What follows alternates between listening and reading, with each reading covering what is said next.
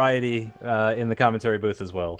And speak of the devil, looks like Alan Hyde has arrived right on cue. I heard my cue. I was in the waiting room and I thought, right, that's a cue. Hey, get back to the waiting room. I haven't got the whole marching band together yet for your big story. Welcome, Alan. I think the viewers are looking forward to somebody who knows a bit more about motor racing than me. I've been listening to your commentaries. I very much enjoyed my bath in the last hour, listening to all of you chatting away. Too much info. Absolutely fantastic. All I was doing, the only reason I brought it up was just to let you know that I'm squeaky clean and I'm out of my dressing gown. So it's all good news. So you'll be totally hygienic if you bump into Jackie X anywhere during the next stint. Exactly right. We have switched over streams now. By the way, part 3 is now going on, and also we have this battle in LMP2 going on. So it's all kicking off simultaneously, and it's always such the way. When it rains, it pours. When it comes to VEC action, and I can see Ewan O'Leary's arriving as well. So guys, I'll say thank you very much for having me on board. It's been wonderful sharing the broadcast with such experienced professionals as you, and I'll look forward to enjoying the rest of the stream as a viewer. So very insightful, David. Thank you. My pleasure, man. It's been a pleasure for me as well. Have a great rest of your stint.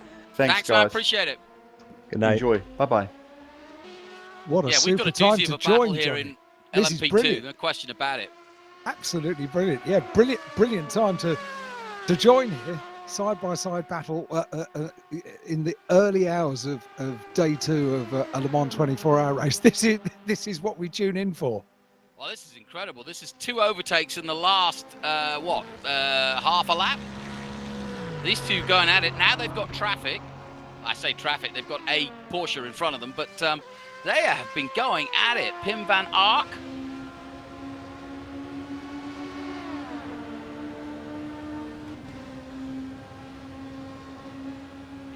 Like the sun's come up and everybody's reinvigorated.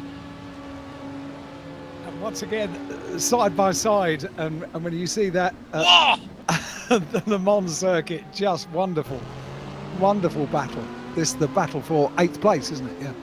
Yep. We haven't missed much, mate. Well, I've watched a bit, and I've slept a bit, and maybe now this is going to be the telling time for this little battle as they come up towards the GTE car. No problem there. Yeah, that's destroyed our battle for a moment. Well, your mate Mike Epps had a bit of a to-do. Well, I've seen the car is way down, isn't it? And is it Mike Epps at the wheel now? I think it is, isn't it? Yeah. He came on actually and talked to us, and he's actually regaling us with his love of rFactor's sunrise at Le Mans. Yeah. Then went out and just got in a mess and spun out and had to come in with. He lost a wheel and had to come into the pits, and he spent several laps in the pits. Oh well, he did a super first stint. Oh no! Whoop. Marius Nicolai. The big Porsche at the moment beached on the outside of the corner and seemingly not going anywhere from there. Now is that? I can't imagine that's waiting for everyone to come through. Yeah, he's in a tough place because he's not in any contention for anything. He's down in 28th, but it's a funny place to be. It's just not, they're going to have. They put the yellow out, but he wants to get it going again for sure. It's such an interesting time as we're now seeing back down in pit lane. Okay, we'll catch up with that in a couple of moments. But it's an interesting. Oh, now we're going to see. Okay, we're going to see what happened. Fuel? Question mark? No. Oh no! Oh dear. No. Wrong. Not fuel Quite a at all. bash as well. Yeah. So not fuel, but that does lead me into a fuel story that I have. Yes. That's It's not 6 coming. a.m. finally. It's not coming yet. Oh, horrible feeling. Just a passenger bash into the wall, and the car remains stricken on the outside of the corner. Yep. So, oh dear, torrid time for the pink Porsche. we were talking about Mike Epps, weren't we? So the car is in GTE now down in, is it 14th place? It's a third of the Zancho cars, the 97 car. We haven't said hello to Ewan. Hi Ewan. Hi, yeah, I've got myself sorted out now. Marvellous. Yeah, I'm ready. I'm raring to go. I've been up for the last hour trying to catch up with everything that's going on strategy-wise, but when you kind of sleep and lose a few hours, you kind of lose track of how it's really going. So Ewan, I was listening to you last night, and am I to assume, because obviously Johnny and I are new to the sim racing world, and it's lovely to be involved, but obviously you've all got your roles and you've been doing them for some time, but it kind of struck me last night that you're pretty good on strategy and working out and calculating the various strategies. Well, it's certainly my favourite thing to talk about. Is it? Yeah. It's the kind of that's the draw for me, really. The strategic kind of element of it, because there's just so many different things going on, so many things to monitor, and trying to find out or work out what's going to happen in the race and what has happened, why it happened, and that kind of thing. So I quite enjoy that part of Le Mans in particular, because it's and that's why I enjoy the Nürburgring 24 hours so much as well. That's a very strategic race, even though there's not many laps of stint, I know, but it's a very strategic race as well. It's kind of my favourite thing to talk about in an endurance race. That's why 24 hours are my favourite races over a 6-hour race or an 8-hour race. 24 just makes it a little bit more special. I kind of realised that was your thing last night, and very interesting and insightful it was as well. Do you have access to plenty of information beyond the regular, just the timing screen, the pit stops and the windows, or do you keep your own spreadsheet? How do you work out your strategy? Well, I've got the timing up, and obviously I'm watching what everybody else at home is watching at the same time as well. Yes. I've got the sheet next to me with all the pit laps and when people are pitting. Sometimes I note down who's changing tyres when, but it seems to be that everyone's just double stinting and it doesn't seem to be changing that much. So I figured a few hours ago that wasn't really worth it. The other thing that sometimes happens is asking people in this, as you can see in the TeamSpeak right now, there's about 1 million people connected to each car. So sometimes I go and ask various people who are not driving what is happening and why it's happened. But other than that, it's just live timing, the broadcast on a sheet of paper, really. Yeah, well, you are the equivalent. I was saying yesterday, and you know him as well, Johnny, but for many years on Radio Le Mans, Paul Truswell has been the commentator who looks after these things. And famously, I don't know if it's still the case, but Paul is still the sort of master tactician, if you like, statistician, up in the commentary box for Radio Le Mans. And he used to do, in fact, he prided himself on the fact that he would turn up for the Le Mans 24-hour race, go to the commentary box in the Tribune, and not leave for 24 hours. So that would include the usual sort of little trip, the splash and dash that we would do to the gentleman's room. He doesn't do it. 24 hours. Because if he takes his eye off the ball, it's Paul's claim that, well, that's it. You may have lost everything. Yeah, so all the information will have gone. In fairness, I've never seen someone come out of a commentary box after a 24-hour race with such big ankles, because water retention does tend to occur within the human body if you don't go to the loo in that period of time. So he does come up with quite swollen ankles at the end of it. But yeah, that's what he does. He stays in the box for 24 hours. I think it's remarkable. He is remarkable, actually, and I really do admire it. That's he's really a voice of Radio Mile, isn't he? He's brilliant. He's a regular, a very recognisable voice. Very much enjoy listening to him, and to be even compared to him in any way is well, there you go. I know it's quite an accolade, that, so thank you. No. back to the race for just a moment. I know we're having this discussion right now, but James Johnson in the 77 Zancho, that's a championship contending car, and it was race leading as well. It's had a disconnection, I'm reliably informed, from Ed Trevelyan Johnson, and they've now dropped down to 8th position, I'm afraid. So a big change in GTE, and that's a real disaster for them, really, from leading the race, and they're now at least 2 laps down. Has that sorted out the problem for Ed then? Or because it's the 60 car that's going for the championship, right? Yeah, the 60 and the 87 are basically a 2-horse race, yeah. So that's still on then? Yeah, it is. But and you're right, they probably would have had to swap those positions, which would have been an awkward thing to tell the 77 crew to just hand over the Le Mans victory. So that does sort that out in a roundabout way. Yeah. Ed was trying not to deal with it, so he went back. He said, right, I'm going to sleep. It is an important part of it, actually, when you're working on a broadcast team or working on a team at Le Mans or any 24-hour race, really. It is important to get rest and get proper rest, because if you bear in mind that local time for me, UK time, 6 a.m. in the morning, if I stayed up all night and was watching what was going on, when I come into the studio or the commentary box first thing in the morning, I'm going to be sleepy like everybody else. Whereas what you really need to be is bright and bubbly and ready to go. And the people that have been working overnight can fill the morning presenting team in with the stories of the night. So it is important to get good rest. This is Mike Epps, isn't it? Into pit lane. Yep. Is that Mike Epps? Yeah, that's Mike Epps. That is. It's Mike Epps. I'm getting the hang of this. Into pit lane comes 97 after an up and down stint. Yeah, it's been a bit of a roller coaster of emotions for Sancho in many ways, and they had 3 bullets in the gun not too long ago, or 1, 2, 3 they had for a very long time, but it's fallen apart for them in the recent moments, and so there's just 1 bullet in the gun, proverbially, left. That's Cedar Varjo, who's currently leading by a minute to Matteo Caruso.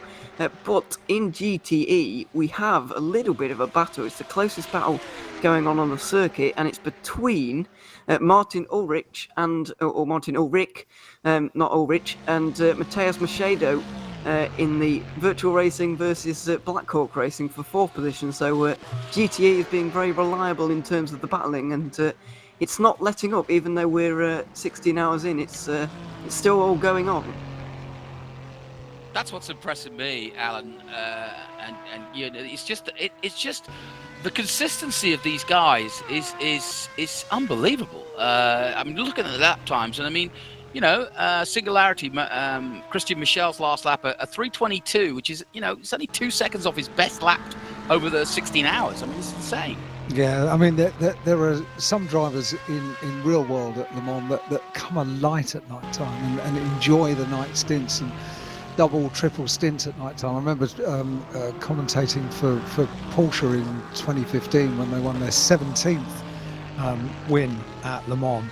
And Nick Tandy in the night was just sublime to watch, lap after lap after lap. Absolutely came into his own during the night time, and it was quite wonderful to watch. So some drivers are just predisposed to driving well at night time. And goodness me, it's wonderful to watch. But the interesting thing, so one of the things that I was thinking last night, as I was just watching the Ewan and the team guiding us through the sort of middle of the evening stints here on this sim race, is that obviously it being a sim race at Le Mans, you can kind of, if you have drivers that are dotted around the world, a bit like our commentary team really, you can actually work out the stints according to chasing the sun, can't you? Yeah, basically, yeah. So it's Ewan, do you have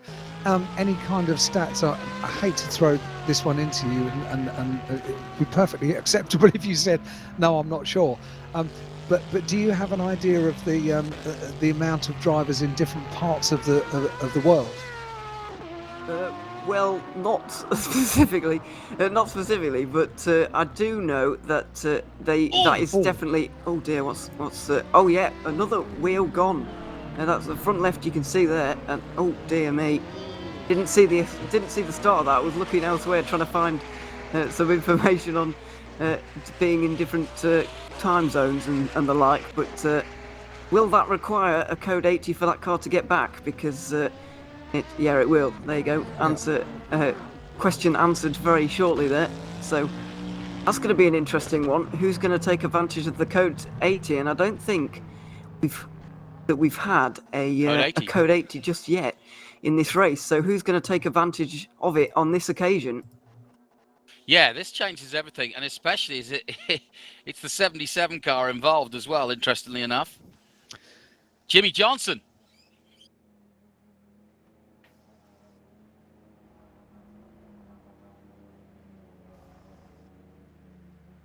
I wonder if someone's not following it, if we've had that message again.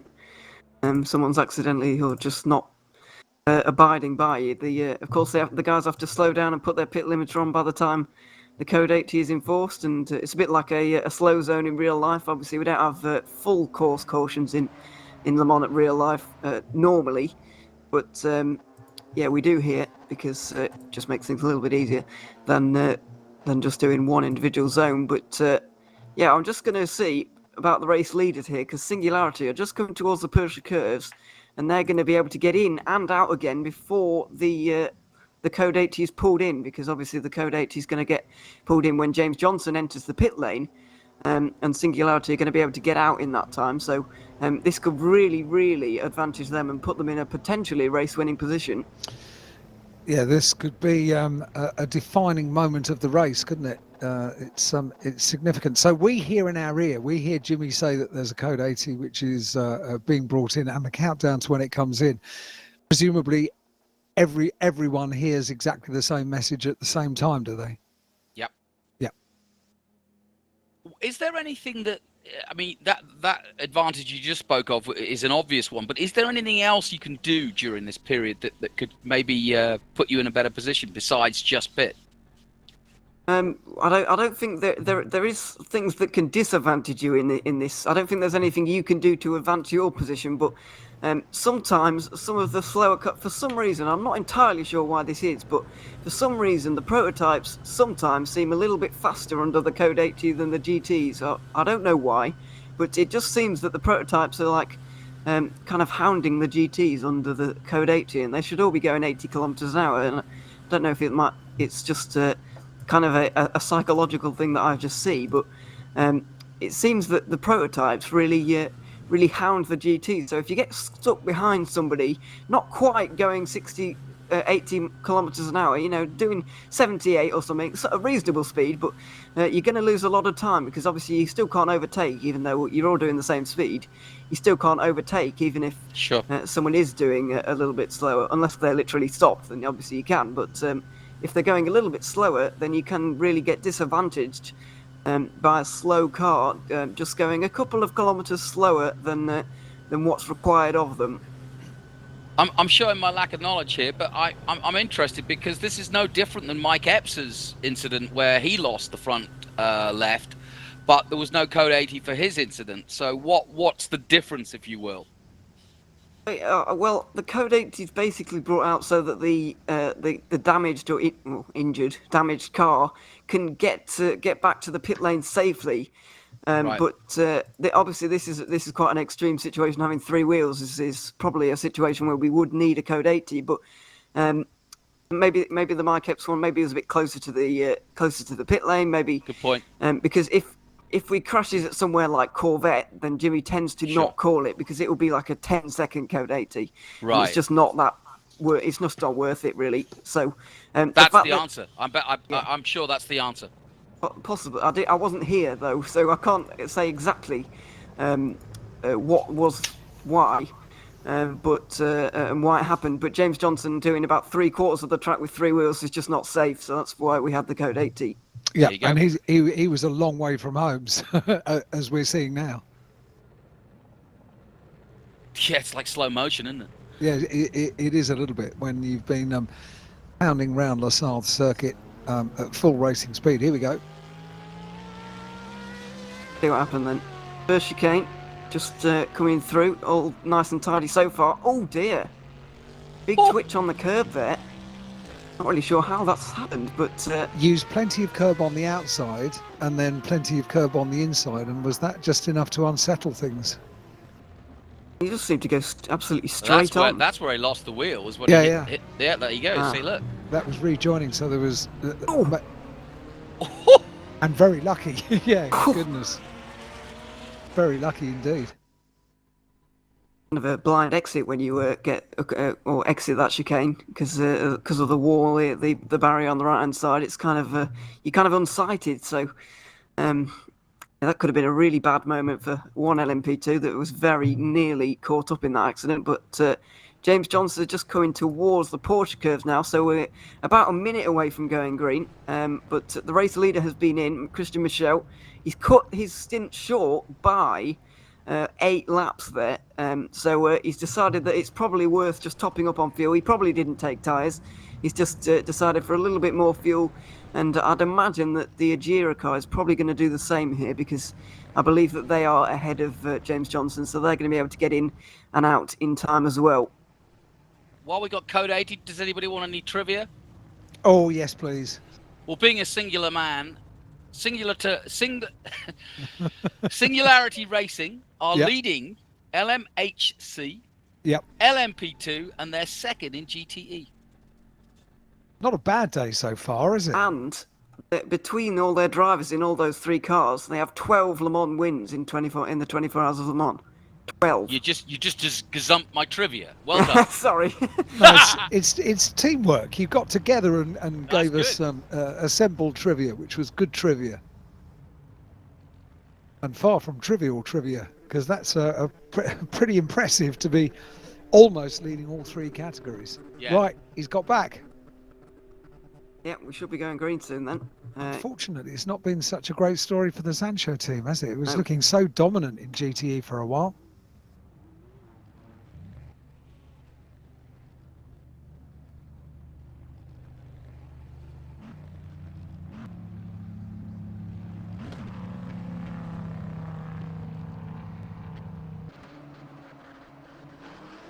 So we've got back to green with 7 hours and 35 minutes to go, excuse me. I almost took some time off there, but still a long way to go. Like I said earlier, Alan, you know, when most wet races are 6 hours, Yeah. they haven't even started yet. No, I heard it. Was it David who was saying, you know, if we were doing Bathurst, we wouldn't be racing until 2 hours' time. That was in the small hours of this morning, and he's absolutely right. At Le Mans, this is a really dangerous time. So Yeah. once the sun has come up, and for example, if you have been up all night, if the teams have been up all night, they've been dozing in the garage, etc., because the sun has come up, you think, we're almost there. Well, you're No. not. No, you're a long way. You know, 6 a.m., 7 a.m., you've still got 8 hours to go in the race. So it's another third of the race, and a significant third as well. So yeah, this is quite a testing time emotionally and physically on everybody involved. It almost lulls you into a false sense of security that you're almost there, and you're not. You're absolutely right. I mean, you know, you see that sunshine and you feel like you're back in the middle of the day, and yet you have a full day ahead, effectively 7 hours. Yeah, more than many endurance races, more hours than many endurance races. So yeah, this is where the endurance of a 24-hour race really does come into play. And also, if you have been up all night, this is the time that you start to feel a bit weird, you feel a bit fuzzy, and you kind of potentially, if you sit down, you are going to doze off. So it's it's tricky. Yeah, I always feel for the team managers and strategists at this time, because the drivers, you know, are forced into a sense of awakeness by the fact that they're driving a car or a sim. But if you're trying to strategize or you're waiting for your next stint, that's hard. Yeah. Go on, you. Sorry, yeah, just a little bit of a.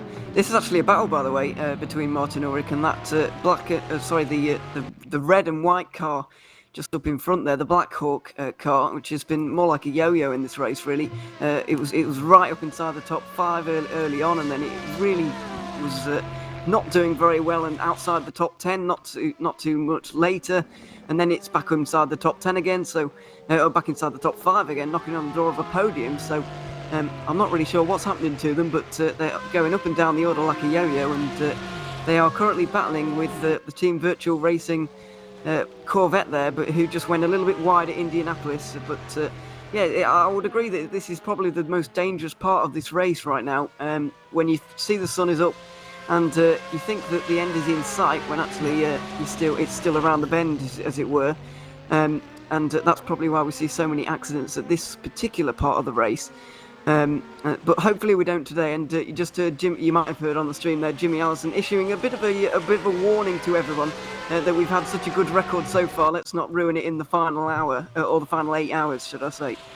And look at this battle. It's the closest battle of any on circuit at the moment. It continues to rage, and they just went side by side. Superb stuff. Absolutely brilliant racing between these two, which is for 5th place in GTE class. And looks like they're going to enjoy it for another lap. Yeah, they are. I believe that was Singularity actually going. Is that Singularity lapping? It could be the Singularity lapping Martin Ulrich. The Black Hawk car there. And it's the white and Corvette. Yeah, it is. Matteo Caruso's just lapped his fellow Porsche there.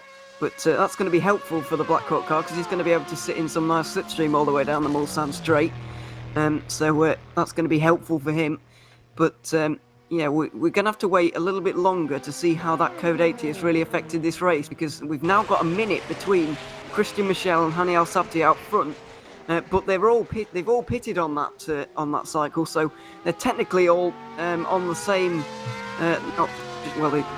In an ideal world, they'd be pitting on the same lap from here on in, but it seems that the number 10 and the number 9 are doing 2 less laps each time than the number 7, which is not very useful, but it could be it could mean that we get a very close finish, because AAA could cut out one more pit stop in the remainder of this race if they are clever and lucky enough with their strategy. That's a good point.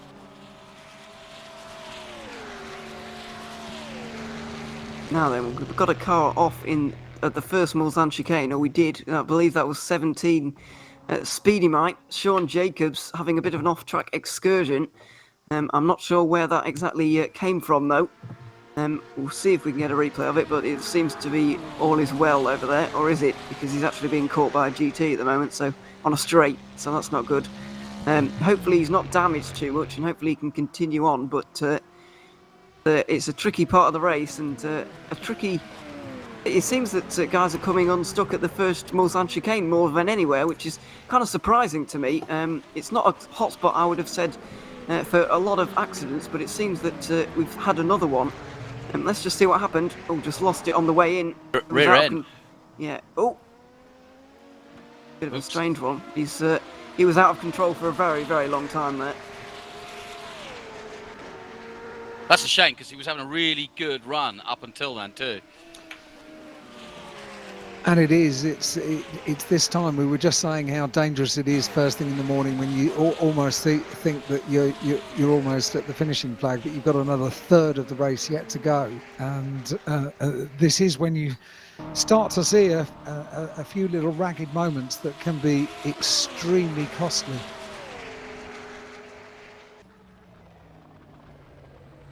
Just realised it's really early in the morning because I'm reading numbers wrong already. So this is going so well. Because yeah, my eyes are starting to deceive me already. But something that Code 80 has done, interestingly, to the LMP2 order, is that Hydra Racing are now ahead of Singularity. And Singularity were leading by about a minute before, but because Hydra were able to get a pit stop under the Code 80, they've saved a heap of time, and they're now leading by 16 seconds. So it just shows that even though a class is being led by maybe a minute, like in the overall standings, or half a minute by in the GTE. It just shows that one Code 80 can completely change this race and just turn it on its head completely. Yeah, you're absolutely right. I hadn't noticed that. I thought, yeah, like I said, when I start getting my little bit of trivia, they were leading, and now they're not. 16 seconds, as you quite rightly point out.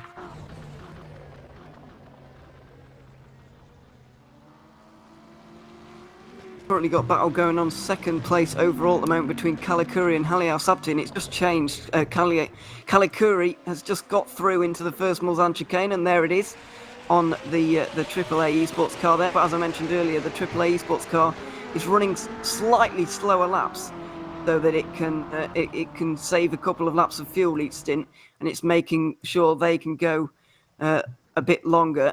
Yeah, we're going to watch this battle for a little bit now. Jimmy Allison's taking a well-deserved break for just a moment, because in case some of you don't know, he does all the stewarding, all the cameras, and all of everything, really. So it's quite exceptional, isn't it? He is an exceptional human for doing all this at once. But so he's bear with him. He's just taking a moment.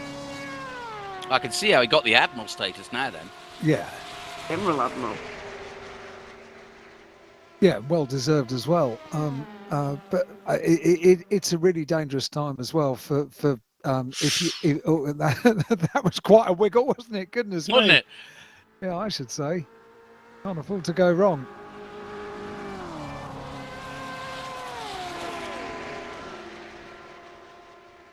Traffic's a getting second between these two. Traffic is getting no less thick here, is it really? There's still 34 cars running around there, which is having a look. Quite a lot. And yeah, it's getting a bit squeaky in the traffic. It really is, yeah, and needing to get through as quickly as possible and not hinder this battle. And that was neatly done by both of them. Both through. The battle can recommence. Super stuff first thing in the morning, isn't it? Goodness. This is incredibly Yeah, fast racing. brilliant. This is really, really nip and tuck stuff. Side by side they go. And the job isn't done. That was committed. Yeah, held on around the outside there, did Kalikuri. I really thought he was going to lose that position once again, but no, he's held on. And as you can see there, the dirty air probably not helping Al-Sabti. He's dropped about 5 car lengths in just that sequence there. So yeah, that's just a real physical demonstration of really how bad the dirty air is through there, through the fastest part of the course. And, that's ragged, isn't it? Very ragged indeed. So he's right on the tail. He's going to make the most of this. Have a look down on the inside, and he's going to get the job done. Well, that was fair and square. I mean, he made the mistake, and you can't leave the door open like that going onto the gravel. But this is going to continue, I think. I was just thinking, you know, they're not driving like this is a 24-hour race. This is like a sprint, isn't it? A 15-lap sprint. Oh, absolutely. I really do think they're near the end, don't they? With the way they're driving at the moment. They are. You can't afford to be this ragged, can you?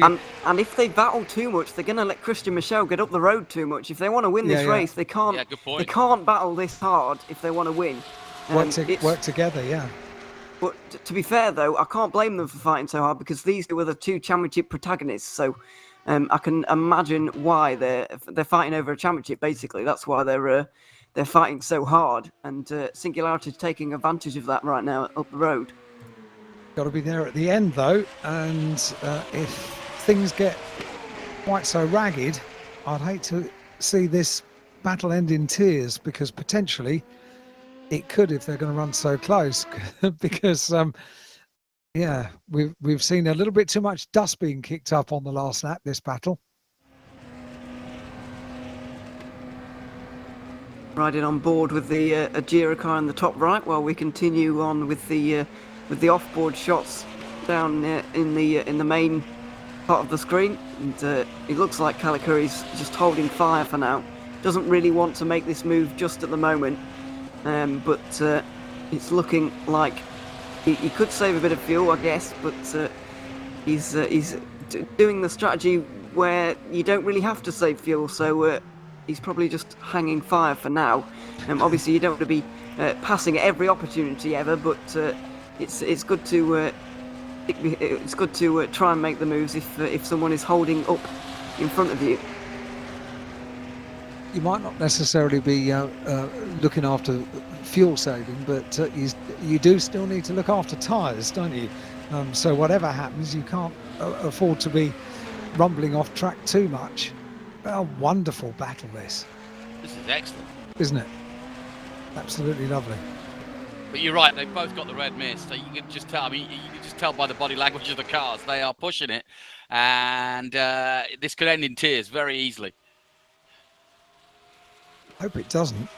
In fact, I hope it happens for the next 1.5 hours of my stint, to be honest, because this is great. This is a brilliant wake-up call in the morning. It's just what you need. This is a nice hypercar battle. They're just so fast around here. So quick. To be honest, the compared to the LMP1s, they don't look fast. But cars just look fast sometimes. They don't look quite as fast. I know they look very nice. Don't get me wrong, but they don't look quite as fast as we're seeing a battle in LMP2 right now as well, with Pim van Ark involved trying to get through on Moritz Mel. That's been chopping and changing for a while, but the hypercars are just really, really fast because we had a year where the LMP2s were the fastest class in the Virtual Endurance Championship, so it's kind of slowed down our expectations a little bit. And now we've got the hypercars back, you just think, wow, they are seriously, seriously quick. Something special, aren't they? Yeah, very impressive. So battles in all the categories, that's always good to see first thing in the morning. It's good to see lead cars all on the same lap. Goodness me, I'm not sure I've seen a Le Mans where they're pushing so hard in the first thing in the morning. But this is quite a ferocious pace, isn't it? Yeah, and we were saying earlier before you joined, Alan, that the attrition rate is so low. There's 3 cars out of each category that have gone out. That's it. Yeah, I heard you saying that during my bath. Which you told me was too much information. Yeah. Okay. Sorry about that. I mean, you lost me at Robe. Downing robe, hugely absorbent. Right. So you stole that from Macau, didn't you? I'm afraid so. Yeah. Oh, sorry. What, the robe? Not the gang? No. No, the robe. No, I bought my own. This is wonderful to watch, isn't it? We get a late one, a little bit of a late one, but Haniel Subtu looks like he just let him have that one, really. Yeah. So Kali Curry back into second place, but it's hard to see Haniel Subtu lying down just for now. Oh, did someone say lie down? Oh, I'd love to.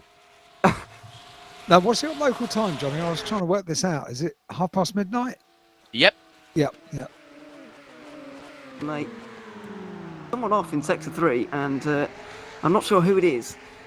I'm just wondering. It was the 29 car, but I don't think they're a main player. In 5th place is Nicholas Hillebrand, but not contending for the lead. So we'll keep focusing on this battle because they're going side by side into Indianapolis. You take your eyes off it for one moment, and suddenly they're side by side once again. All the way through the corner. Superb. Wow.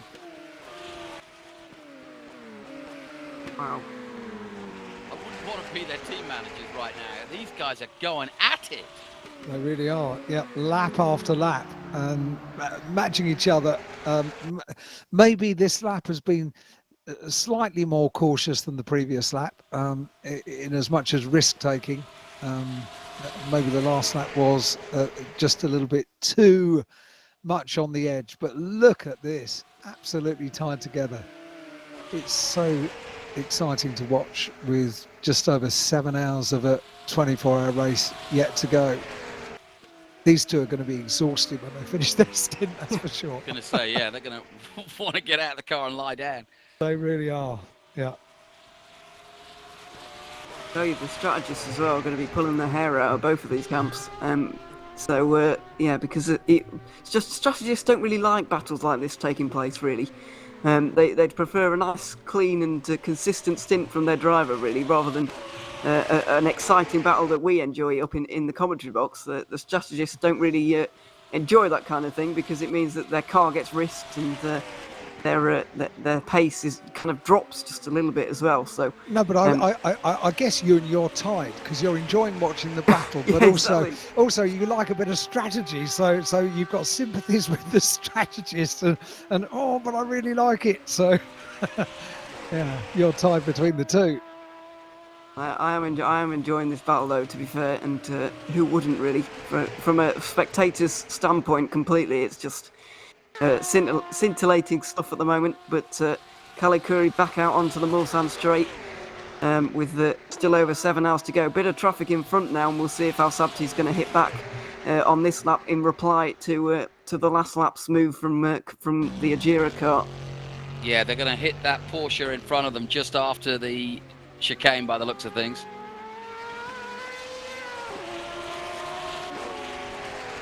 Good exit from Curry that time though. Al Sabti not really close enough for any kind of move, but the slipstream effect's obviously quite massive. You're on the straight for a long time, so it's you get a big effect from it. And as you can see, he's closing in just a little bit, and even more GTs up in front. Actually, I'm going to see because the cars tend to clump together a little bit in this race. They haven't got one of those clumps in front of them, but they have got another couple of GTs. So maybe Al Sabti can use this little bit of traffic to get in front once again.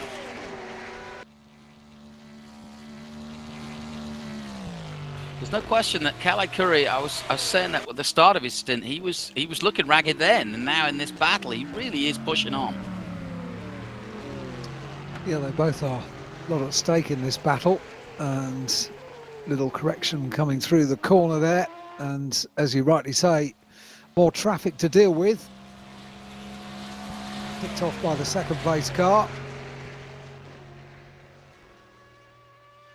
and almost by the third place car it is now. So the gap extends just a little, slightly over a second between the two of them, but the way they've been going, that's going to ebb and flow just a little bit in the traffic. It's still a super battle to watch. Very close indeed. Time for your story, isn't it? I don't know. This is quite exciting. No, fair enough. I don't know whether I don't But know after whether, the 18-hour fanfare you've given it, I mean, we're all on tenterhooks here I around the know world. it might have to wait until next year. No! Oh. That's bad. That's That's bad mean. form. Okay. Well, I will do the story. Oh, good lord! Fair enough. Close. Yeah. Sorry. In amongst the traffic once again, Whoa. and it's providing us with a few moments. That's why I didn't start the story. No, you can't. You're right now. No. I knew something like that was going to happen because the way these two are going at it. I'll say one thing. Just coming through the Ford curves there, the Ford chicane at the end there, Kalikuri's hitting the same spots every time, and there's no question. He may look ragged, but he certainly knows what he's doing. Yeah, he's certainly very, very fast. I don't think he's quite got the pace of his teammate Erhan Yoski, but who has really? Yoski's like the real fast driver in that car, and I don't think anybody in the field can match him on his day. So you can excuse Al Sabti for not being quite that quick, but he's wrestling that car around at the moment. It doesn't look particularly comfortable, but he's clearly making it go quite quickly. Back end coming out.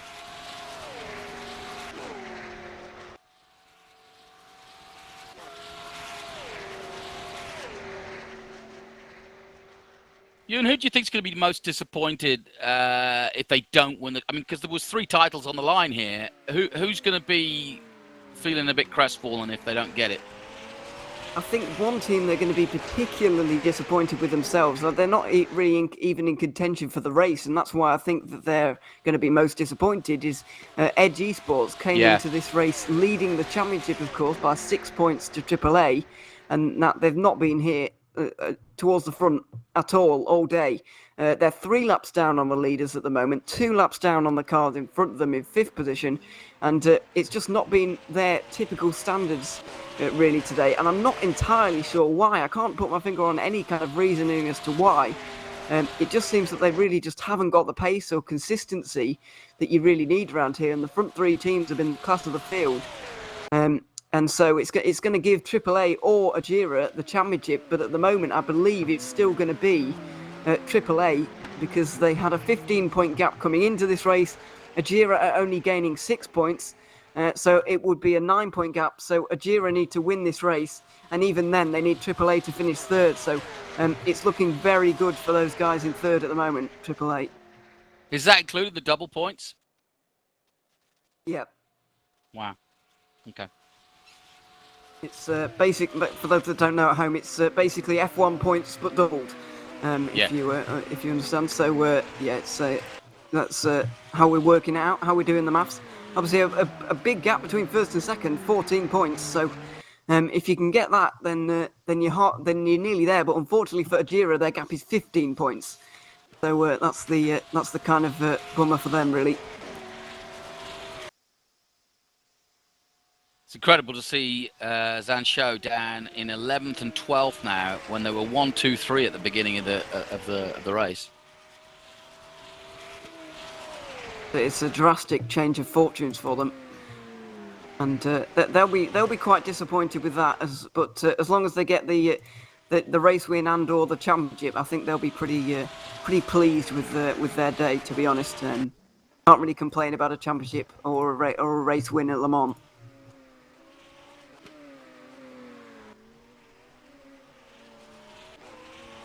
Calica has definitely broken the back of it now as he comes across the line again. Yep. Nearly 3 seconds the gap between the two now. So seems to be the answer for that battle, but we thank them both for it, because that was an enthralling race, wasn't it, for lap after lap. Absolutely on the limit first thing in the morning at Le Mans. It was very entertaining stuff indeed, and hopefully they two do converge again, and we can see that battle happen again. But I think that AAA have just gone back to their strategy now, just trying to save their fuel, and because obviously they're going 2 laps longer than the 2 cars in front of them, trying to eliminate a pit stop at the end of this race. But to be honest, I don't think there's enough time for them to do that. They need about 9 or 10 hours, 9.5 hours, and they have just under 8 hours when that Code H came, about more like 7.5. So they're probably going to have a very short final pit stop. But to be honest, if I was them, I would just go all out at this point, just do what everyone else is doing, because in my opinion, you've got better chance of winning that way, especially when you've got someone like Erhan Yoski in your car.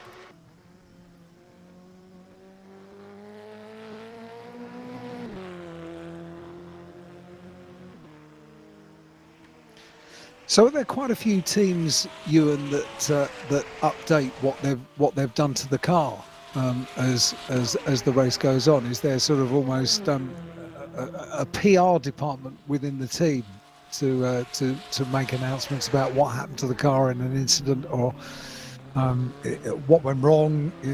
Was it a reboot of the computer? Do people keep informing of what their story is?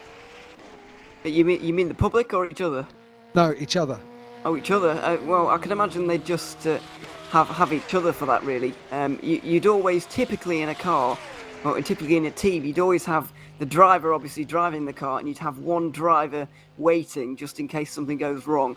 Yep. And that's normally the driver that can give all the information. You kind of have to do a double job there when you're not driving. It's not really a break. You have to kind of do all the spotter work. Particularly in some of the smaller teams where you just haven't got the manpower for that kind of... because some teams like Ajira, for example, who we're watching right now, they've got a dedicated strategy person who we talked to earlier, and they were quite tight-lipped about the strategy, understandably, but it's they've because some of the bigger teams like Ajira have got that kind of manpower to have a specific person for just strategy and just informing other teammates of stuff. And Zancho likewise have also got Nick Dealey on that kind of on that job. But I can imagine that the drivers will be in contact with each other almost all the time throughout the 24 hours, just saying what happened. Because when you're not driving, you always want to know what's happening in the race, even if you've gone somewhere else. Well, under normal circumstances, you've gone somewhere else. or you've just gone to sleep, you're always wondering what's happened, and basically the drivers will inform the other drivers really about what has happened and why it's happened. But and sometimes they will debrief afterwards as well to say why has this happened, and why or how it cannot happen again. But to be honest, I don't think these guys mostly, for the most part, have a specific person for that. They just kind of use each other, and because there's always somebody watching, they kind of use each other for that kind of information. Yeah. And how likely are they? How regularly do they put themselves up for interview in the commentary box? In my stints, I think we've had one interview so far, which was in hour 4, I suppose, which was Dennis Lint. The drivers have to put themselves forward to be interviewed in the commentary box, don't they? Yeah, they do. And a reminder to any drivers watching: you can pop yourself in the waiting room, and we will bring you up for an interview if you so wish. But yeah, they seem to be about 1 every 2 hours. I've seemed to think, but that kind of change. It's kind of the quiet hours at the moment, really, especially in Europe. Obviously, in the UK, it's just approaching 7. In the most of Europe, it's approaching 8. So it's kind of the quiet hours, really, at the moment in terms of interviews. But we normally see quite a few towards the end of the race. They tend to flood in the final couple of hours. Do they? Yeah. It's kind of a celebration of the 24 hours, really, in the final couple of hours, unless we've got an actual race fight going on. And of course, I think that we will do. But the guys at the end tend to flood in, and because it's more of an interview to really see how's your race gone, and it's more of an overview of the whole 24 hours, which is kind of more interesting after when you've only got 1 hour remaining, and then after about 4 hours, it's not much of a story after 4 hours. It's more of a story after 24. So they tend to flood in towards the end.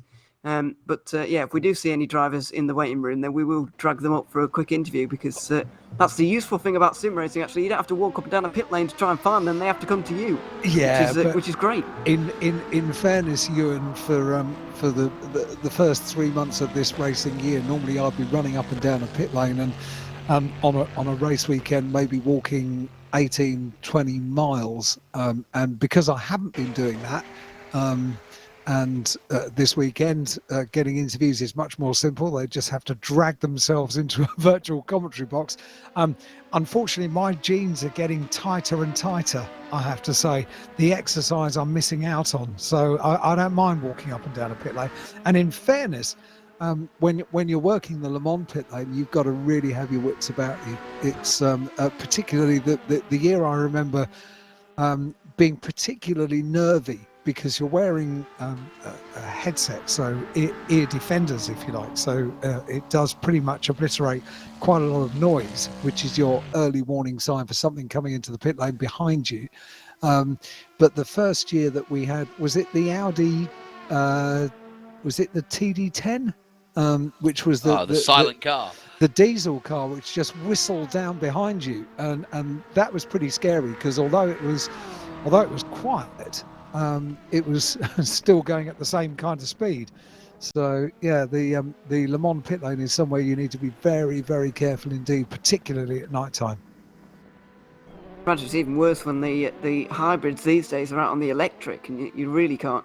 I know the diesels were very silent, but are they not? Can you hear those? Or I don't really know what it's like. I've never been in real life to see the hybrids, so I haven't been in pit lane to witness it firsthand. My last pit lane job was in the TD10 era. Right. Okay. I'll have to ask someone else about that. I can imagine. Yeah, we had WEC here, and you're right. The hybrid's pretty quiet too, but not like he says. Those Audis were particularly, those diesel Audis were particularly just a scary. Little whistle, wasn't it? Just a little whistle. Yeah. Incredible technology, though. Nish told me once that when he first started testing that car, he had gear sands put into his head, artificial ones, because he couldn't get his head around it. Couldn't tell from the tone. No. I get that. I totally understand that. really first of its kind, really, wasn't it? They, I don't know. I feel like calling it a strange car would be a bit of a disservice, but yeah, it's one that we'll look back on with fondness and a lot of memories. For that time, it perfectly represented what was happening in the automotive industry. So it was absolutely the right thing to do, and as you would expect from Audi, it was done in an absolutely supreme way. It was the right car for the right time, and they did the job. It was very impressive. And they had all the right drivers. Yeah, they did. Yeah, that's a very good point. They had a stable of one after another. Top-class driver, world-class driver. Very impressive period that for Le Mans, wasn't it, for Audi? I do miss a good overall fight in LMP1 in Le Mans in real life. I feel like we've been... I know the two Toyotas have kind of battled it out for the last couple of years, but I don't know. It doesn't quite feel the same to me if it's not two different cars. I don't know why, but it's... No, I know what you mean. It feels a little bit artificial when it's two teammates. But that was a bit like it was in the Audi era for many years, wasn't it? It was a question of, okay, which Audi is going to win this time, and that, as far as a manufacturer is concerned, when they're investing so much in a global motorsport, that's what they want. They want the battle to be between an Audi and an Audi, or a Toyota and a Toyota. It just shows they're doing the job right, I guess. I think, to be honest, in the last few years, particularly, I can't talk for all of the years because I've not been following endurance racing for that long, in all honesty. But how old are you, Ewan? 17. You're 17 years old. Well done. And I haven't even been following endurance racing for that long. Started it as most people do, watching F1 religiously, and then got bored. But and then endurance racing is better. That's my opinion these days. But I think that in the last few years we've been spoiled, to be honest, for the battle in LMP1. You think back to 2015, we had Porsche and Audi were particularly close that year, but Audi had a bit of a nightmare that year. 2016, Audi had a nightmare again, but all three cars were very close to each other actually that year. Porsche, Audi, and Toyota. And then in 2017, we had the most amazing finish. Or sad finish, depending on who you ask. Sure. So, but it was from a pure racing perspective, it was so close. Even though it doesn't look like it on the results sheet, it was just a very close result. And then 2018 and 19 have not been quite as close, purely because it's just been Toyota versus Toyota, and it feels a little bit different with the I forgot what you call the privateer cars almost, not being quite up to scratch of the Toyotas, but it's still been interesting. Obviously, you can't miss Le Mans. Obviously, it's still worth a watch. And GT Pro has actually really stepped up in the last couple of years. So it's not like it's been boring. I'm just saying I do miss the LMP1 fights up the field. Murray Walker once said about Grand Prix, there is no such thing as a boring Grand Prix, and I kind of apply the same logic to a Le Mans. They are racing pretty much flat out for 24 hours around a circuit which, for the majority of the circuit, you are on full throttle. So what could possibly be boring about a Le Mans race? They're all unique in their own way, but they are never boring. Trying to work out what this yellow's for in Sector 3 at the moment. Have a look. Steve's stopped out there. Doesn't look like anybody's stopped now, so they've got going, thankfully.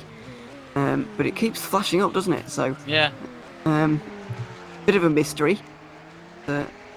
It seems that everybody seems to be going at the right pace. So I think that everybody's escaped without damage. Maybe just a spin of some description on that occasion. But we're just ticked under 7 hours to go. By the way, I've been here for an hour and a lot's happened. It's a surprising amount has happened, actually. We've seen a very exciting battle between Al Sabti and Kalikuri. Hopefully that will reignite soon. We've seen a Code 80, we've seen a couple of clashes. It's about to. Yes, it is. It's close. Alsapti's up the pace in the last couple of laps. I've been watching the gap come down, and now with a bit of traffic, he's getting a chance now. I believe that's a Speedy Mite Corvette there, just in front of the black and yellow car. All three of them have had a bit of a livery overhaul for this race, and in my opinion, it's gone for the better. I know Lewis disagrees with me, but his opinion doesn't matter because he's not here. So. But yeah, the Speedy Mite car, where is it? Where are they running at the moment in GT? They're 15th at the moment. Last car actually running out on circuit, the 33rd car out of 33. But we do like to see those cars who are many laps down still running. It's always got the what you always talk about on Radio Le Mans, the Spirit of the Endurance award usually for the car that's had the most problems, but it's still got to the end regardless. At Nürburgring, it's the Opel Manta that year after year brings out such a wonderful swell of goodwill in the crowd and in the pit lane alike. I remember just a few years ago, actually, working for BMW at the Nürburgring 24-hour race, and the way the garages work slightly differently. At the Nürburgring is that you might have a manufacturer team, i.e. BMW, for example, and a privateer team, for example, the Opel Manta, sharing a garage. And the wonderful spirit of the 24-hour race of the Nordschleife is that and I witnessed this close at hand, the Opel Manta had a problem, a mechanical problem. The good thing for BMW was that all of their cars were running absolutely fine.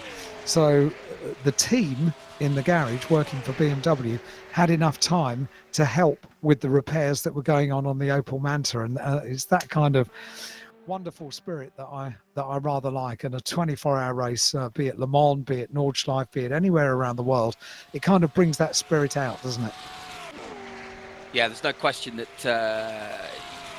when the respect that anybody who enters a 24-hour race gets from their brethren, as it were, yes, their competition, but the respect is there. And, it is one of the rare things in motor racing is to see a 24-hour race where literally they may not do it physically, but they all come together and see if they see something on track which is special, everybody's behind it.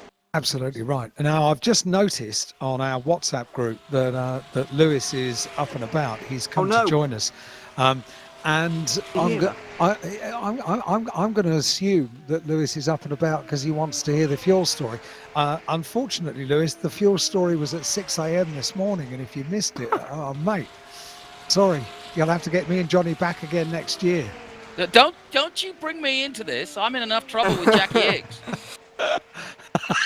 I've forgotten that. You could have got away with that. No, because Mr. Riley came on and reminded me. Oh, yeah. Well, that goes down in the history of. I'm glad you didn't say the other word. In the history of sim commentary, I reckon. Yeah. No, I didn't tell the story, Lewis, at 6 o'clock because we had such good battles. Sorry, you. I think he's literally woken up for it. Yeah, I know.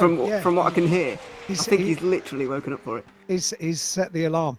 So the story was, I think this was 2003. Are we okay? What's the gap at the moment? We're all right. I'm just. I'll park up if something happens, but. Yeah, but I don't want to stop the story in full flow, to be honest. So I think we're okay. Yeah. So I think it was 2003, and really early on in the race, it was one of the years of Audi dominance, and Frank Bieler was behind the wheel of one of the Audis. This was early on in the race. It must have been second hour or third hour or whatever. Very early on in the race, and one of the potential cars that could have won the race that year. And I was driving the desk at Radio Le Mans, so the sort of anchor, and I had an expert commentator in the studio with me, a very dear friend of mine, and for that reason I'm not going to mention his name. But we were also on Radio Le Mans that year. We had a deal with Michelin whereby we would have a Michelin tyre update. I think it was every 2 hours, something like that. But anyway, somebody from Michelin would come in and they'd give us an update on how their teams were doing with the tyres. But as I say, into the second hour of the race, Frank Bieler was due to bring the Audi into the pit lane. He went past a slower car and therefore missed the entry to the pit lane. So it was, I don't know if it was misjudged or whatever, the slower car was in the wrong place, but he couldn't turn into the pit lane and come for his scheduled stop. So the car didn't go much of the lap after that and ground to a halt and into retirement. So this was a huge story, a breaking story. We couldn't be sure that the car had ground to a halt because of fuel, because we didn't know for sure that he was intending to come into the pit lane. We needed the story from the driver himself. But either way, Frank Bieler retired, and I was getting all sorts of information coming through in my ears from other commentators and director and all of those kind of things.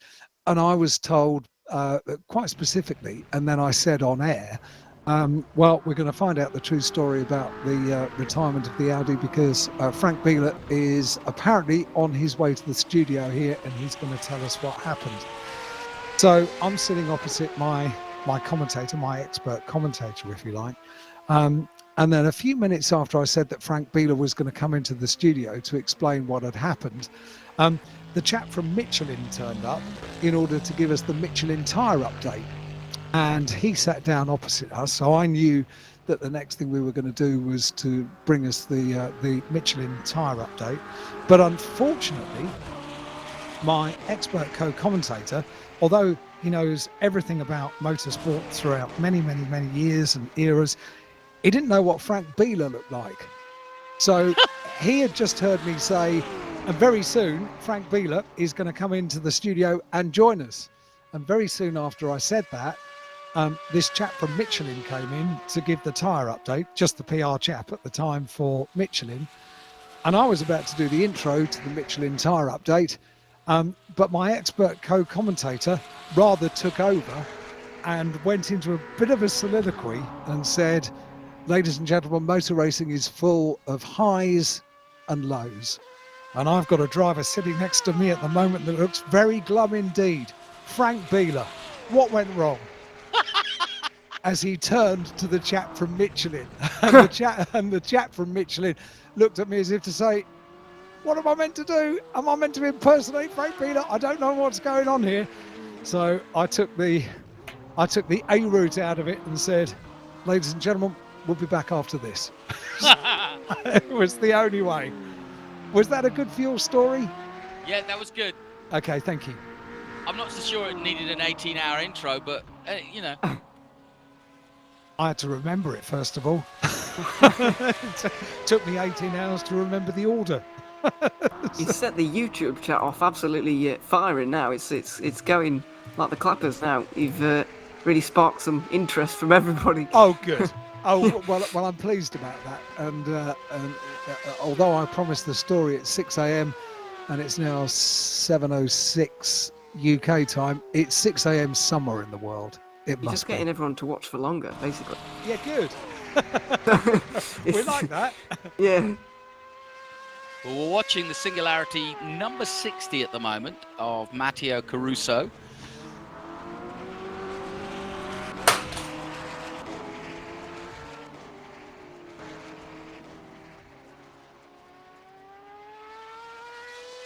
Yeah, I believe he's still second, 27 seconds, behind the leader at the moment, who is still Cito Via, who has been in that car for quite a while now. Yeah. I'd expect he will be getting out of that car at the end of this stint, although the Code 80 might have just thrown everything out of the window, so I'm unsure as to whether they're going to do that or not. But it was quite helpful earlier when we had the 3 Zanchos in a row, because they would change their drivers on exactly the same pit stop every time, which is very useful. But unfortunately now, they're not there anymore, so we can't actually tell when they're going to change their drivers. But and I can't get into the or are not in the game right now to see if anybody's waiting to get in that car. So we're just going to have to really wait and see. But I believe, when are they going to come in? Quite a while, actually. It's still another 5 laps or 4 laps for the 87. So in the next 15 minutes or so, we'll see that car in, and we'll see if we have a driver change. But the gap's staying at just under 30 seconds for the moment. So I'm hoping we'll get a bit of a battle later on in this race when we come towards the end.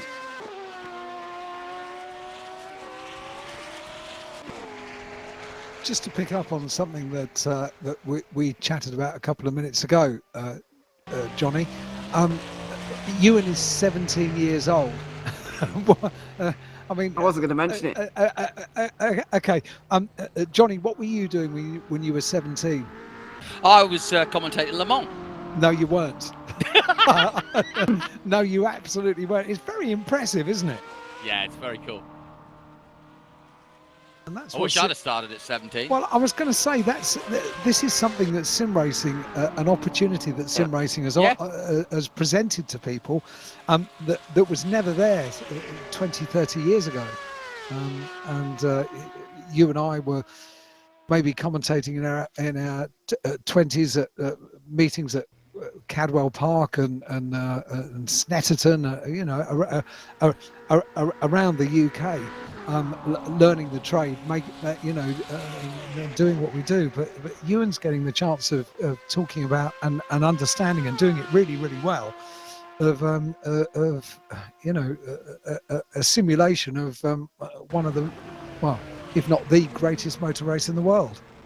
Yeah, and that's where you know, that's certainly what's hit me today, is that you've got literally, we've got 11 commentators here, and you've got guys from different eras and different walks of life, but you've got a whole bunch of whippersnappers, as you describe them, but they are cutting the teeth in sim racing, and that is, that's actually good news, because it means that yeah, absolutely superb. We're being nice to you, Ewan. Thanks. It's I appreciate it. I do agree, though, that it's a good opportunity for people to gain experience on a lesser stage. I know that Virtual Endurance Championship is quite in sim terms, is quite an elevated stage, if you like. There's quite a lot of people watching, especially at the start of the race when we had Lewis, Aidan, and Chris on. In the first hour, we had 700 people watching, which is just crazy, really, and something that you could have only dreamed of a long time ago. So it's good to see that so many people are interested. But I agree that it's a good opportunity for people to get experience, because it really isn't. I shouldn't be saying something like this because I've never done anything in real life. But I guess you could talk about this a little bit more, because you've now done both real life and sim racing. Is that it's not actually that different. It's becoming a cliche now in sim racing. The cars aren't real, but the racing is. Yeah, that's a really good line. It's no different at all, is it, really? I think Johnny will agree, and he's got more experience of talking about sim races than I have, doing the Trans Am sim series, which incidentally I tuned into last night, Johnny. Did you notice they left me on my own? I did notice you were completely on your own. Yes. Yeah. Well, my co-commentator was arrested. Well, you did say in your commentary that he was arrested, but I thought that was one of your Jonathan Green. No, go on. Tell the story. Well, yeah, it was one of my Jonathan Green stories. No, I did rather think so. He dropped out the commentary because he couldn't get on the teamwork. He couldn't get on the commentary, so he dropped in and dropped out. So I said he was walking up the hill through the village and stopped for a beer. You did say that. But he didn't pay for his beer, so he got arrested. But the actual truth of the matter was it was a technical problem. Yeah, okay. I've had a busy day. I tell you what, love, I've been around the world I know you have. Today. I know you have. I was at Spa for Trans Am, but a bit of Le Mans, and then I've done a Formula One show. I had Gunther Steiner, the car. Oh, did you? Formula One, yeah, awesome. Oh, you have had a busy day. Goodness me. You're never going to sleep tonight, all that adrenaline. Well, I've got an hour off in a minute. You haven't got very long off, have you? Not really. No, it's a very good point. Yeah, you've got 2 hours, Johnny. Oh, okay. Don't fall asleep. Yeah. just relax. I don't know what it is you do in Texas, but this time in the morning, what do you have? How do they relax? Peanut butter pancake with maple syrup. I don't know. What do you sounds do? good. Yeah, that does sound good. Doesn't it? No, I'll probably have a piece of pizza and feed the fish.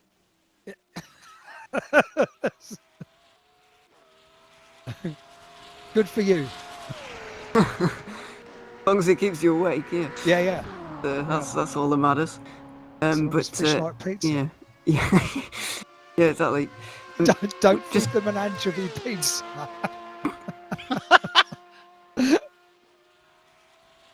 What are we missing while we ramble along? not a lot. We're getting an update from Neil Heatley's here. Well, he's not here, but he's lurking. He's probably getting he's probably waking up in time for his stint in an hour, in the commentary box. But he's just updating us on what happens in the what is happening in the championship. So we can't get those graphics up on the screen right now, but we can tell you what's going on in Hypercar. AAA are currently going to take the championship by 4 points to Edge Esports. If Edge Esports pass Monaco, then they will be tied on points with AAA and take the championship on countback with 3 wins compared to AAA's 2. But Alex Siebel is down though, aren't they? They're 3.5 minutes down, which is basically a lap. So yeah. That's a tall order. They're going to need issues for Monaco. So we'll keep an eye on that, but that could get very close if that does happen. And don't forget that if Ajira win and AAA finish third, then Ajira will win the championship. So all 3 cars there have still got a very good shot at this championship. In LMP2, I'm afraid it's looking a little bit more spaced out. Singularity are leading at the moment with 170 points. Waveframe are 27 behind them. So that's quite a big gap now, and hopefully it closes up, but I can't see that Waveframe car catching up and turning this championship around from here. And then in GTE, we've got Zancho versus Singularity, and Zancho, who are winning at the moment, are currently turning this around to the tune of 3 points. They would win this right now. But basically, between those two, it's whoever wins the race will win the championship. Yeah, I quite like the GTE the way that's set up. That's nice. Yep, that's making things a bit easier, which is good. Looking forward to seeing how that plays out.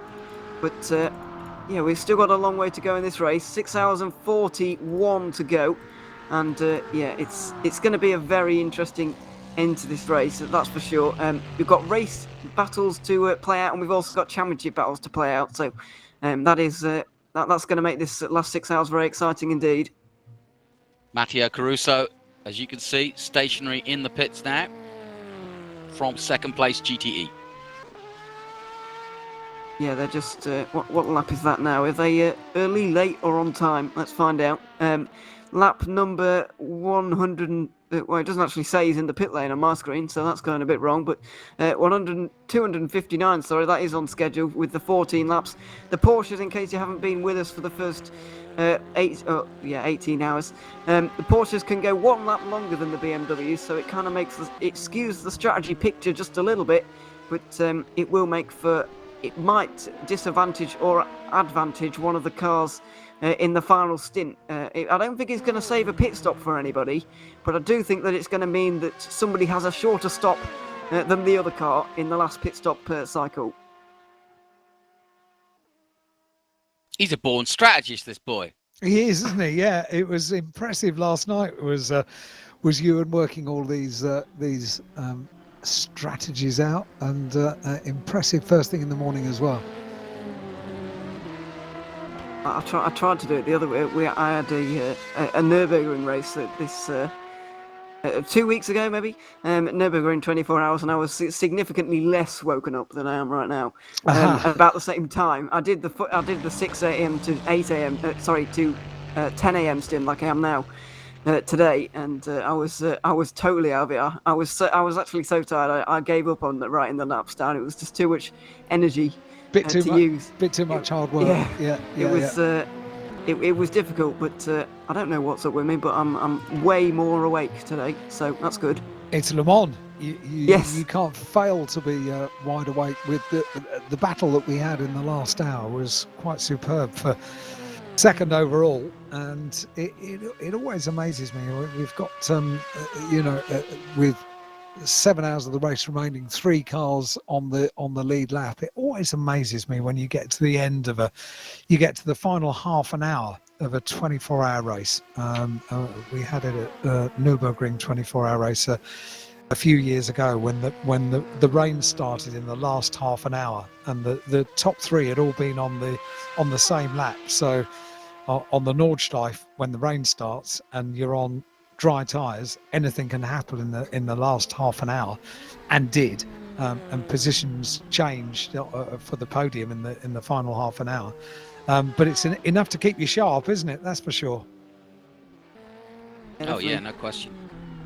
Especially on the Nordschleife, I can imagine. It's a scary place to get stuck on dry tyres. It's a scary place in dry normally, so... It was amazing. You watch the teams watching the TV pictures coming back, and it wasn't just like a little shower. The heavens absolutely opened, and watching cars skating around on the Nordschleife and just trying to hold on and keep it on the tarmac was, you had to hold your breath, that's for sure. Totally different 24-hour race to Le Mans. Each of them have their unique atmospheres when you're at the event, and the Nordschleife, the Nürburgring, is a 24-hour party. It really is. Actually, longer than 24 hours. It's the whole week when people descend on the region for a huge party. It's an amazing event, incredible. I just wonder if the year that the heavens opened, was that the year that Land Motorsport won because they had an awfully long pit stop and it gave them time to decide what tyres to use because their pit stop was so bad? It would have been about 3 years ago. I thought it was 2017. Yeah. Was it about 3 years ago? Yeah. So yes. I've got less Nürburgrings in the bank, in the memory bank than you. So. Well, you'd have only been 14 at the time. Oh, Christ! Wow. Yeah. Which is quite incredible. Mind you, the beauty of being 17 years old, Johnny, as Johnny will attest, is that you do actually remember things from 3 years ago, and you remember which year it was. As you get older, you have more years to remember, so you can't quite remember exactly which year it was. It's true. I believe, by the way, that we are about to see, we're about to see a battle for first in the GTE category between Matteo Caruso and Cito Vajra, because Vajra has just been into the pit lane for his scheduled pit stop, and that has meant that these guys are just 2 seconds apart. But I believe that Vajra has made a tyre change and Caruso hasn't, so it might be a pretty one-way street here. But it's still going to be interesting to see a battle for the lead in a class after 18 hours.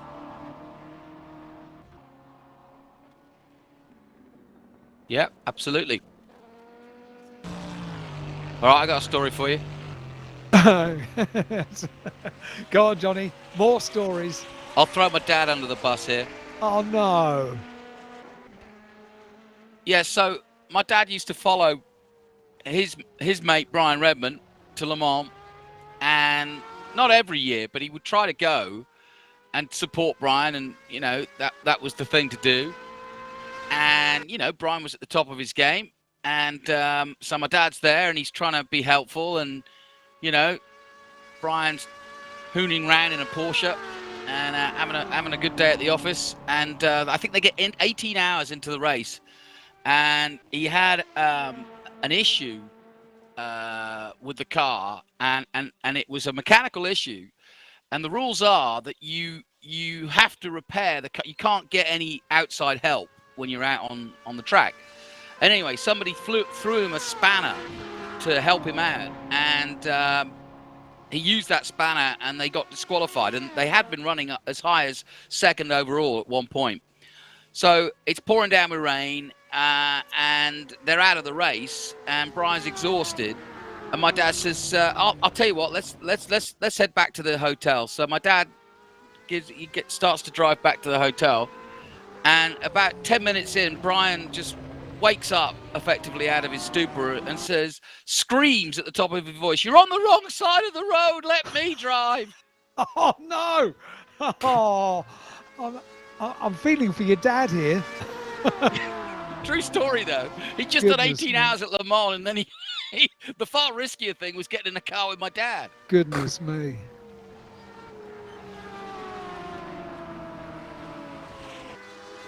Good story, Johnny. I'm having technical issues. My screen has frozen. Me too. Oh, right. Yeah, I think it might be an issue with the actual stream. I was wondering if it was just me, but I'm glad that it's not, because I'm just seeing Matteo Caruso still in the. He's not, but because everybody on the stream is not seeing that. But it's a shame because the battle for the lead in GTE is about to happen, but we're not going to be able to watch it. Which is, well, we're not. You at home are, but unfortunately, we're not going to be able to talk about it because we can't see it.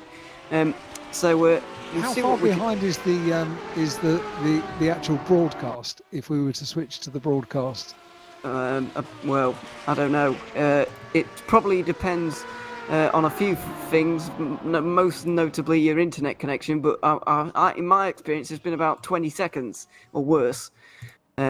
So yeah, it's at 15, 20 seconds, as Neil. So it's not going to be of any use to people really, but we can still talk about it because we might spot something interesting while we're watching the stream on demand. Well, kind of on demand, a little bit behind everybody else, basically. yeah. I guess it's better to be watching that than to still be watching the number 60 car in pit lane. We could get David back. He might be able to give us an update. He likes to talk about overtakes in the pit lane. Well, I've got the YouTube stream on now, so. Yeah, I've been keeping an eye on the chat. If you've got any questions, by the way, pop them in the chat. We might be able to get to them. Maybe not while this battle's going on, because it could be about to get exciting. But yeah, we'll try and get to as many questions as possible. I believe that the Zancho car has now actually overtaken Caruso there, probably into the first chicane, and it was. So yeah, unsure as to how that's happened yet, because my stream's still getting there, but we'll see it in a moment. And yeah, so change for the lead, but expected, to be honest, because Via or whatever is on newer tyres. Although saying that, Caruso is now got back past into the second chicane, so it's a right ding dong battle going on at the moment. Unfortunately, we're not able to see it.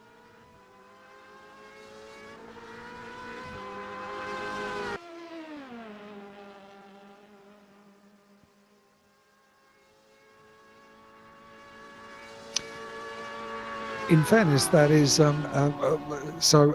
I've just discovered one of the more tricky things that doesn't happen in real world commentary regarding the challenges of talking about sim racing, because we are so dependent on the technology in order to see what's going on. Whereas if Jonathan and I were chatting at Macau, and all of a sudden the television pictures in front of us go down, we can just look out of the window. Or I send you down the pit lane. Or you send me down the pit lane, yeah, which has been known to happen, hasn't it? Yeah.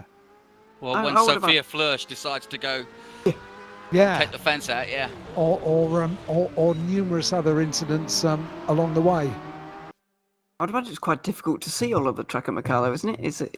We can see the pit lane. We can see the pit lane. Oh, is that right? All right. Yeah. I was just thinking of the circuits that might be a little bit more. After thinking of the Dubai 24 hours, you basically wouldn't need your screen because you can see the whole track from where they sit in the commentary booth for that race. But hearing from Neil, who's watching the stream or watching the game. Via just went round the outside of the right-handed kink at Indianapolis, so that was a very impressive move that everyone just saw on the stream. Unfortunately, we didn't, but yeah, impressive nevertheless from the Zancho car.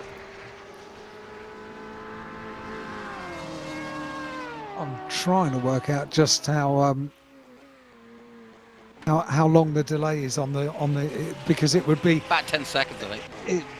If that's all it is, then we can talk to those pictures. Have you got those pictures up as well, John? Yes, I do. I'm watching Matteo Caruso now on track. I think he's going to fall away though on the older tyres, just ever so slightly. I think he's just going to struggle a tiny bit for a little bit of pace here. So yeah, well, I don't want to completely dismiss this battle right now, but I have a feeling that it might not go the way we're hoping. We've got a retirement to report, by the way.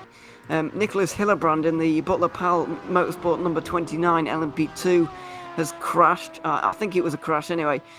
He's talking about screen freezes in the middle of Indianapolis, which is a problem. And apparently it ripped a wheel off, and then yeah, that's not ideal, obviously, when the wheel is off. So I believe now that we're down to 31 cars remaining in this race. So we've got about a 75% attrition rate, which is just a tiny bit lower than last year's Le Mans. We looked this up last night, that last year at Le Mans it was closer to 85% finished at the race. So we're doing pretty well, to be fair. That's really impressive. It is, actually. So we're doing not bad. So hopefully we can get all of these cars to the finish, and at least 30 cars to the finish will be very nice indeed. Yeah, exactly. Very impressive. I'd actually argue that in real life it'd be a bit more difficult because of the extra 20 cars on track to be traffic-wise. But apparently not, really. They seemed to cope quite well last year, and there wasn't that many retirements. But in this year's Le Mans in the VEC, we've seen almost a quarter of the cars gone now, and that includes 3 of the LMP2s, 3 of the Hypercars, and 3 of the GTE. 4 of the LMP2s. So LMP2 have been worse hit, should I say? Which is a little bit unfortunate, but that's kind of what you get when you're the middle class. Having to overtake and be overtaken is often the hardest. Yeah, absolutely. You're spot on. Well, we're getting plenty to see Mr. Caruso, both in the pits and on track now. Yeah, we are. Unfortunately, he's not in a battle, which is a bit of a shame. But never mind. We are currently religiously watching him at the moment. We've locked on. I wonder if I should. Who should we go and watch? Because there's no actual battles going on at the moment. I believe this is the closest battle, so we can't go for Zancho again because we've put them on too much. But who should we go for? Who's worth looking at? Good question. Yeah. I'd still like to see the way Calais Curry was driving before. I wouldn't mind seeing him. Okay. Let's see if I can get this to work then. We have authentic mouse clicking noises in the background. I like this. This is great. This is He's super. got a bag of tricks that we don't have there, Alan. Yeah. That's fine. We are merely guests in the sim racing world, which is lovely. But it means we don't have the toys. Jimmy has given me the power of the cameras, which is dangerous. But yes, there's slightly too many clicks going on in the background. Yeah, it's not working. No, and sound effects that would suggest things aren't working. No, yeah, Neil's telling everyone to run because I'm in control. Thanks, Neil. Great. Yeah, that's not great. I'll restart the app and try again. But yeah, we'll try and get on board, or not on board, but just watching Kalikuri because he was driving well and excitingly, it has to be said, earlier on. So we'll try and look at him.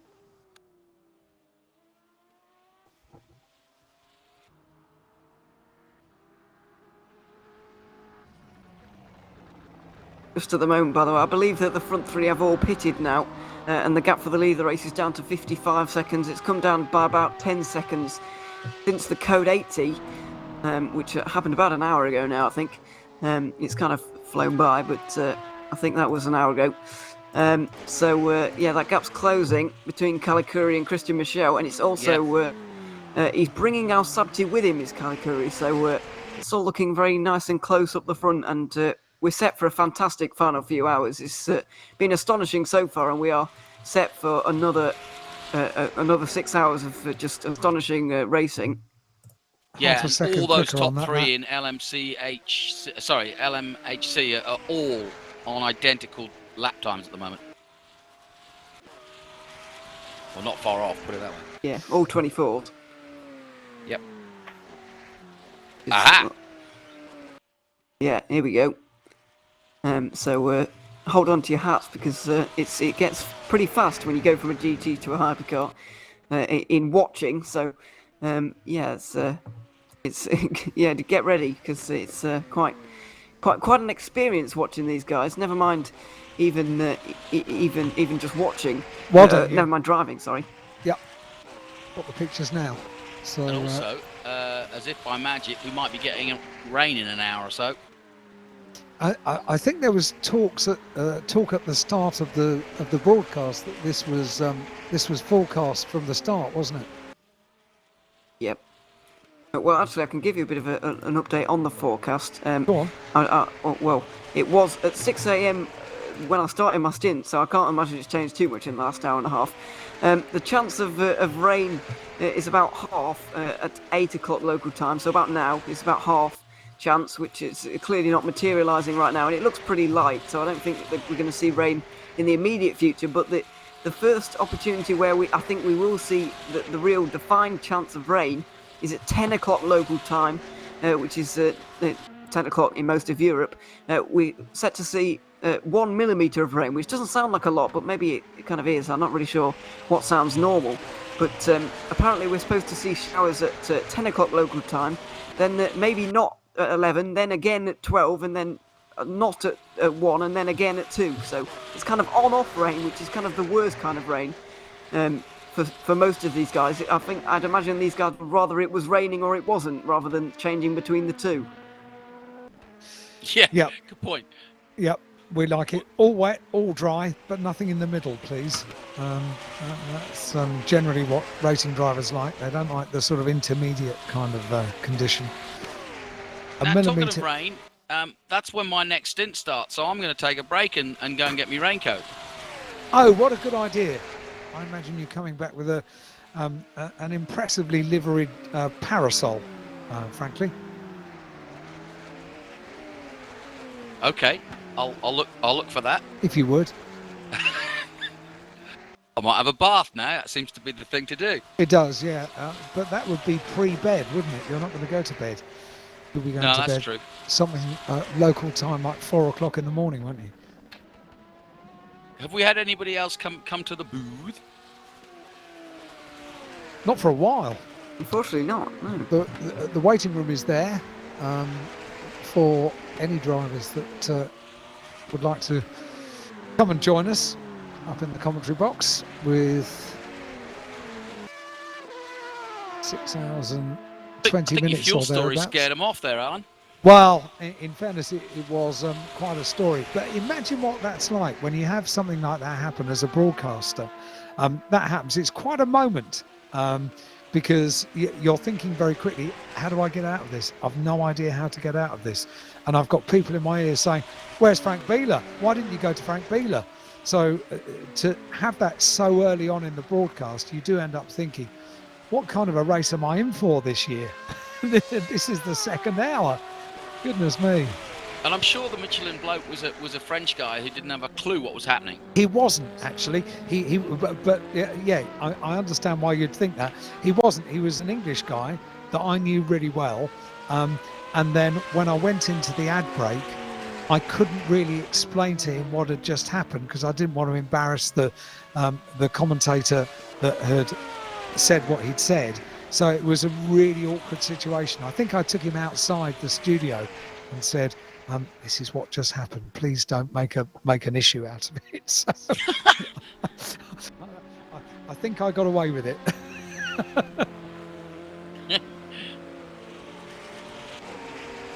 I believe that now we've just said that we don't have anyone in for an interview, we've actually got someone We have. in for an interview. So I'll drag him up in a minute, but I can't exactly. It's Georgie Nadev. Sorry, stumbling over my words here. Georgie Nadev.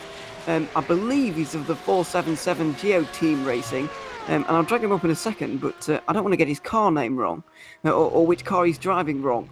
So, and by the way, the Discord is working again for everyone who's Oh, it is, well, yeah. for us three. So we can now see what's happening live, which is great.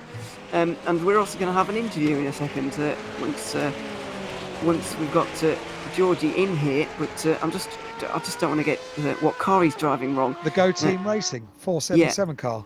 I think it's that team. I'm pretty sure it is, but I just don't want to get it wrong. Sally forth, young man.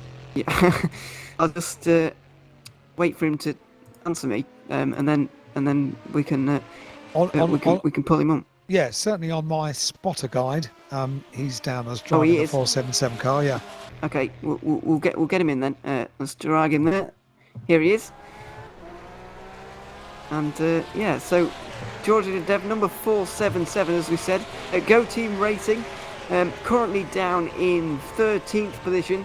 I can't imagine it's been your ideal race so far. Just talk us through what's really happened in your race so far, and what your expectations are for the last 6 hours. First of all, thanks for having us. I would like to thank the Sim Racing Club for inviting us as a guest entry for this last round. A big honor for us, and we were looking forward to perform very well and show that we are Division 1 material. After the qualifying, which went well, we had good hopes. Unfortunately, 3-4 hours into the race, we had this incident with the wheel failure that sent us into the wall. And that cost us 7 laps down and aero damage for the rest of the race. That said, I'm very proud of the boys. We never gave up. We haven't had a foot wrong since then, and yeah, we are determined to finish and try to make as many positions as possible. Have you? Sorry. Yeah. Have you got to the bottom of that hardware? You said it was a wheel problem, but as the driver got to the bottom of what actually went wrong and what can be fixed? Yes, it was. He had a new wheel that he got on Tuesday, and apparently this wheel is programmed if you do a button combination, that it switches to Xbox controller. So basically, it switched, looked like, and just went completely 90 degrees. Oh no! Into the wall, and apparently there's no way to remove that mapping. It's by default. So we learned it the hard way, unfortunately, during the race. But that is what it is. That's tough. It's horrible because you'd be excited about getting a new piece of hardware and using it for such a big event, and then unfortunately it has a mind of its own. Oh, really sorry news. Yeah, well, I guess it happens. Some other guys also had big issues and bad luck, like one of the Zansha cars. So that's Le Mans, I guess. Like in real life, we have failures, but we keep moving forward. Just one more question from me is that. Well, actually, it's two. But what are you just aiming to get to the end of the race now? And secondly, are you doing this as a kind of because you said you've been invited to this round of the VEC? Are you doing this as kind of practice for next season, or what's the real objective or reason for coming here and doing this race? Well, first of all, it's an offer that it's hard to say no to. And secondly, it's completely in line with our longer-term plans to participate in VEC for next season. And as I said, I truly believe we are Division 1 material, and we've been showing it through the race. And yes, to your first question, of course the point is to finish the race firstly, and then we have of course some hopes that we can gain a position or two if some of the other cars make a mistake here or there. Right. Well, unless Alan and Johnny have got any further questions for you, I don't know. We'll let you go in a moment because I know you're you're probably quite busy down there. I'm always keen to know. I could just ask one question. I'm always keen to know this in real world racing. So now sim racing as well.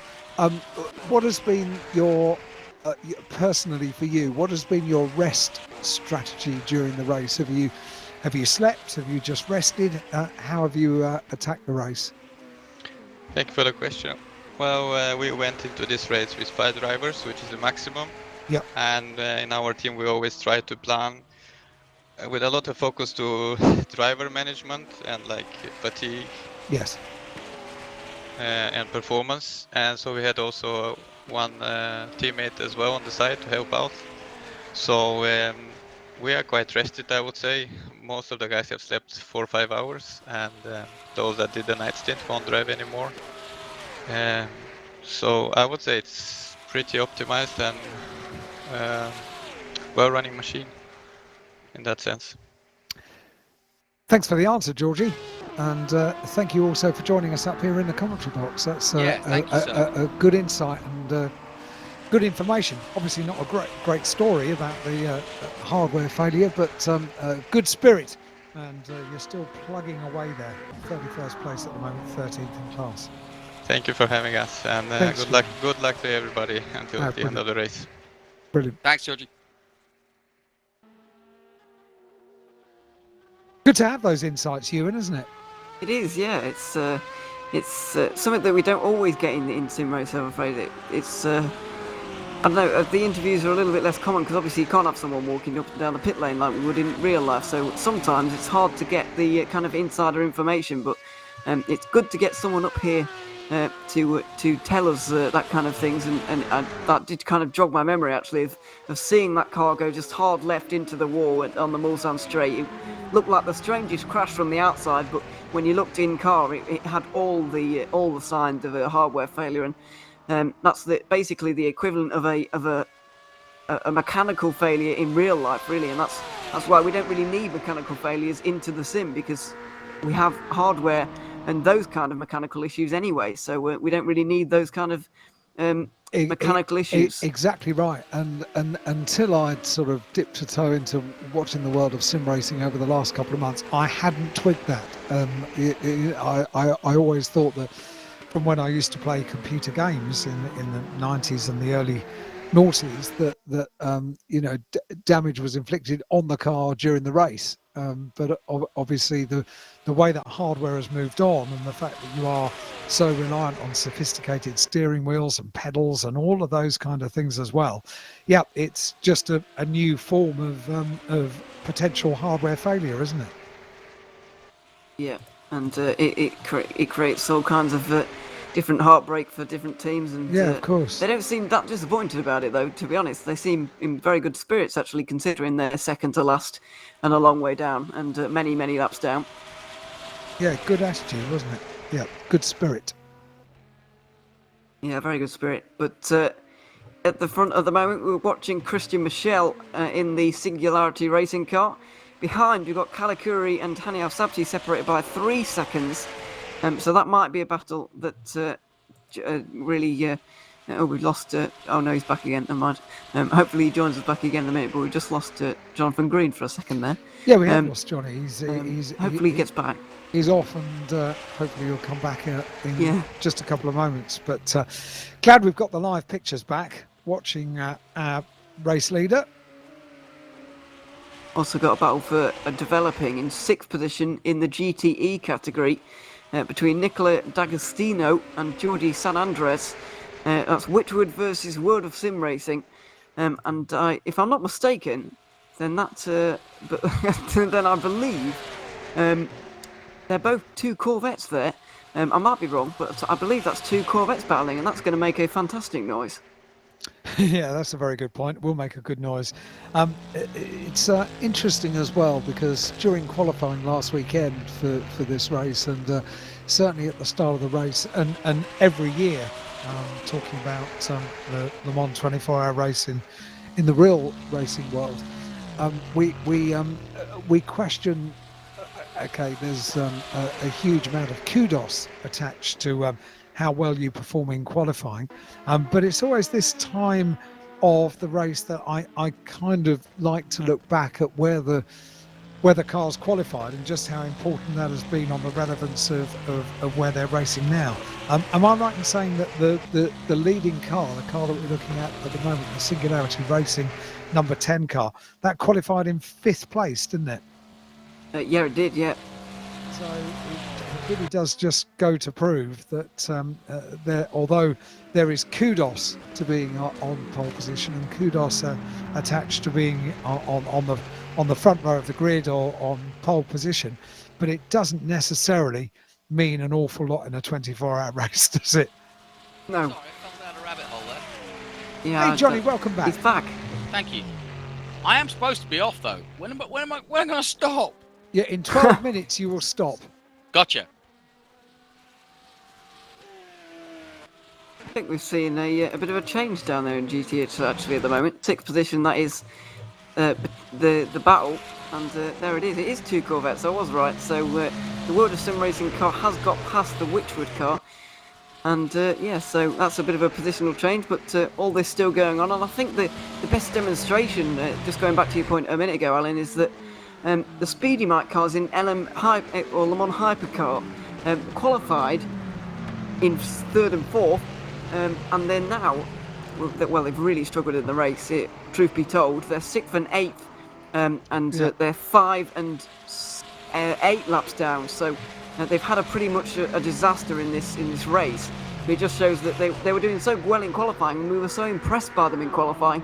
But unfortunately, if you pay too much attention to it and not enough attention to the race, it's just going to be absolutely nowhere by the end of the 24 hours. How much, Ewan, can you do to set the cars up for qualifying and for race? What kind of things can you tweak with on this particular platform? Well, I believe that obviously these guys are going to have 2 different setups. It's not the F1 rules that you can't have a qualifying setup and a race setup. But I believe that, to be honest, I'm not the best. I'm a setup disaster, if I'm honest. So would I be, yeah. So I'm not the best person to ask, but I believe that basically everything that can be tweaked in a real car can be tweaked here as well, or I'm presuming that is the case. So I don't think there's sometimes in specific series there's rules about what you can change and not change, but I don't think there's any of that kind of thing going on here. Or Neil knows, so he's just telling us now. The radiator, rear wing, camber measurements are the most common changes that these guys are going to make, and so it's all pretty in line with real life stuff, I'd imagine. Not that I'd know about that, by the way, but I'd imagine it's pretty similar to what you do in real life. Interesting insight, Ewan. Thank you. Thank you for that. I'll try my best. As I said, I'm a bit of a setup disaster, so Neil more likely to know these things than I. Of course, in a way, you've got more things to set up here, because we were just talking about the real world hardware problem with a steering wheel, a controller, causing a problem for the team that we were just hearing from, and you've got to get things right at home as well as on the sim. So there's almost slightly more to be thinking about, isn't there? Yeah, I'll tell you the most common mistake I made while I used to race. I don't really anymore, partly because my wheel's broken and partly because I'm rubbish. But the main thing that I found a problem with is that races starting about an hour and a half, the kind of qualifying to the end of the race, a shorter sprint race. But at some times of the year and the time of day it took place, it would start when I wouldn't have a light on in my room, and then by the end I really would need it. It was properly dark by the end, and sometimes I would forget to turn the light on, and when the switch is all the way across the other side of the room and you can't get to it while you're driving, it can be a real problem. And that's just things that you do not think about while you're racing in real life. I guess you could have the buttons could be a bit too light or something like that. We always talk about that during the night. But it's really not a problem that you would have in real life, having your room too dark. No. And, plus, who's going to pay for your pizza when he comes to the door? Well, I was just about to say I hadn't done a good strategy either. I've got an Asda delivery turning up any time now, and Every little helps. Is that Tesco That's or the wrong Asda? one. Yeah. Well, never mind. Everyone gets it wrong. Same thing. I've also got an Amazon delivery, so that's the my strategy has not worked out at all well, Ewan. It's fair to say. Matthias on YouTube was just saying there are no adjustments between pit stops, though. No, so you set your car up, and that's what you have for the race, essentially. Right? Okay, that's good insight as well. We're learning lots, Johnny. This is No kidding. And I'm interested to see what, if anything, how they deal with the rain if we do get some. Because that's another factor, as it were, and we're going on real-time rain. So that's, that's going to be another interesting thing to observe. So what was the suggestion? That maybe there was going to be this millimetre of rain at local 10 time, 10 o'clock. So 1 hour. So 1 hour's time. Yeah. Interesting. As Neil pointed out to us in the chat, though, it just depends how quickly that 1 millimetre falls, depending on how heavy. Because if it all just goes at once, then it's going to be a very, very short, sharp shower, and we're going to be over and done with it, which is probably going to be quite interesting. But if it just lightly sprinkles for the whole hour, making up that one millimetre of rain that we're predicting, then that's going to be a bit of an interesting one, because as we said earlier, you don't really want half and half conditions. You want wet or dry, and a light sprinkling for an hour is not really going to do that for you. One thing or the other, that's what drivers want, and that's what engineers want as well. And as we continue to see the action unfold in this 24-hour race, it could well be a natural intervention that could change the whole shape of this race in the last 6 hours. Yeah, because one wrong strategic call, and you're almost definitely going to lose the position with how close it is at the moment. Yep. Just a battle going on in LMP2 at the moment as well, by the way. Fair Racing Team versus Team RGPL. So that's for 15th overall at the moment. Paul Holt's just got past Alexei Kutzak there, so that's another positional change going on. But it's all been going on. We've had stuff to talk about for the whole 2 hours here. It's been great stuff for these 2 hours, even though it's been a lot deep into the race. It's been a really exciting couple of hours, hasn't it? We had plenty to talk about, a little bit to look back on in real world Le Mans 24-hour racing as well, and it is incredible. The sim is so realistic that you kind of almost you can get yourself lost in the feeling of early morning at Le Mans. Oh yeah, no question. Can't you, Johnny? Yeah, and you know, like when I was doing Trans Am, that again, when we do the onboards, you may as well be, you know, it's better than real life in some ways, because it is amazing. It is absolutely amazing what Sim Racing Club and everybody associated could be very proud of what they've achieved here.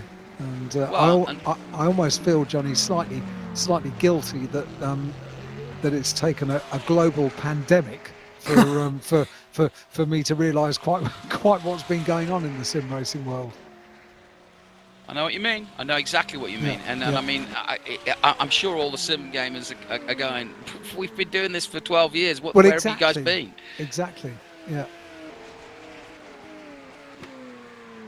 It's I think as well as that, they're also I don't know about. I can't speak for everyone, obviously, but certainly from my point of view, it's great to see that it's grown so much and it's taken real centre stage in these last few months. So that's been good to see from it growing from a very niche, kind of almost unknown kind of I don't really know how to classify it at all. It's kind of a unknown thing, but it's suddenly come completely centre stage and it's getting broadcast on TV, like national TV all over the world, to big like companies that would normally show the real sport and the most high quality sport in the world. They're now showing sim racing, which is quite crazy. It's been a massively good thing, because without it, race fans wouldn't have had anything to enjoy and to watch. And there have been so many stories that have emerged from the sim racing which has entertained the motorsport world over the last couple of months as well. Fernando Alonso, as anybody that's been close to Fernando's career will have kind of expected what he's done in sim racing, because he wasn't a sim racing exponent, but time and time again he's been impressing on various platforms, and it's exactly what he did with the Le Mans 24-hour race. He came, he saw, and he conquered, and that's what Fernando does. The cream does rise to the top, doesn't it, Johnny? Yeah, there's no question, and I've been surprised actually, because I didn't think Alonso, and I knew Hamilton wouldn't, but Alonso has shocked me actually with just how good he has been. I mean, brilliant. Button's been good, but Alonso's just startling. Yeah, on another level, I think is perhaps the best way to describe it. Then again, watching him at Indy was incredible. I mean, I was there when he was leading at Indy. And incredible just to watch him race against these far more experienced IndyCar drivers. I remember about 4 or 5 years ago, a hugely respected Formula One journalist who I know very well said to me, by some considerable margin, the most impressive driver for him of the modern era was Fernando Alonso, and for many of the reasons that we've just talked about, Johnny, that the adaptation that Fernando has had during his racing career has been so impressive. Well, how about the Dakar? Yeah, exactly right. Versatile is the word I'd use to describe him. Very, very versatile driver. He is, absolutely. Sometimes you get to these kind of drivers who are really one-trick ponies, really. They're only fast in one car, in one situation. But Alonso is just kind of transcends all categories, really. He's just fast in anything.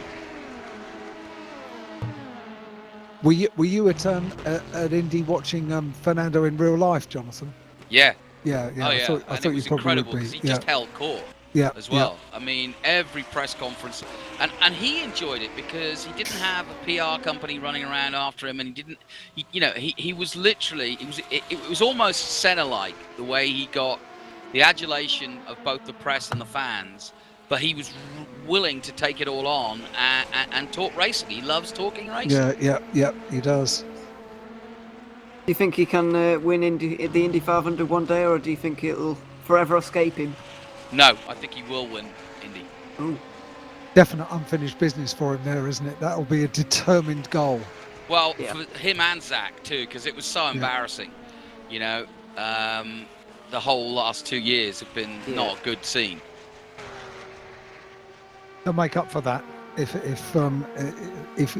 we know that company, they will make up for that. Yep. I've just realised I've opened a can of worms there that is going to get discussed quite a lot. Whether Alonso is going to be able to win the Indy 500. It's quite a seems a bit like a lottery trying to pick the Indy 500 winner in recent years. It's quite a crazy race, and one of my favourites as well. But it's very hard to pick the winner. So I'd be very impressed if Alonso does it. But personally, I don't think he's going to manage it. But I'm happy to be proved wrong. Well, don't forget, there's another fellow who could win the Triple Crown, and that's Montoya. He only needs Le Mans. That's true. Yeah, that's true. I believe they're the only two that are even close at this point, are they? Of active drivers, anyway. Donny, you can have your rest now. Shall I pop off? Well, I think you need to make the most of a gap at Le Mans, and it's you and me vacating the commentary box for a couple of hours now, and back on 10 a.m. UK time. Okay, sounds good to me. I'll go and see if Jackie X is in my bathroom. Right, I'll see you at 10. All right, see you soon. It's been a pleasure. Thanks, you. Yes, thanks, you. Great enjoyed insight. Good stuff, mate. Well done. Cheers. It's been a fun few hours. So you go get some rest now, because another 2 hours ahead, I guess. Thanks, Ewan. Keep up the good work. Yeah, keep Cheers. up the good work, man. So as two leave, Johnny Green and Alan Hyde both leaving us, unfortunately, but joining us now, Neil Heatley and Chris Hay. It's been a while for both of you, actually. Neil left the commentary box about 9 hours ago.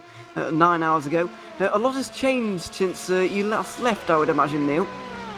It has, but more things change, more things stay the same. Mainly that lead in the GTE class still being about 20 seconds, which is where it was last night when I left. And again, still between the 87 and the 60. Of course, the 77 and the 97. Well, the 77 is out, and the 97 is still running quite a number of laps down due to connection issues throughout the night.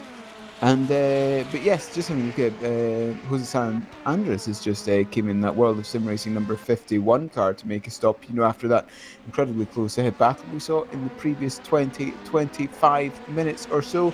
But yes, the cars at the front have certainly changed, and with the current point standings, if they finished as they were, it's incredibly close in both the hypercars and the GTEs.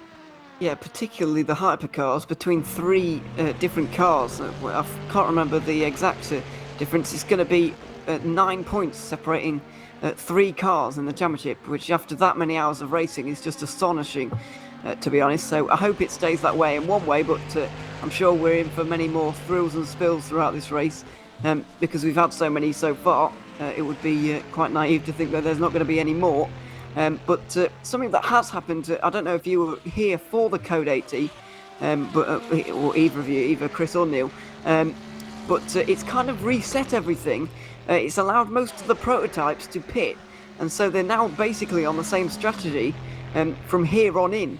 And those gaps are going to have to be closed on track if they are going to be closed. And particularly in LMP2, that's a very exciting prospect because the gap's just under 30 seconds, which is absolutely fantastic to see and is very promising for the rest of this race. Well, first of all, good morning to everyone, Neil and Ewan, and thank you for the update on the Code 80 because I did miss that. And watching for the last hour or so, I did start to wonder how particularly the top three seemed to have gotten onto the same pit stop strategy again after taking such a sort of divergent route at the beginning of the race. Those who were with us at the beginning will remember the Hero Racing car seemed to be taking a sprint approach, while the AAA and Singularity cars, perhaps particularly the AAA car, was eking out, doing some serious fuel saving. So everyone on more of a sprint type setup now, it would appear.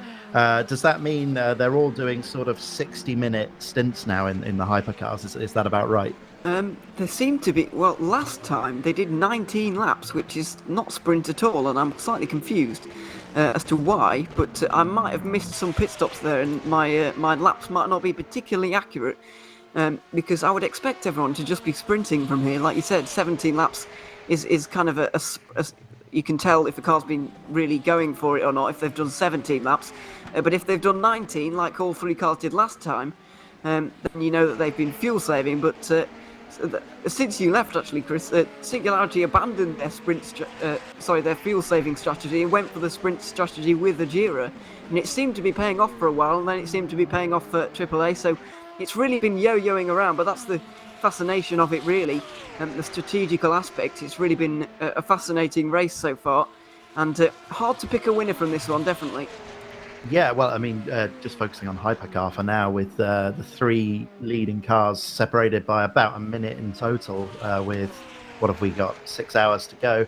I don't think anyone can take it, and correct me if I'm wrong, I think any of those three cars that win, they win the championship as well. So it really is a case of trying to get on that top step today.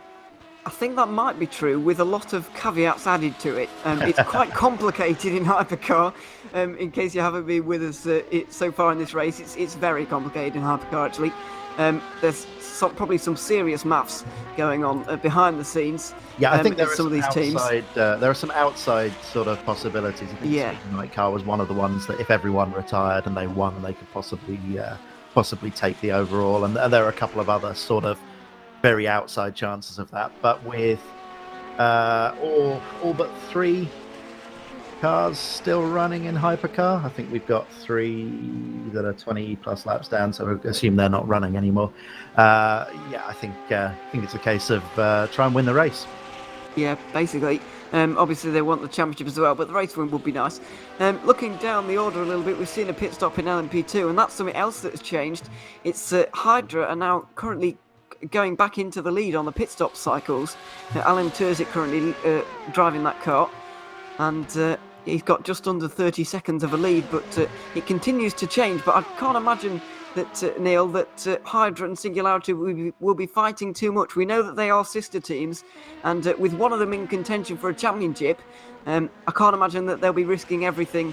I can't imagine that they'll be risking everything for a race win when their teammates could possibly get the whole championship here.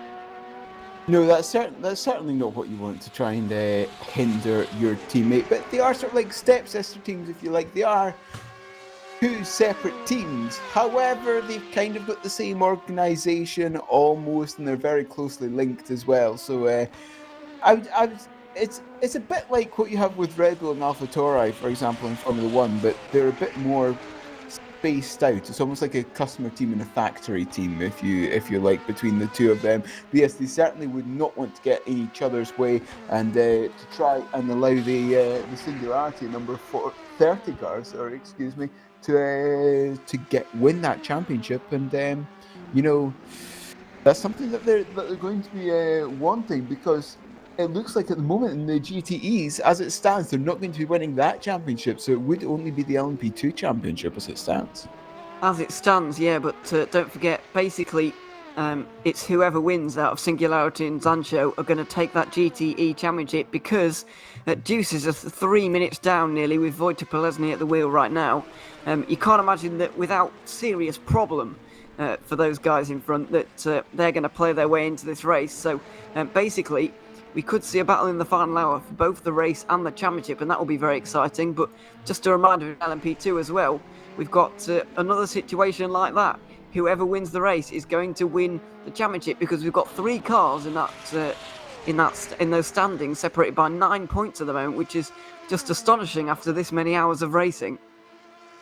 Yes, as it stands, it's the number 9 Najira on 144, the number 7 AAA Esports on 153, number 12 Edge Esports on 149. But the thing is, even if Edge Esports pass Wanako, AAA and Edge Esports will be tied on points, but AAA will take it due to having 3 wins as opposed to Edge's 2. So Edge not only needs to pass Wanako, they also need to pass the car in 3rd place, whoever that may be at the time the checkered flag falls. Indeed, that is the AAA Esports currently in that 3rd place position. You can't imagine that happening either. Sorry, Chris. You can't imagine that happening either. Singularity rather proving the spoiler in this party right at the front of the field. Yeah, they are a little bit. To be honest, they seem to be very good at Le Mans. I know that I said this while I was talking with Alan and Johnny a couple of hours ago. Where they've got 3 cars in this race who are Singularity Racing specifically, and between their drivers of all 3 cars, they've got 12 Le Mans 24-hour victories in VEC between them, which is just an astonishing statistic. And you can see why, really, when you see them leading in overall, up there in LMP2, and also up there in GTE.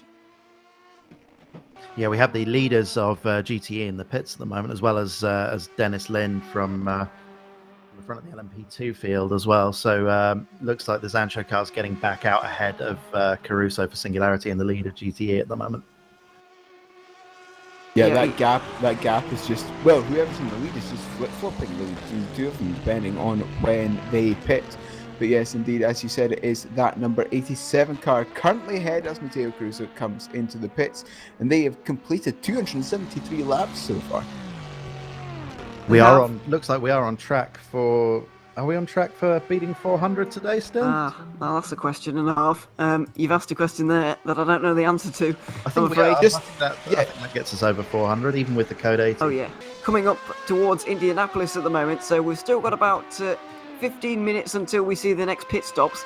But I just wonder where this puts everyone, really, because if you do 19 laps, it's roughly an hour or just over. But if they continue to do an hour, then it's not going to match up very well.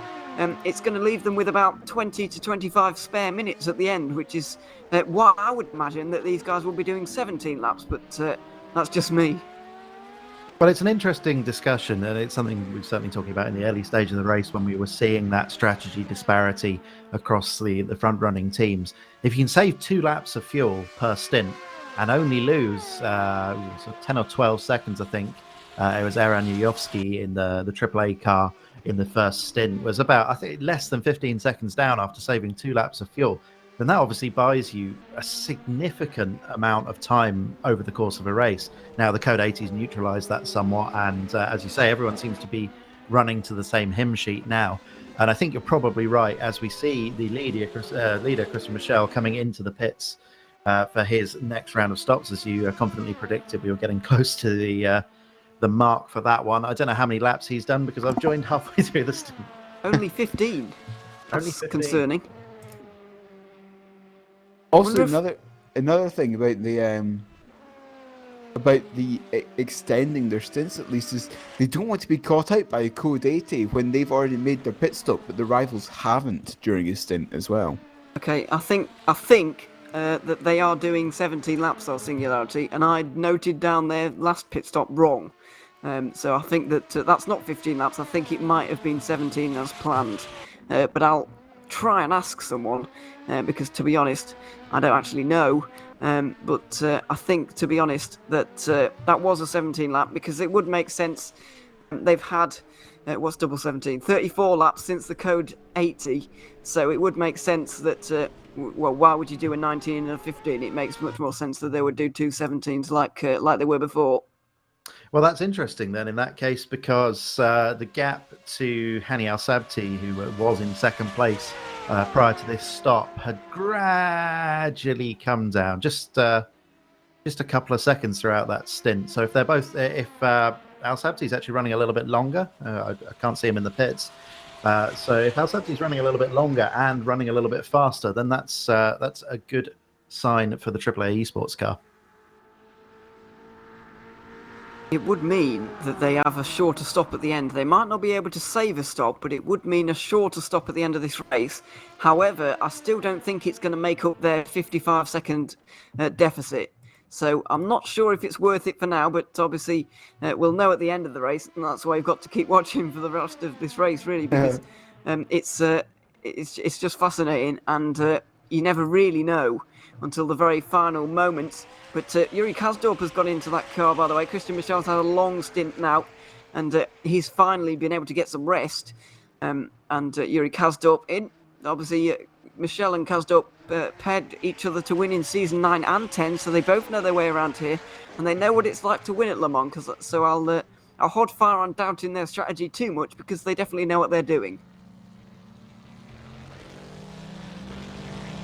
Yeah, I see no one wanted to pick up that conversational grenade. This is the beauty of Le Mans, isn't it? It feels like we're a very long way into a motor race, and you can start making predictions about how things are going to go. But in reality, you've still got 1 or 2 entire endurance race lengths left to go. Well, of course, the 6 hours, the normal length that we have here in the VEC, so just under that to go. We did have a couple of sprint races this season for the first time. 4 races to reflect the real-world WEC, but judging by some drivers' feedback, I think we may be going back to 6 hours being the minimum next season.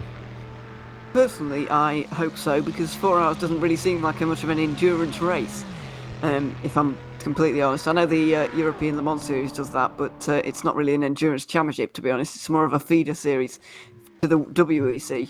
I don't really want to call it feeder series, but you know what I mean. So personally, I hope that we get some more 6-hour races on the calendar next year. But I know that it's already a massive undertaking for Jimmy Allison to even do a 4-hour race or any kind of race here for VEC. So you can't exactly blame him for wanting to cut off some race time here, because he's already got quite a lot to do. As a guest who sort of drops in and out and occasionally does some commentary for the VEC, I must say it's very impressive to see the job that Jimmy does and the level of quality from the whole team, of course, as well. But Jimmy in particular is, I think, a special kind of crazy to take all of this on and do what he does. He is, actually. Yeah, I hope he's watching right now because he hates being complimented like this. I know. Does he? Oh, right. Oh, well. I won't bother again then. I can give you a little insight into season 13, though. We are going to be doing the 6 hours of Monaco E-Prix. Oh, yes. That'll be fun for everybody. Yeah, that would be quite a sight. I know that's talked about every year, but I still wish it would happen. Really. Well, the previous commentary pairing we're talking about Fernando Alonso and his ability to be fast in any kind of machinery. I think if you're running a 50 or 60 car endurance grid at the Monaco E-Prix circuit, we're talking roller skates here. So to get the entire car into the pit lane, if nothing else. I think it would be just a conveyor belt of cars after like a minute. It would just be a constant train of cars just going past. Someone be could entertaining. yeet it into Saint Devote. It'll be fine. Well, I know, but and how are you going to lap people? That's my question. I think you limit the race length to 1 lap, because anything more than that's too optimistic. Yeah, to be honest, I'd be surprised if most people make it round to that 1 minute one. of Côte d'Azur. That's, Yeah. The event name, I think. Yeah, that sounds like a good plan to me. But no, obviously we're joking. How long before someone gets launched into the harbour? Who knows? No, if you There's can't a tell, joke obviously about we're joking. iRacing physics there that I really shouldn't make. But we've only got 300 odd people watching at the moment. So who could I possibly offend?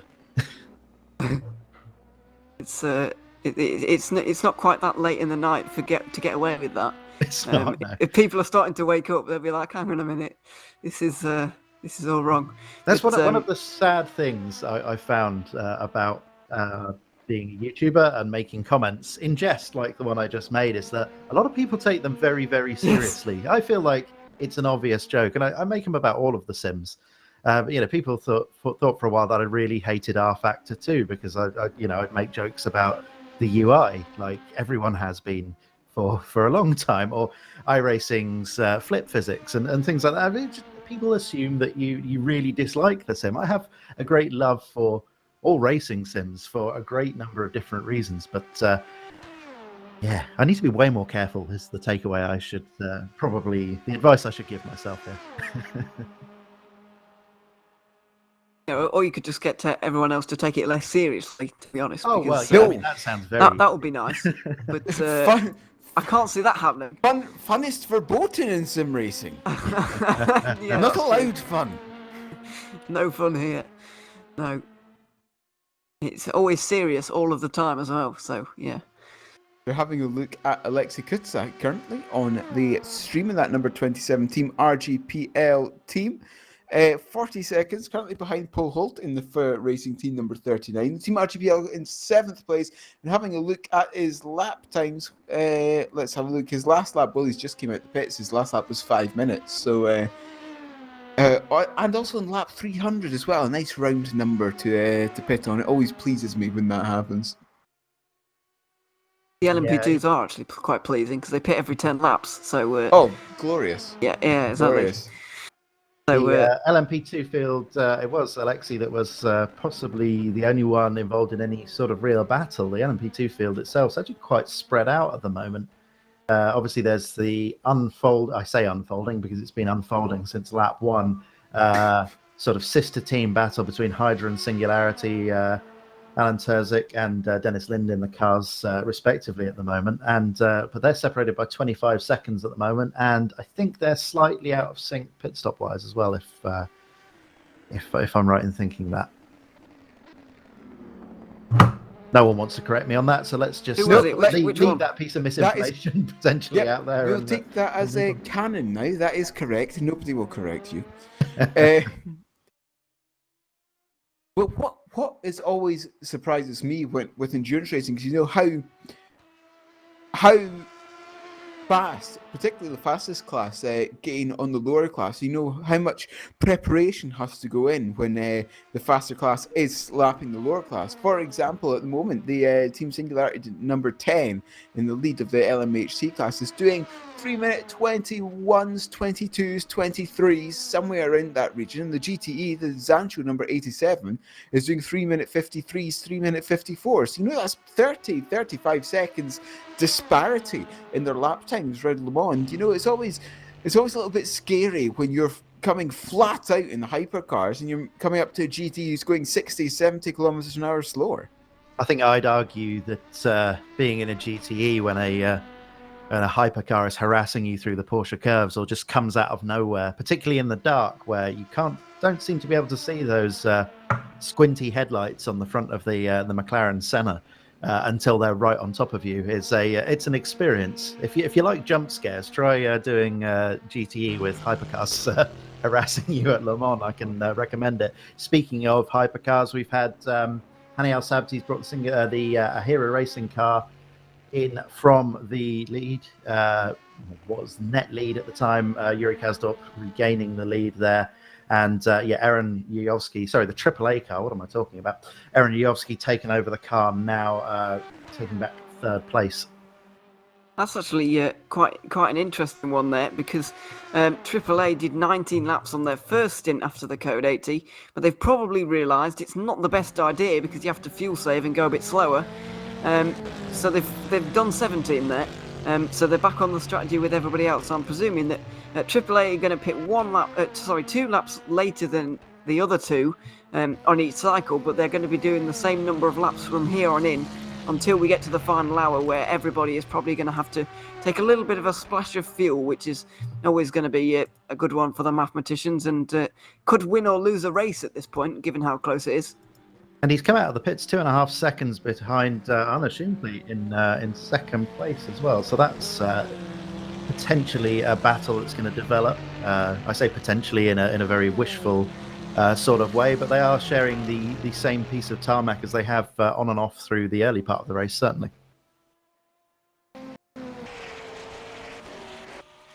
No, indeed. So hopefully those battles do materialise up towards the front. It's 4 seconds between Schumfleet and Yuyovsky. It looks like it's all been driver changes at the front. The Kazdorp, Schumfleet and Yuyovsky now, as opposed to Michel and Al Sabti, and the Jira car was driven by, I can't remember already. Another person. Yeah, I was stumbling as I began that sentence. Kalikuri, wasn't it? In the, yes, it was. Kalikuri, Thank you. yes. Yeah. I've always found when I've been commentating, Kalikuri is one of these drivers where you always have to say his full name. You can't just say the. Yeah, it sounds wrong. You can't just say the last name. No. I think it's even worse if you try and just say the first name. It flows quite well. That's the It thing. does. Yeah, that's the. Quite a nice name. That's the. Yes. But Anyway, Yuyovsky, of course, one of the. Just move on from that. Yuyovsky, of course, one of the finalists in World Fastest Gamer 2 last year on the Californian Dreaming road trip. I think he made it to the final 6, actually, if memory serves me correct. Did, yeah. did well. That's all I can remember. Did well, and he's very fast as well. To be honest, to my humble opinion, he's the fastest driver almost on rFactor 2 at all, but especially in this hypercar. I think he is the fastest driver, especially out of the front 3. Even though Schumfleet and Kazdorp are very fast drivers in their own right, I think Yuyovsky is just one little step ahead of everybody else. Not just in his own class, but in this whole field, really. I do really rate him as a driver on rFactor 2, and probably on all sims, to be honest. Let's be honest. This is a really interesting point, actually, that I was just about to make. As an all-rounder, I highly rate Aaron Yuyovsky.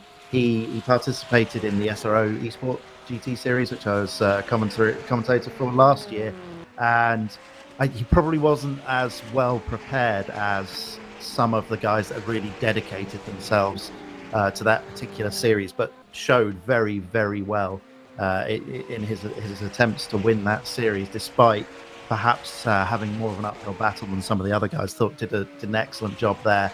has been doing an excellent job throughout the races, and The race obviously acquitting races. himself rather well in the VEC. Well, confusing that, isn't it? The race, but you'd think they'd come up with a better name for that, but never mind.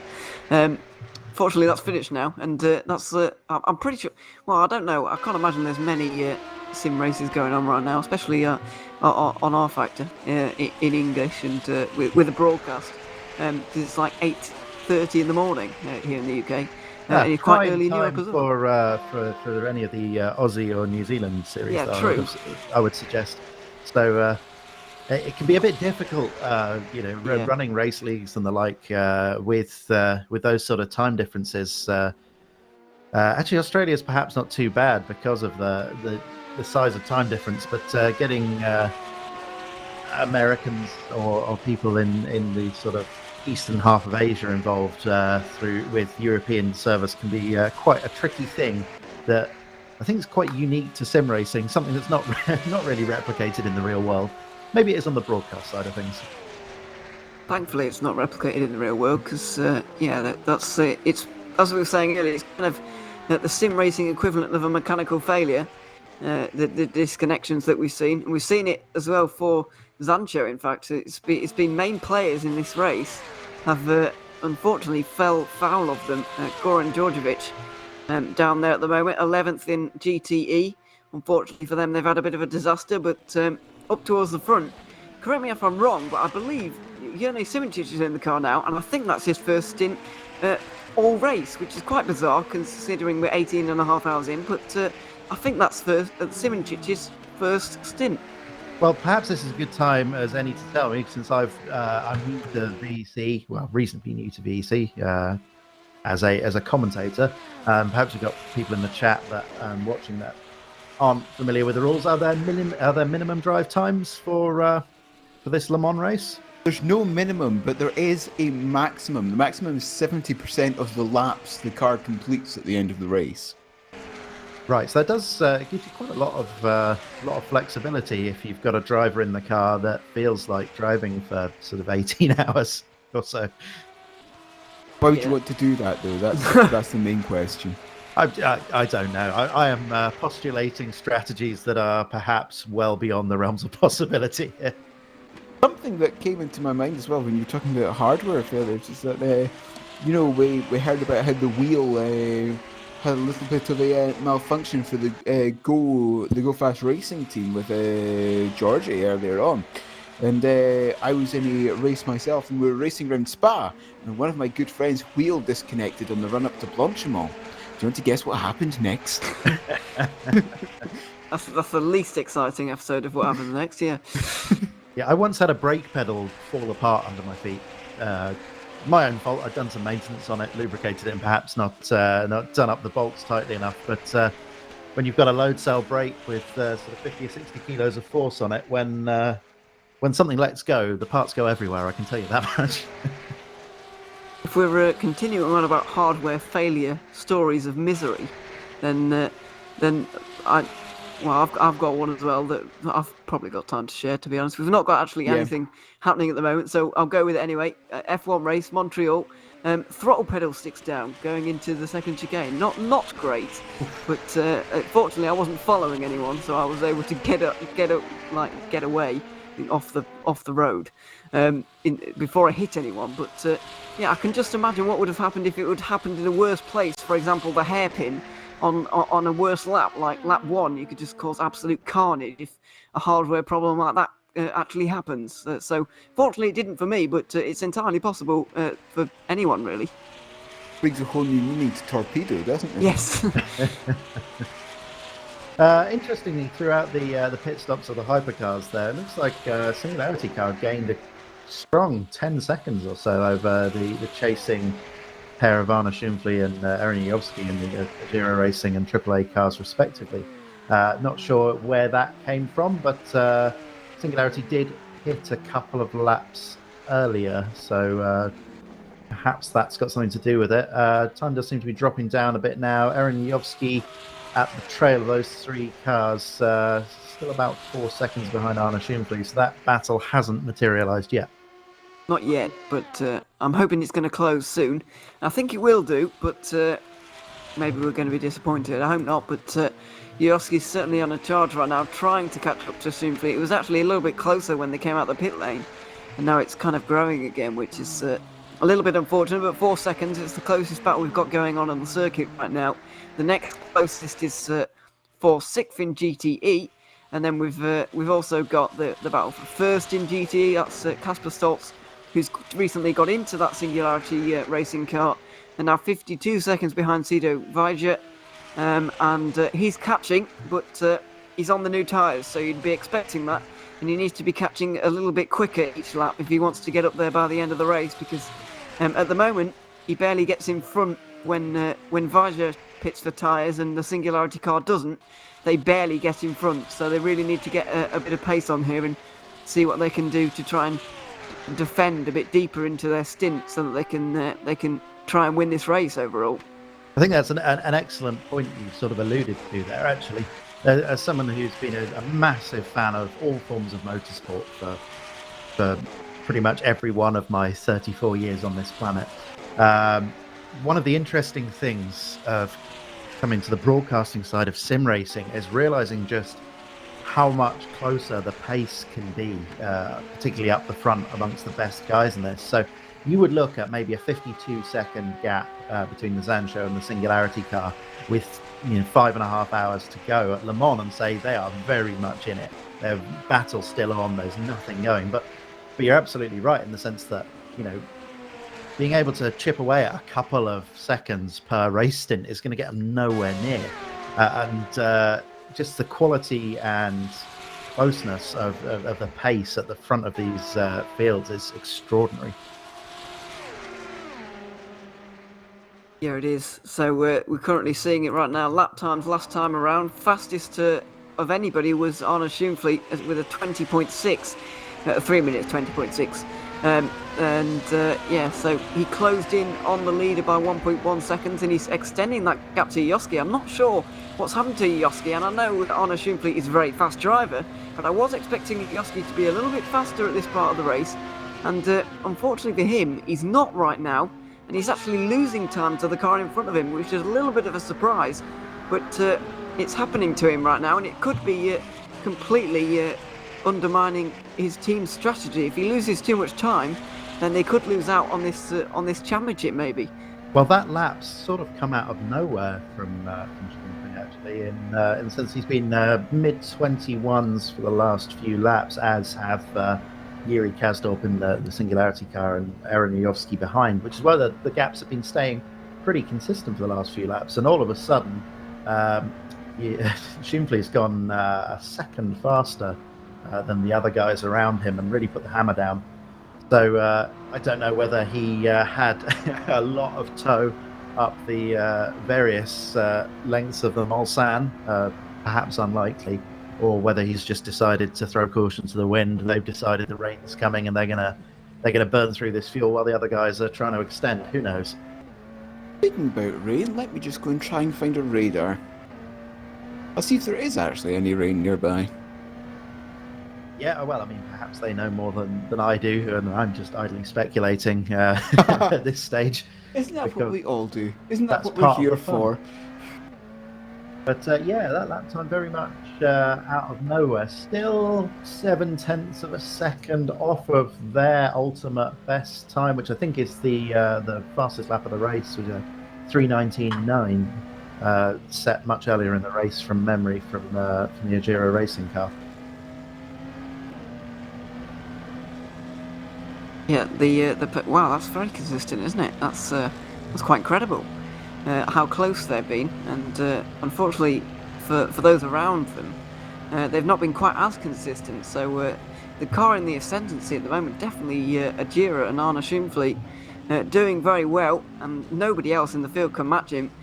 It seems that obviously as they cross the line again and completely change everything around, Back down into the mid 321s again. Yeah. So I thought he'd just crossed the line, but I was clearly looking at the wrong person. So I thought he'd literally done two 3 minutes 20.6s in a row, That's why I was so impressed. But actually, I was just looking at the same lap time again because I'd seen the wrong car come over the line. So ignore me a little bit. Well, ignore me completely if you like. But he's not closing by quite as much anymore. And he's got a lot of clean air in front of him this lap, though. Hasn't encountered any traffic so far. So if we're going to idly speculate about what pace Arne Schumfle's got in hand, he's got one of the LMP2s. 500 meters in front of him or so.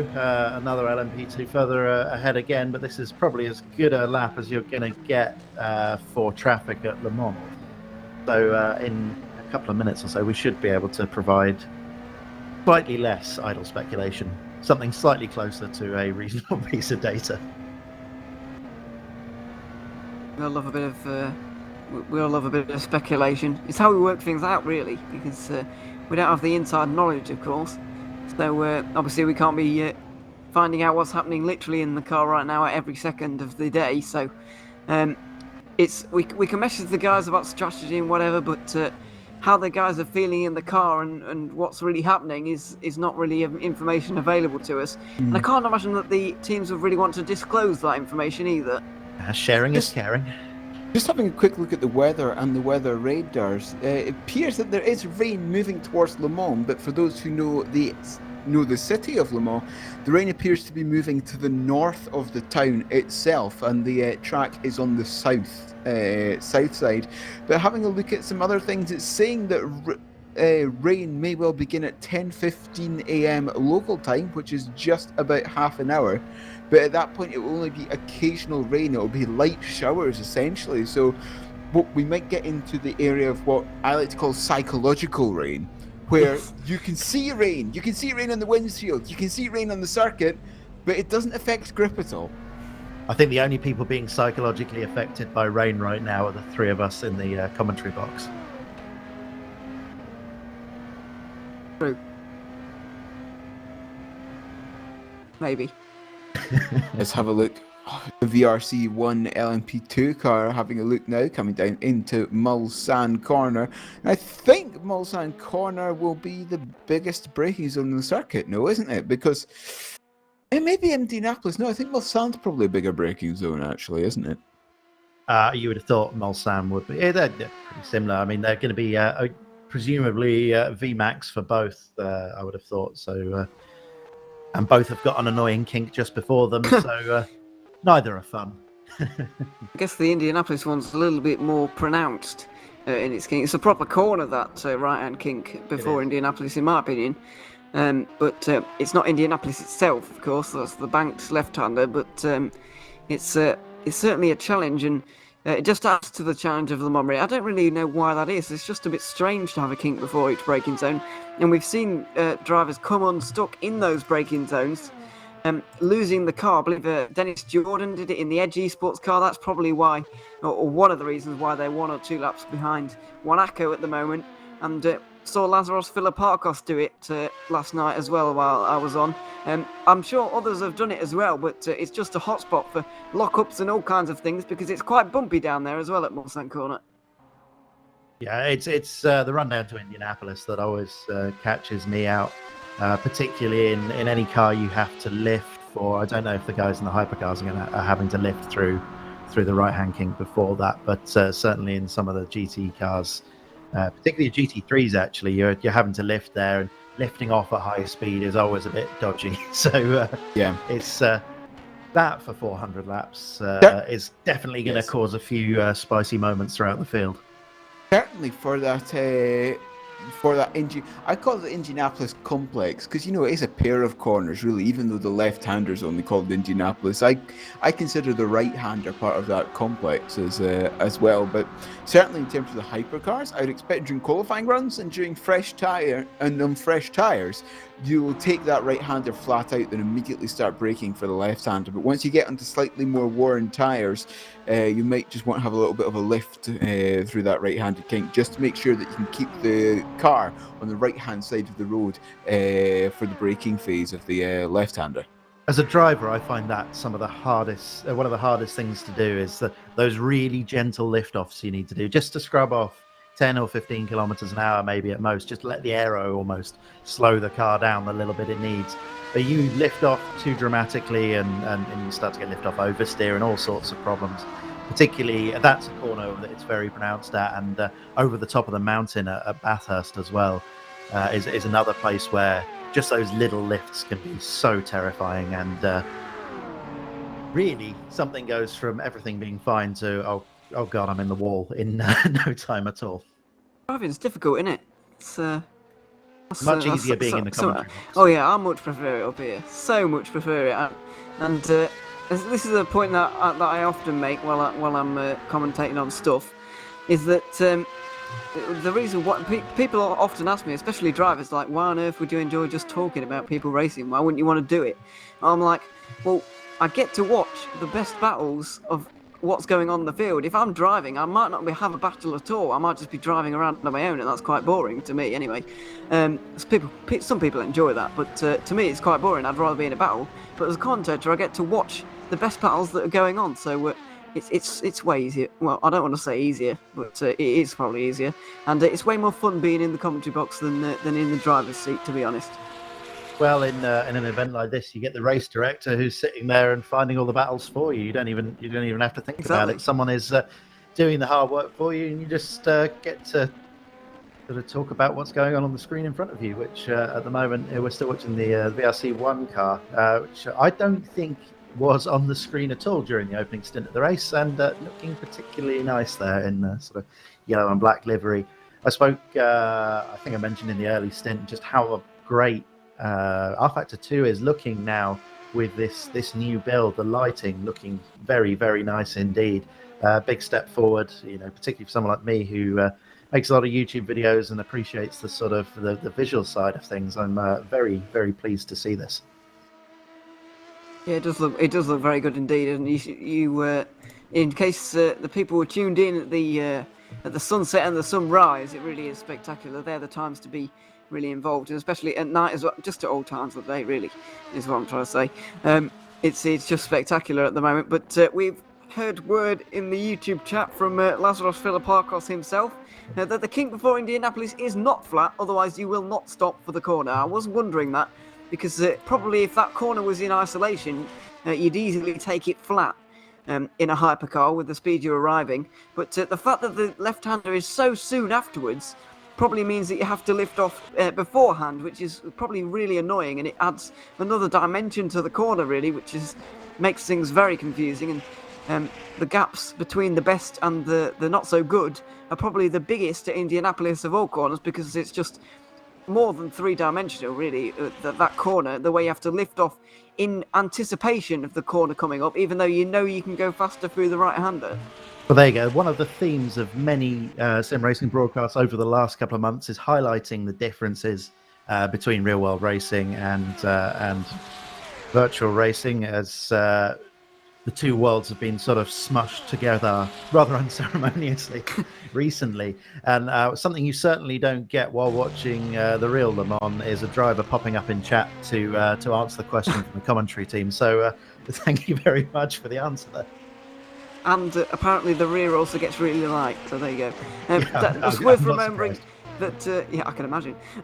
It's worth remembering that the McLaren Senna has never actually been raced in real life, especially at Le Mans. So, well, maybe it's been, I don't even know what form that car is in these days, but it's not been at Le Mans, so we don't know I can't comment, none of us can, really, how realistic that is. But it'd be interesting to talk to an LMP2 driver and see what they say about it, because they've got a similar level of downforce, but they're arriving at just a little bit less speed into that corner. So I wonder if they're flat or a little bit closer to being flat through that right-hander. That was very much the thought that was going through my mind, and I thought, shall I speculate that? That's drivers in the maybe chat, not, please. But you put it out there now. It's interesting that you mentioned the McLaren Senna GTR and what state that's in at the moment, because and I'm going to caveat this by saying that I live very, very close to Woking, and I'm a lifelong McLaren fan. So any sort of potential disparagement that might come forward in the next couple of sentences needs to be passed through that particular filter. It's interesting, the rate that McLaren releases cars into the real world. It almost feels like the Senna is is a 10-year-old car or something now, just because of the sheer pace of releases that McLaren are going through. So while this was a car that was speculated as being part of the hypercar class at Le Mans when it comes forward, I don't think anyone really knows what's going to happen either from the McLaren side or from the ACO side there. I certainly, not much of a betting man myself, but I wouldn't be putting my cold hard cash on anything running in the hypercar, any particular car running in the hypercar class when it eventually sees the light of day. Something else. Sorry, Neil. Sorry. No. Is that this year or next year? I'm a bit confused. It's a personal question for me. It's this year or next? 22, I think, is the season that's going to be coming in. So next year. Okay. Yes, looking again at radar, just playing about with some radar things. It looks like there is going to be a rain coming across the circuit at 15:45 Central European time. No. Now, you will all notice that the race ends at 1500. If that rain just moves a little bit faster, we could get something very similar to what Alan Hyde mentioned earlier at the Nürburgring 24 a couple of years ago, where it started raining in the last half hour. We could well see a situation like that here during the race as well, as long as that rain speeds up. I would pay good money to see that happen. I know I can't really influence the race. I don't know if we can bung Jimmy a crisp €20 note or something to advance the timer on the server at all. Mentioning that Nürburgring 24-hour race, the final stint after the rain fell was probably the single best piece of racing or the single most tense, certainly, piece of racing I've seen. I remember it was so wet that you could barely see the cars through the camera. And the Grello Porsche at the time as well, in particular, they had to have the exposure up so high on the camera that it was just this glowing green blob. It was just such a ridiculous amount of rain, but it made for 40 minutes or so, I think it was, of just some of the most exciting racing I think I've ever seen. So yeah, I'd pay good money for that. And of course, one of the things that most stands out to me about the Nürburgring 24 Hours, a few years ago, they had to red flag due to hail at Tiergarten. That was just incredible, because essentially, obviously, water doesn't have the best of grip coefficients, but ice has an even lower grip coefficient. Yes. We were just sliding into Tiergarten. Of course, Tiergarten being a very scary part of the circuit anyway, and a big braking zone again to get into the chicane, having essentially just being on ball bearings, being on marbles when trying to brake for the Tiergarten chicane, not good. No, it's worse than grass, is ice actually, funnily enough. So in terms of grip, it's quite bad. What wins if you have two wheels on ice and two wheels on grass? Which direction does the car steer? This is why Mythbusters ended their run on television far too early. It's questions like that that keep me up at night. Yeah, absolutely. Also, going back to your point earlier, Ewan, as to why Indianapolis is the right-handed kink just before it, that's because that's the way the public road goes. Just via some quick Googling, I haven't actually managed to find out why the public road does that, but the reason that you've got that kink is because the public road has that kink as well, the D140 coming into Arnage. Oh, can't they just change it? No, obviously not. It just goes straight line into Arnage, it's fine. Down there, because the spectator area for, sort of on the inside of Indianapolis is a couple of farmers' fields that are rented out for camping. I've not camped there, but I've spectated there in the past and taken photographs from there. So I think part of the road layout is just because this is a rural part of France. Yes. It's admittedly on the edge of the city of Le Mans, but as soon as you get out of the city, it becomes it's very much agricultural land. So these are going to be following the route of the old farm tracks. It sometimes doesn't feel like that. You come out of the pit complex at Le Mans, which is very much on the edge of the city, and you blast down the Mulsanne, which is a pretty major road. And then you get to this sort of other end of the circuit at sort of Mulsanne corner through Indianapolis, Arnage, and starting to head back. And it's very much just some roads through the countryside. It is. It's a strange place to be and drive around as a spectator, particularly trying to get to different parts of the track during the 24 hours. well, obviously a bit tricky because they quite rudely close a bunch of roads to race the cars around on, which makes getting around a bit difficult. Oh, how dare they?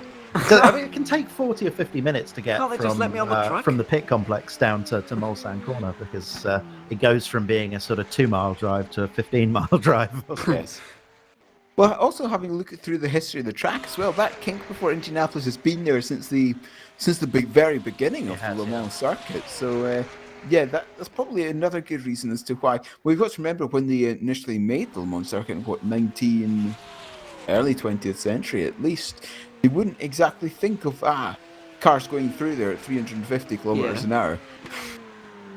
You'd barely be imagining aeroplanes doing 350 kilometers an hour at that time. So that is true, yes. The idea of anything doing it on the ground, or anything doing that at all that wasn't propelled out of the barrel of a rifle, I imagine. I'm not complaining about that kink, by the way. I'm just wondering why it's there, because it just seems a bit strange. But it adds a challenge, so I'm kind of glad it's there in a way, because it makes it a bit more, I don't want to say fun, because some people don't like it. I quite like it, but it certainly adds an element of challenge to it, which is good for us at least, and good to watch. It certainly is. Just to sort of report back in on what I was mentioning earlier about that lap down into the mid-20s by Arne Schumfli earlier, I think that must have been a combination of toe. I've been watching his lap times as we've been talking, and he's been back into the mid to high 21s and 22s for every lap since then. So must have had the most beautiful combination of luck and traffic parting to produce that lap time. And his gap to Yuri Kazlov in the lead is about 1 minute and 4 seconds, which is pretty much where it's been. I think when the pit stop shook out, it was about 1 minute and 5 seconds, the gap. So, Kasdorp, Schumfli and Yuyovsky still pretty much at the same distance. Yuyovsky now a further second behind or so, back at 6.5 seconds from Schumfli. But as we were saying earlier, really not a lot of difference in pace between the guys at the front of the class. Kasdorp has just come through a load of traffic, by the way. We get this kind of clumping effect you see in 24-hour races when the sun comes up. Everyone gets a bit more scared to overtake because they just want to make it to the end, especially those guys lower down the order. So we get this kind of clumping effect, and you're seeing it right now going through. They've just exited the second chicane on the Mulsanne straight, and they're heading towards Mulsanne Corner. It's headed by the 97 Zancho car, and it's tailed by the Black Hawk Racing number 81. And there's 6 cars involved, 6 slower class of cars. And in a few, basically, Kasdorp has just gone through it, so I can imagine that the gap has closed down because of that. And now Schumfli and Yuyovsky are going to have to do the same thing. But the problem for Kasdorp is that he's coming up on another clump. So there's 3 or 4 LMP2 cars in that little train, and 3 or 4 GTEs as well. So traffic is kind of coming all at once, and then not at all. It's a bit strange at the moment, because he'll have one clear lap completely on his own, and then he'll have one lap of absolute hell trying to get through what will seem like all the GT and LMP2 cars in the world.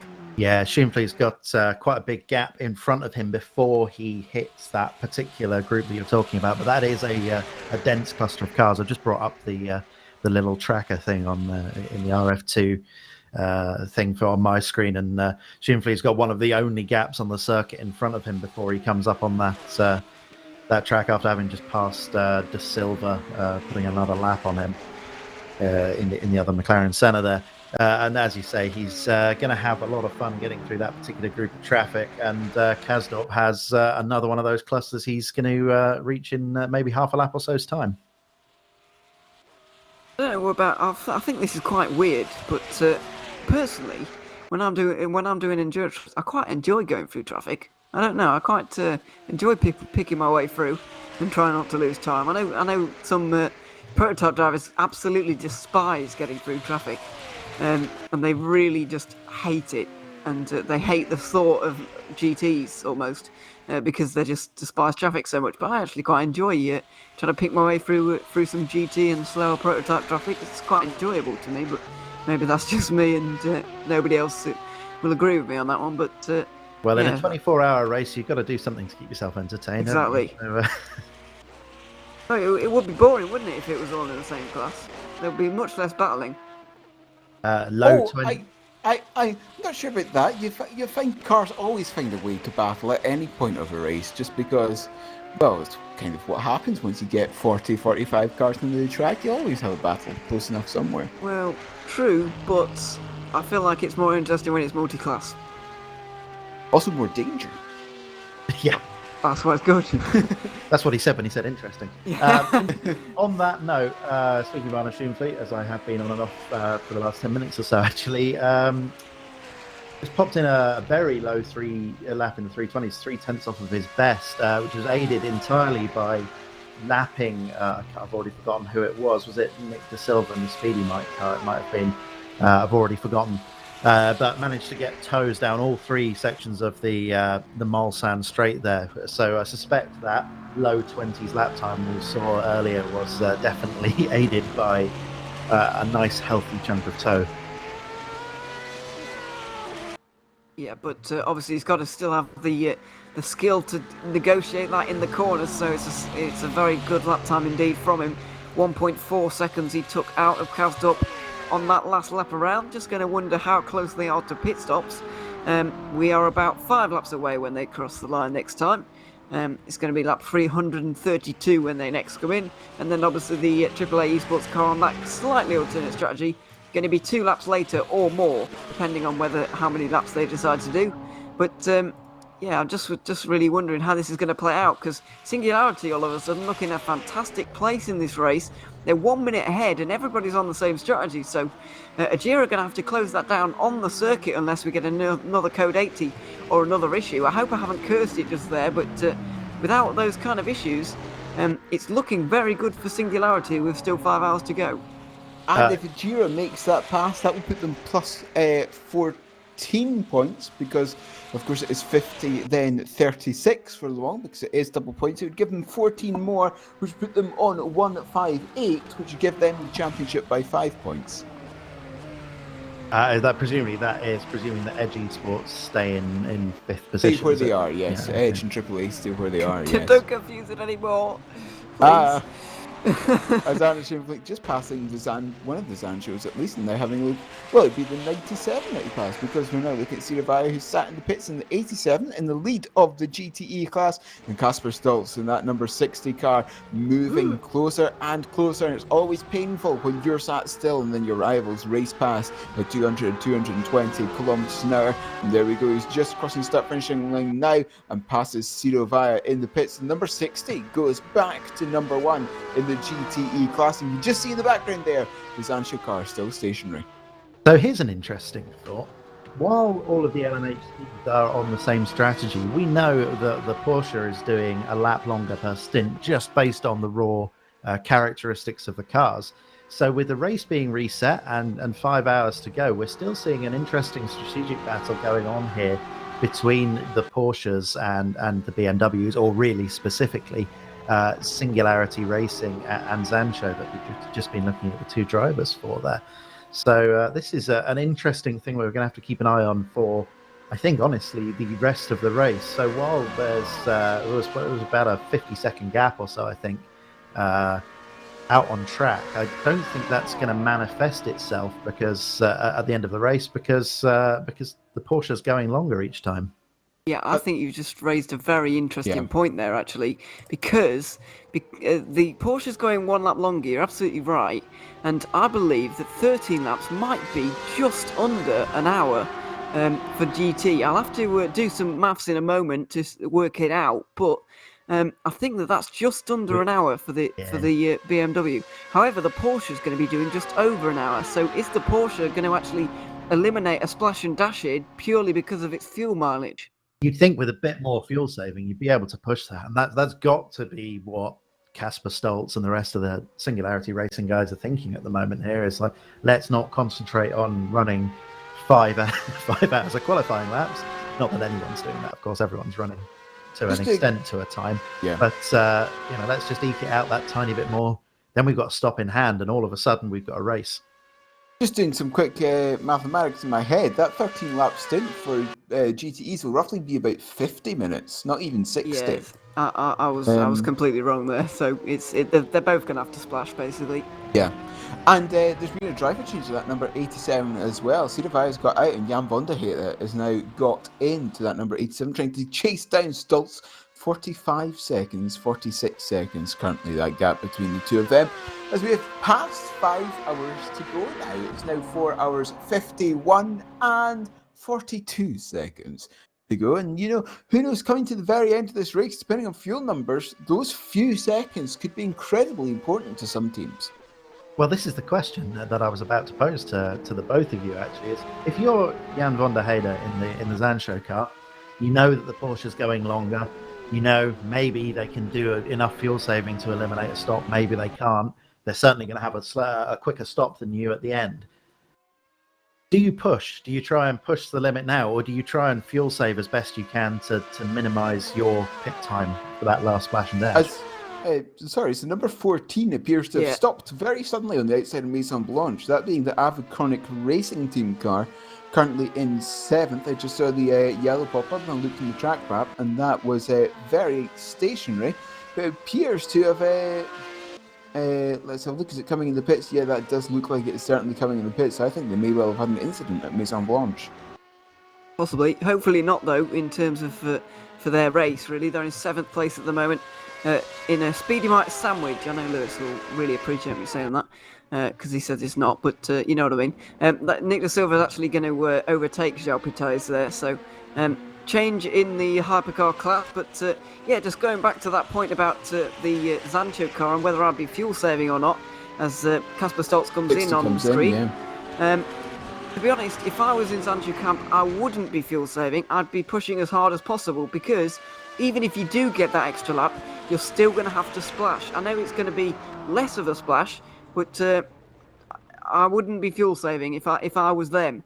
I would just keep going, because they've got when it rotates around, they get about a 50-second lead sometimes, and other times they have to overtake them on the circuit. We'll see what it's like on this occasion, because I believe that Singularity aren't taking tyres on this rotation, and Zandshow have, but it looks like Zandshow may have just completely jumped them, and they may now appear in the lead as the gap continues to fall, and we may see Zandshow, there he goes, through the shot. So Jan van der Heide back into the lead. Actually, that was the second one. But yeah, Zandshow back into the lead, and then I don't think they need to fuel save, to be honest. I think they are going to be, even though their splash is going to be longer in this race, in the final hour, I think that they're still going to continue on in the lead ahead of Singularity. So I would just keep running my race at this point, keep pounding out those lap times, and keep going as hard as possible for now. I think I'm inclined to agree with that. You're right. It didn't look like they took tyres into the cargo up in the jack there. But it does look like Singularity are very much in control of the strategic options now. And I'm inclined to agree that Zandshow just have to push. I mean, perhaps it's more of a case of still running to the numbers, of course, but pushing within the realms of acceptable pace all the way to the end.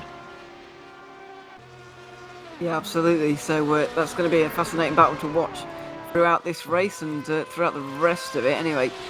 So we'll see how it really pans out. We've got, no we haven't, that's someone in the pit lane, nice. So yeah, that's Black Hawk in the pit lane, by the way. Chris Seaver, we'll see if he gets out or not. But yeah, Casper Stoltz 11 seconds behind Jan van der Heide now. That was the gap before they pitted 2 hours ago. So I just wonder if that gap has probably stayed the same, in all honesty. It does look that way, doesn't it? They're one stop out of sinking tyres, aren't they?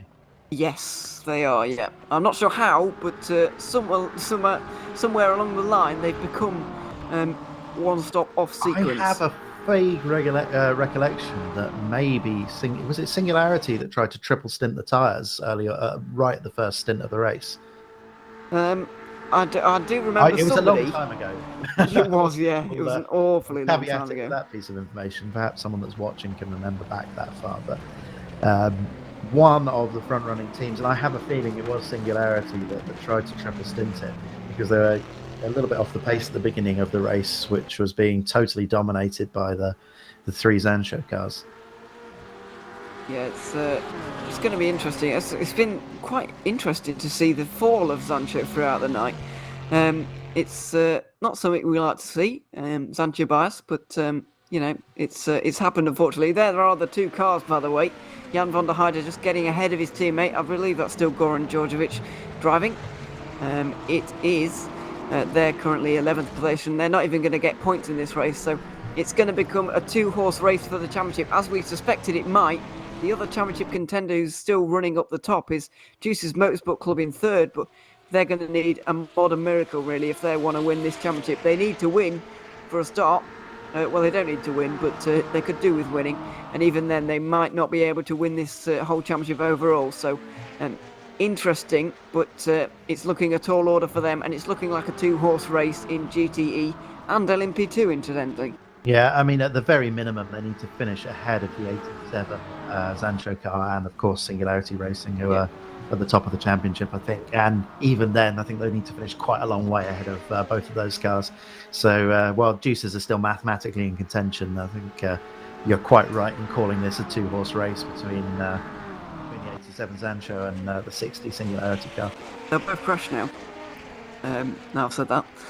So sorry about that, Singularity and Sancho, but yeah, the curse has been applied, I'm afraid. Well, the key to the commentator's curse is to curse everyone equally. That's what I've learned over the years of doing this. Is the number of times I've been caught out by that particular problem, and it's impressive how often it actually happens.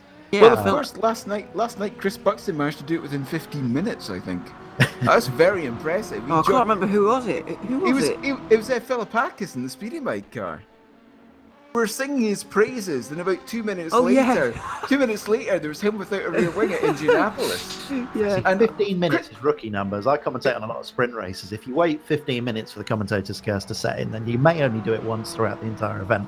You've really got to just pack those problems in. Well, we're spacing them out because this event's so long. We're just gently applying them whenever. The thing is, Chris was only here for 2 hours, and he managed to curse someone within those hours. Yeah, that was impressive. That's an impressive strike rate. Very impressive. I've been here for 8 hours now, and I've not managed it yet. I'm trying hard, but it's not happening. This is why I don't praise anyone, so that I don't cause this. Don't want to be held accountable. Can't be accused of favouritism either, so it's sort of a win-win, really, isn't it? This is true. Yeah. So yeah, Casper Stoltz dropping back a bit from Jan van der Heijden there. A couple of seconds over the first sort of flying lap out of the pits. Obviously, tyre's not entirely up to temperature straight away. But yeah, as you're saying, looking very much like the battle is between these two. And you were quite confident in calling it that Sancho had all the tools to win this, but I'm not so sure. Going to be close. I'm not doubting that at all, but I do think that they've got this one under control for now. But obviously that can all change. One code 80, and we've seen the whole race flip on its head. Very true. Particularly at the front of the field in both prototype classes actually. I'm sure it's changed in GTE as well, but it's less noticeable. But yeah, one code 80. Well, I've seen it in many VEC races before. The code 80 comes out after the leader's gone past the pit lane. But the second place car is just about at the entry, so he's like, all right then, I'll take the pit stop. And that can completely change a race, especially this far out. I know with a few, like in the final hour, it might not matter that much, but it could really change things around in this race.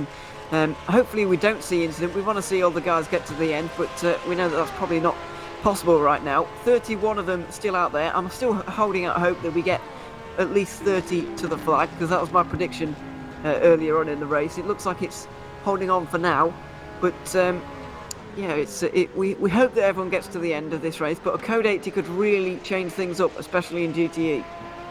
Well, speaking of changing things up, something that hasn't actually changed in any measurable way since I rejoined the commentary box an hour and 15 minutes ago is the front of the LMP2 field, where the Hydro Racing car, Alan Terzic in charge at the moment, is still basically 20 seconds ahead of Dennis Lind in the Singularity Racing car. They've been maintaining that gap for the entirety of this stint, and much of the previous stints from what I understand. and not a lot of change going on there.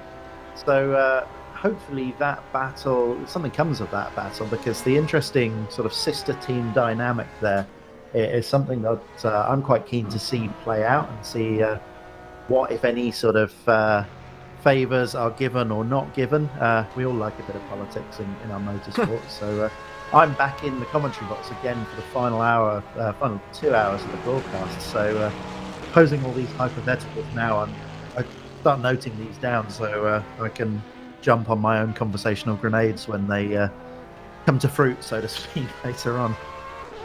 Yeah, well, just going back to LMP2 there, the interesting thing is that the 30 cars you mentioned, Singularity, are 20 seconds behind, and those two have been absolutely metronomic of Alan Terzic and Dennis Lynn. They've both been in the car since I got here over 3 hours ago now, so they've been absolutely robotic in their driving so far.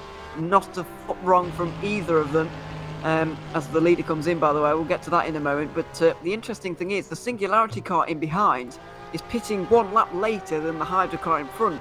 So his splash and dash is going to be slightly shorter at the end of the race. We know that in LMP2 there is going to be a splash and dash because the fuel stints are so short that it's impossible to time it right almost. And it's an odd number of it's about 35 minutes to 40 minutes. It's a very strange number of minutes. So it's almost impossible to back time even from this distance out. Well, so, yeah, very much so, actually. I was just going to mention it. The LMP2 stint times are theoretically 40 minutes, but because of the length of the track, getting a full 40-minute stint is nigh on impossible. So they're actually really only doing about 36, a lot of them. 36, 37 sometimes. And that's when they're doing a bit of fuel saving. So,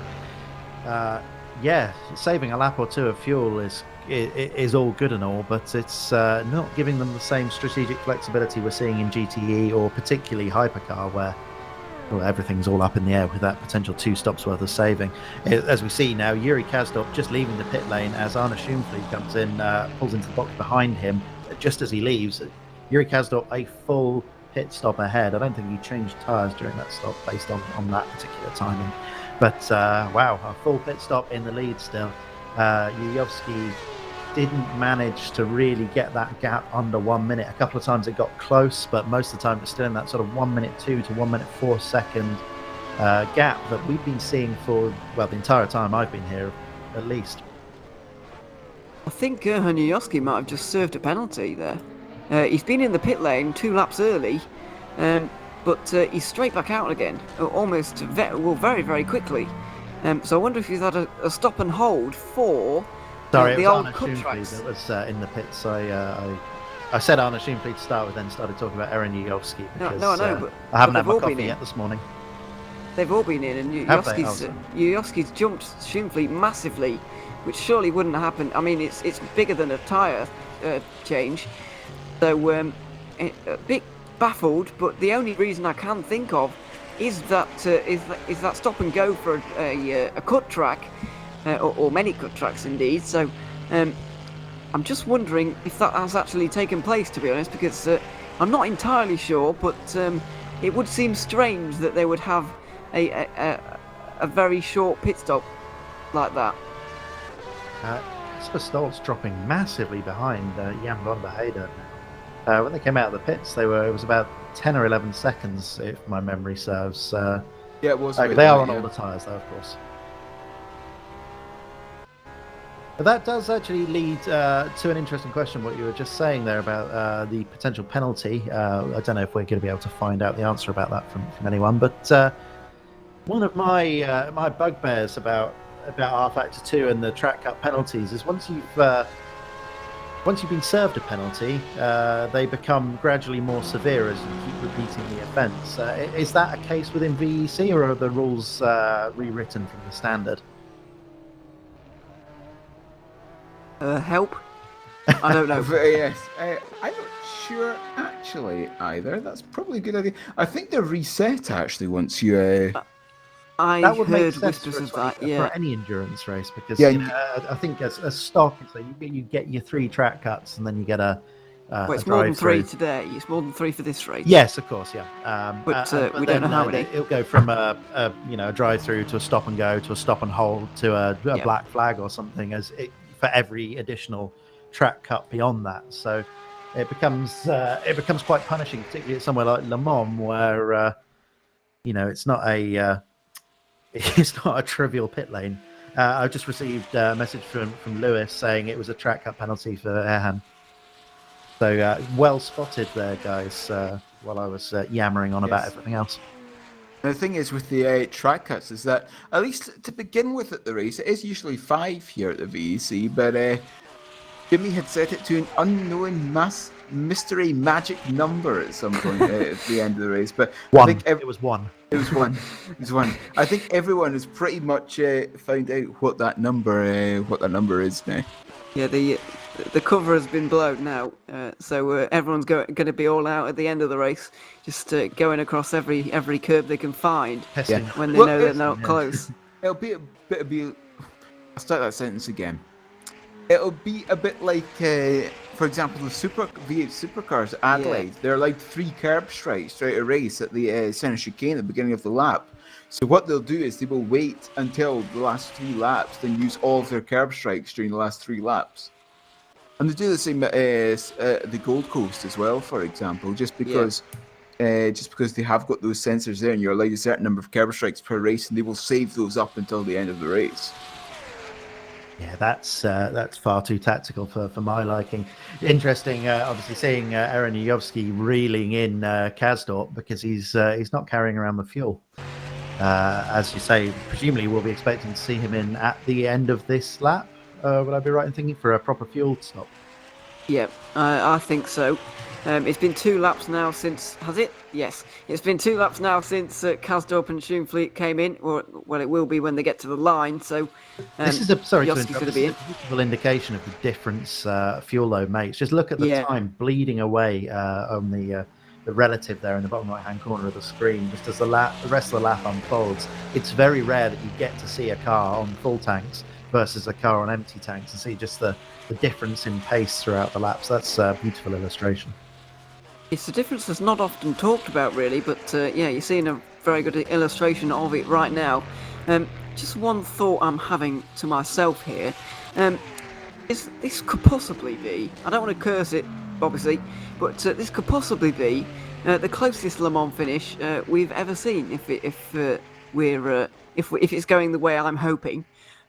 Because the closest currently is 40 seconds. I believe that was season 10, question mark. 40 seconds, yeah. For the first class, at least, I'm sure it's been closer between lower classes before. I'm talking about overall, sorry. The top class, sorry. I'm talking about overall, so yeah, it definitely has been closer in other classes, I am sure of that. Overall, 40 seconds in season 10. And the third car, was 2 minutes 40 back, I think, or something like that. And currently, I know that Yoski has had that drive-through now, and he might be a little bit further back. But currently, we're seeing all 3 cars within like 90 seconds of each other. It is a really close Le Mans this year. Well, yeah, before the pit stops, they were all within 70 seconds, I think. It's only Yujovski having to serve that penalty that's increased to that. So. Interesting to see after, what are we at now, 20 hours of racing, nearly 19 and a half hours of racing, that we've got 3 guys within 53 seconds, although I suspect that number is going to increase somewhat in the next few seconds, as I expect to see Aaron Yujovski peel into the pit lane, and he doesn't need to do another lap. Bit of fuel saving apparently for him on this lap then, or on this stint then. Surely he cannot have been in and out like for a service. That's just not possible, surely.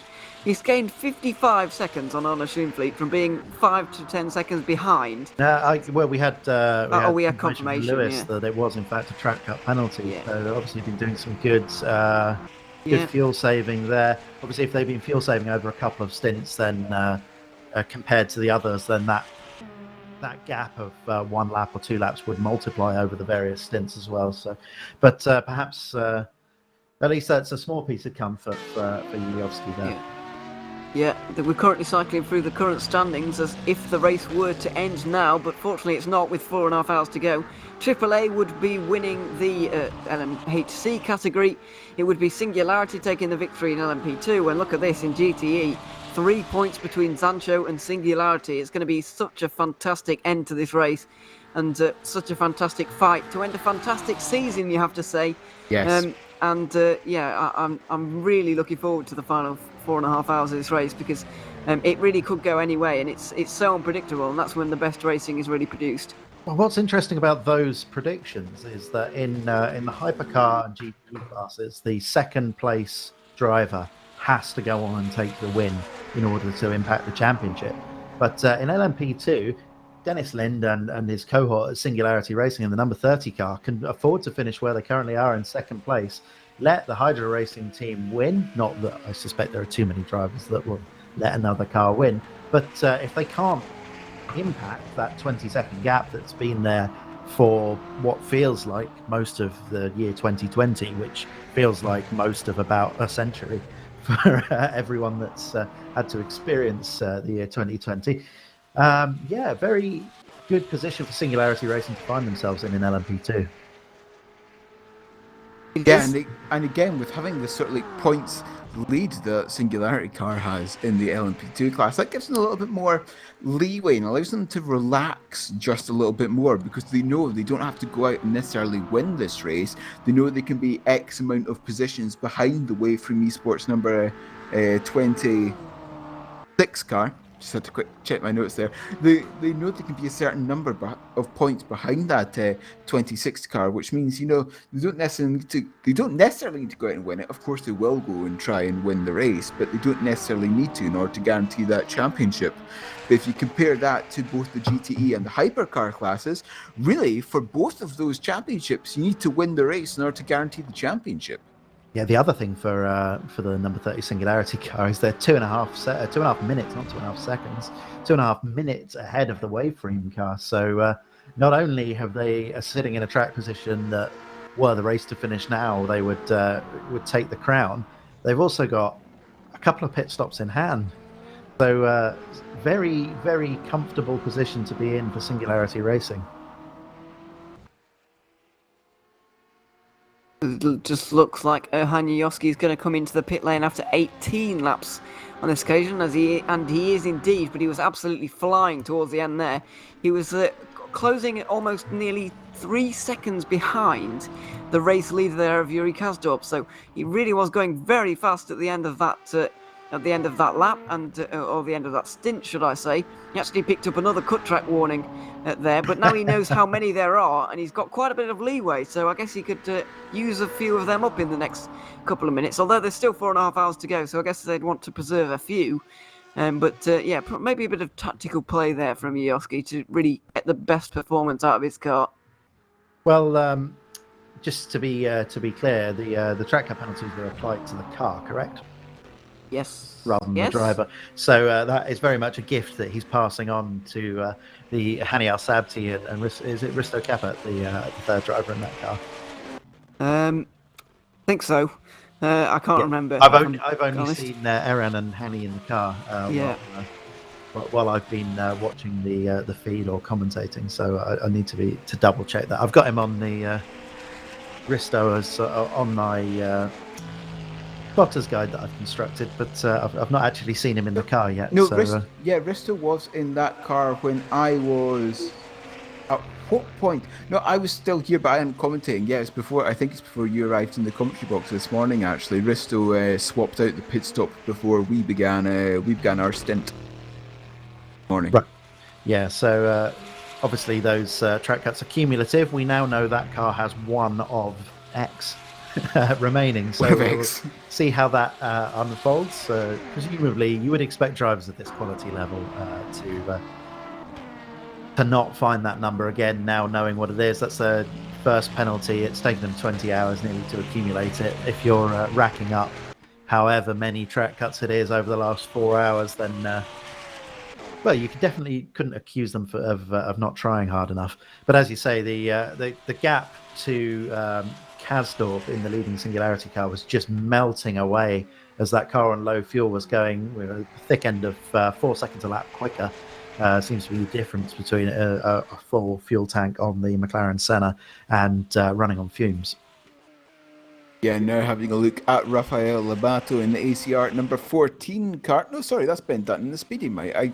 Again, this comes up to I should probably be wearing my glasses, like I said last night when I was on with Chris and yourself, Ewan. But again, they're at work and they haven't been allowed to go back yet. It's Ben Dutton at the moment that we're looking at in number 18 Speedy Mike car. 15 seconds separates him and Rafael Lobato. Number 14 ACR cars. Dutton is just making his way down towards the first chicane on the Mulsanne Straight, and just having a look, how much aero these cars have. There's so much aerodynamic grip. Just having the direction change going through the chicane there is crazy. Yeah, the front end looks so good on the McLaren Senna, doesn't it? Particularly through the chicanes under load. It's very interesting though, once the tyres start to wear a bit and you watch them going through the Porsche curves later on in the lap, that very pointy front end makes the back look very tricky indeed. Looks doesn't honestly look like a lot of fun from the outside, but it's all part and parcel of the game, I suppose. And it also doesn't help with the Porsche cars with there being quite a few elevation changes through that section of the circuit as well, because elevation changes, well, certainly as you're going over the crest of the hill, like you are on the left-hander, the first left-hander, that always just makes the rear end a little bit lighter. And if you've got worn tires, like as you said, that certainly doesn't help. And and that you're always at a risk of just losing the car, or maybe not necessarily losing it, but just receiving a little bit of understeer and scraping the safer barrier on the outside. Yeah, they having put that barrier in has definitely presented a slightly different challenge. I mean, previously when there was grass there, that was obviously a terrifying thing, but the barrier being that much closer to the circuit presents its own unique problems as well. It's interesting you mentioned elevation change at Le Mans, and it's not a circuit that has hugely pronounced elevation changes. It's quite a fairly flat part of France, the region surrounding it, which is quite good agricultural land. But where there is elevation change, it's quite critical. And particularly you get some of the weird profiling of corners. We talked about the kink on the way into Indianapolis. The kink into Mulsanne, that's downhill as well. You've got the crest through the middle of the Porsche curves that you were referencing a moment ago. Yeah, it's definitely not the Nürburgring. It's not the Nordschleife where, unless you've been there, you can't possibly appreciate just how ridiculously steep parts of that circuit are. I mean, the fact that anyone decided to build a circuit there is testament to man's arrogance, I think, as much as anything else. But no, where there is elevation change at Le Mans, it seems to always happen at critical places. Yeah, the human ambition really being shown there at the Nürburgring, but here's a little bit more sensible, I guess you could say. Quite a flat circuit, quite a flat part of France. It's in the north, so you kind of expect it. But it doesn't make it any less interesting. It's a discussion that people often have when they're going to circuits like Silverstone. Is like you think about all the interesting circuits that most popular circuits that people enjoy driving on. Particularly, you think of the Nordschleife, the likes of Suzuka, and so on. You notice that they all have a little bit of elevation change, and quite a lot of it actually. But flat circuits don't really tend to do it for people quite as much, and I'm still baffled as to why that is, really. I've considered it, and I haven't found the answer. An interesting example as well. I think it can be a double-edged sword, particularly for a spectator, because a flat circuit where you've got a good vantage point can be great for seeing the track. But at somewhere like Silverstone, which is obviously an FIA Grade 1 circuit with the barriers quite a long way back, generous runoff, and the modern safety barriers, which are quite tall, it can be a bit of a distancing experience at certain parts of Silverstone. It's not a circuit I enjoy as much as a spectator as I did in the past. Whereas if you go to somewhere like the Nordschleife, the parts of the track where you can spectate from, obviously, because it's not the most spectator-friendly venue in the world, just by the nature of the place. You may not be able to see as much of the track from where you're sitting, but what you do see is that much more dramatic. And I think that's the same for all of those circuits like that, like Spa and the others you mentioned. So obviously, you know, from a driver's perspective, it's just the elevation changes make a huge thing. And you know, I was lucky enough to drive the Nordschleife for the first time last year, and even having been there as a spectator previously and looking around the place, you just don't get the same impression about how some of these parts of the circuit, it's almost like hitting a brick wall as you start to go up some of the hills. It's just insane. No other word for it. Yeah, I must say that at the time when I went to the Nordschleife with a friend, we went to one of the VLN races last year. And it wasn't last year, it was the year before even. It was absolutely extraordinary just to see the cars going through, for example, we were at, what is, just before Flugplatz, the few corners just before Flugplatz. Yes, that one. And we went up to Adenauer Forest, and we did the lovely walk from Brunchen through Wipperman to Hohe Acht into the inside of the carousel as well. It was just amazing watching those all those cars go through that section of the circuit. It really was extraordinary, and you know, just to see these cars, essentially what's like a private test circuit, if you like. Very much. So it keeps you fit walking around there as well. It's all parts of the paths around the circuit are even steeper than the circuit itself. It's I don't know the specific, and I'm not sure that I've done that specific walk that you're talking about, but other parts of the circuit are quite a bit of fun to get around, certainly. Yeah, it's a circuit to be visited, that's for sure. It's a bucket list circuit, but you say that you can't see as much at the Nürburgring. Well, you think about the amount of cars that you have on the circuit when you get to the Nordschleife.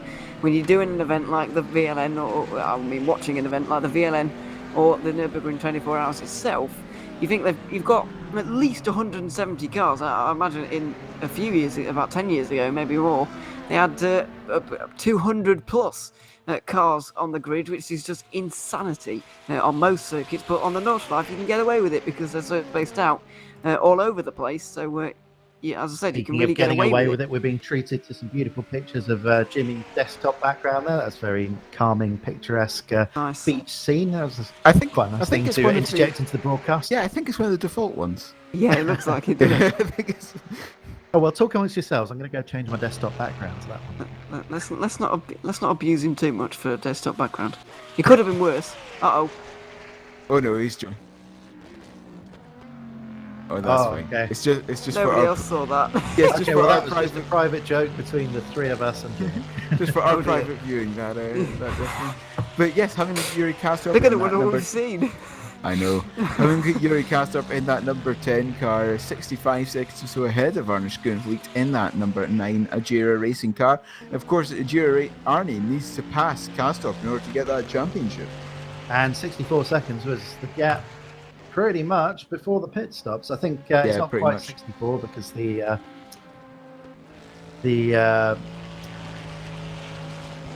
63 second gap there can fluctuate a little bit in game. Looking at the previous lap, it was about a minute, but at no point did Arne Schoenvliet get under 60 seconds behind in the time I've been watching. In fact, just as I say that, the live timing goes to 59.9 seconds as the gap. So we shall see. Yeah, I'm pretty sure that gap just changed because you said you've not seen it go under a minute. But I think that gap is... The trend is definitely downwards in terms of that gap for the lead of the race. I just wonder, with just over 4 hours to go, is that long enough? Or is the gap coming down quickly enough for Schoenvliet to be able to catch Karsdorp, or for that Ajira to catch Singularity? We know that they need to, but I don't know if they can, to be honest, because they're not closing by quickly enough. They've got 5 temps on them on the last lap. They did, and Yoyoski is continuing to lose time here. He's lost 15 seconds with his drive-through, and he's continuing to lose time now, even more so.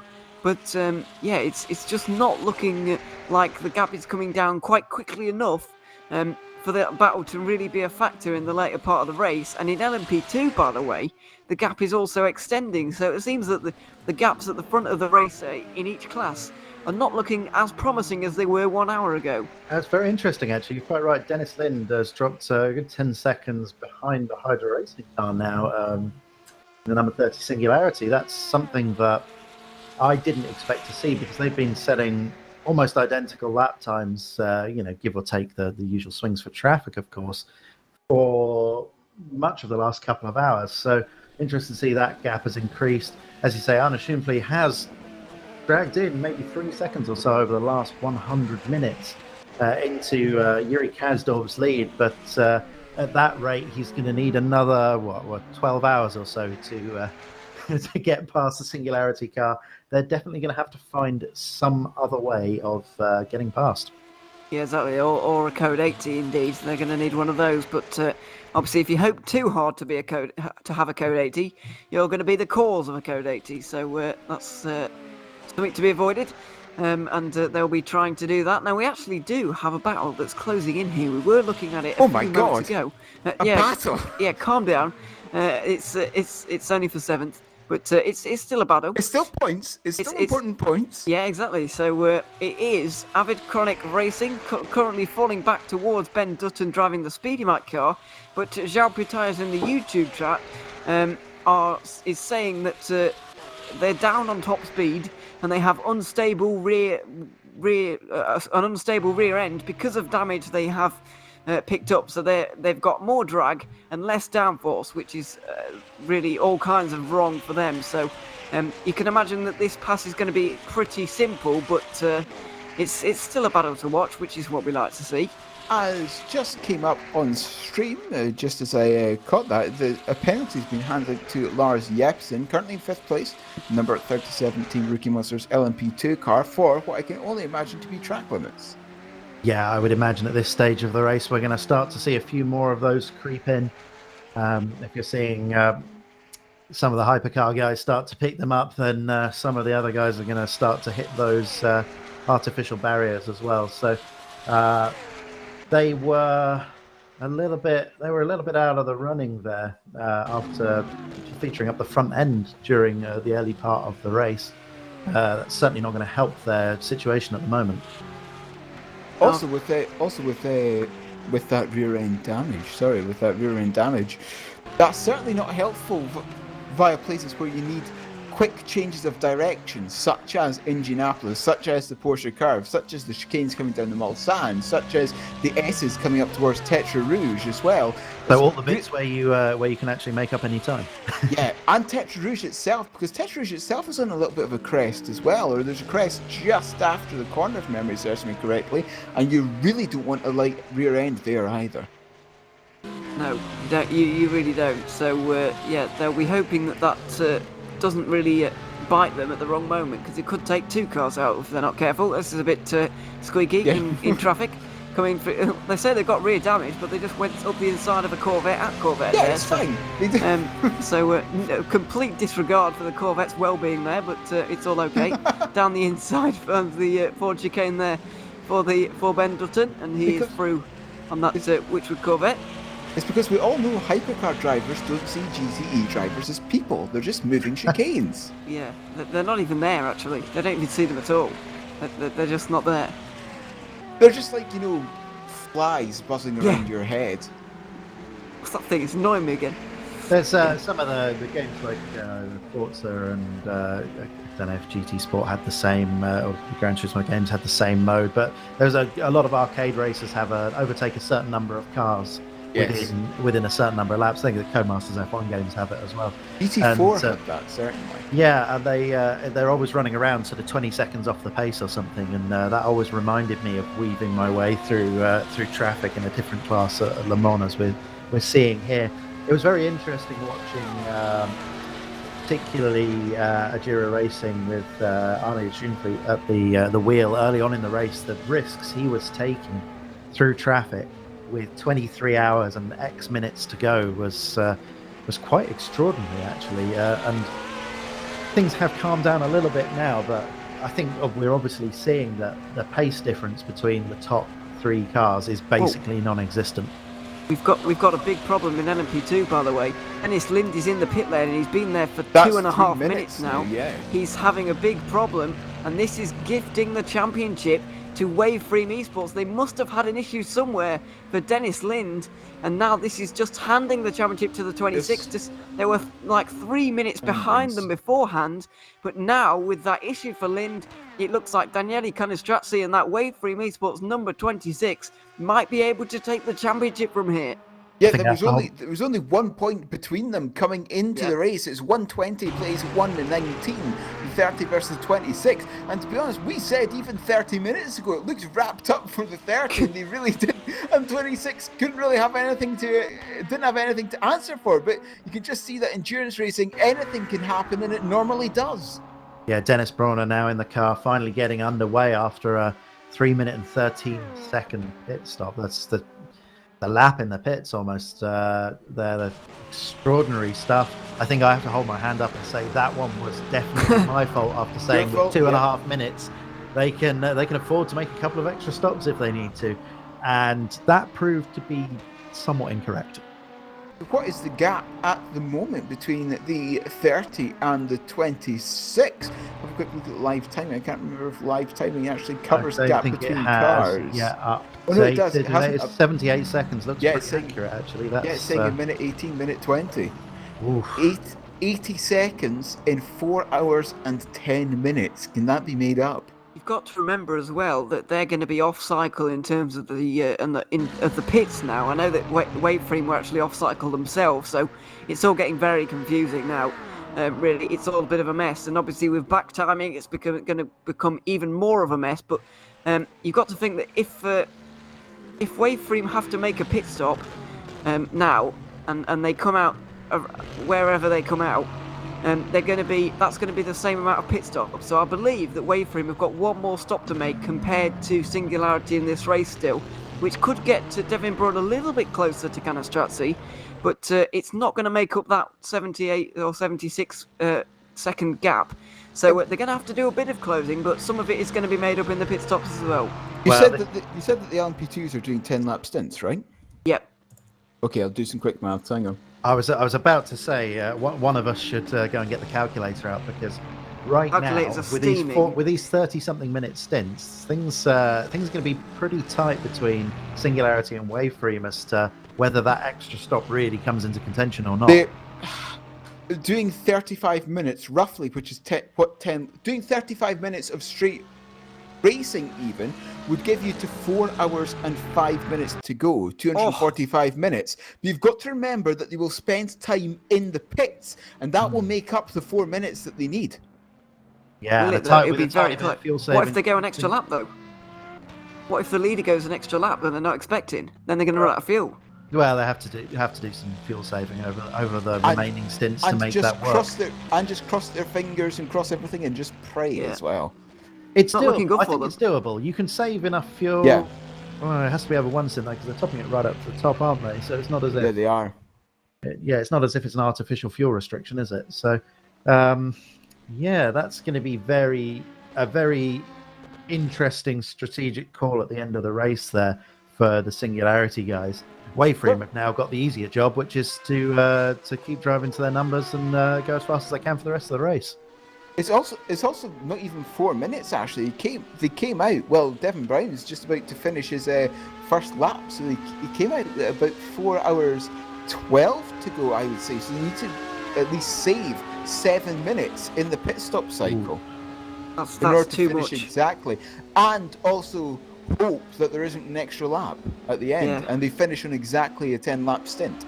Well, they definitely need some rain or a code 80 to make that comfortable, then, don't they? They're going on a lot of ifs and buts at the moment. It's an uncomfortable amount of what ifs for them at the moment, and they're not they were in control of the championship, and now they've just, with that issue, I've not got to the bottom of what happened. I don't know if anybody knows, but something has happened with Lind, obviously, and now that I did see him come into the pit lane, and I did notice it was early, so I feel like it might have been a crash of some description.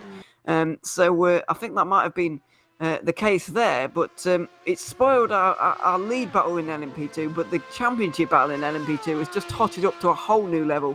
So I'll happily take that. It's going to be very fascinating to see now. Yeah, that was a stop out of sync by the looks of things. So interesting. Obviously, a driver change as well during that.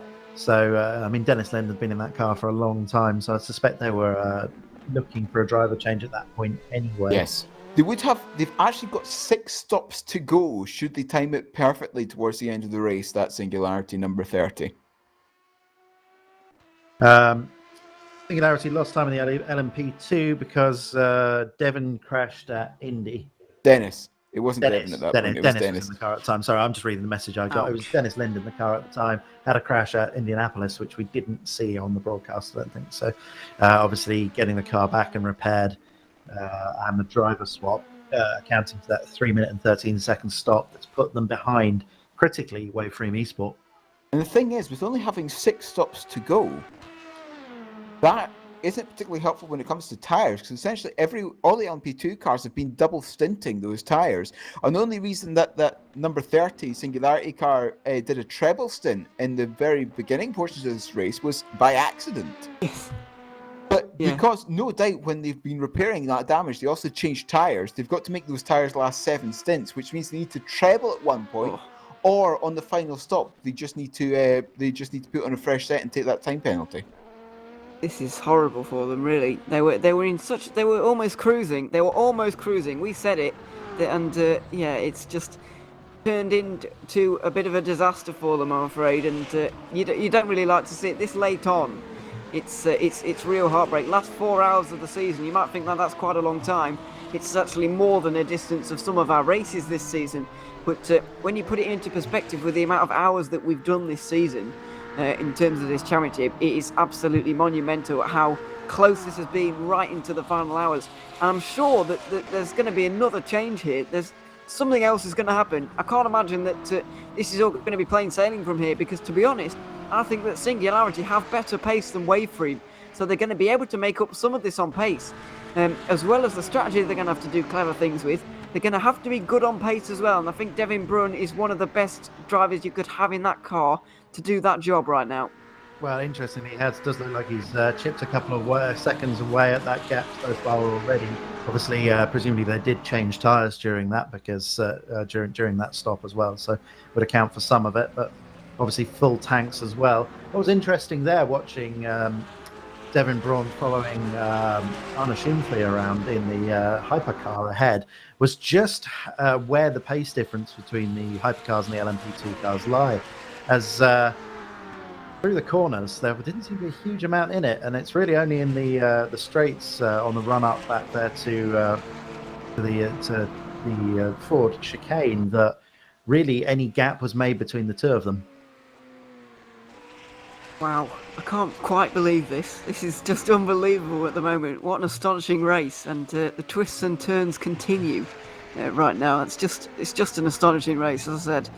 And thoroughly enjoyed it. Thoroughly enjoying it. It's not over yet by any means. So the race certainly, when you've got twists and turns like this, the race is only over when you get the checkered flag. Yeah, it's we've been counting the chickens for Singularity, really, and unfortunately that's why you don't really.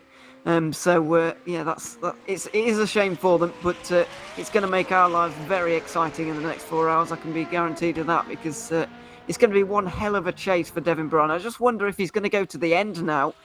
We know that Enzo Fuzzy is also driving that car. We've seen Lind and Braun a lot recently, and Fuzzy has just taken a bit of rest. I think he's back now, though, and listening. So maybe he's going to jump in for a stint, and I don't think he's quite as quick as Devin Braun. So they're going to lose a bit of pace there, but to be honest, I'd definitely have Devin in for the rest of the race if he can manage it. I know it's a tall order over 4 hours, but if he can manage it, I'd have him in, because he's the fastest driver in that car, maybe with the exception of Dennis Lind, who's had issues earlier on in this race. Well, isn't it interesting that LMP2 has all of a sudden become the focus after perhaps 90 minutes of not a lot happening? It's the way these races go a lot of the time. Someone we haven't really spoken about, despite them leading the class for quite a long time now, is the Hydra Racing car, who at this stage are nearly a lap in the lead of the LMP2 field. That's extraordinary how things have changed around. You know, we were talking less than 20 minutes ago about whether there was any possibility of team funny business going on between the Hydra guys and Singularity. I don't think any of us particularly thought there would be, because Singularity at the time had done all they needed to do, but it just goes to show you how quickly things can change. And I apologize for using that cliche, but we're now 20 hours into the race. I'm just going to call it 20 hours, so I'm going to stop rounding. And I think I'm allowed to use that one. But Hydra Racing doing an excellent job. Perhaps not people that I would have expected to have been mixing it up and really commanding this race, as we see Alan Turzig bring the car into the pits now, as I think we're going to see the LMP2s in the sort of more scheduled stops now. Yeah, that is on schedule, thankfully. So normality has been resumed somewhat in LMP2. So that is an interesting one. Meanwhile, in GTE, the pit stops are about to take place. I believe they actually just have. Yeah, they have. So Jan van der Heide has been in. Now Casper Stolz is back into the lead. And we're going to see if he can hold on. But obviously Stolz has got to make his pit stop in 2 laps. More than 2 laps. Actually... 2 laps, yeah, I was right the first time.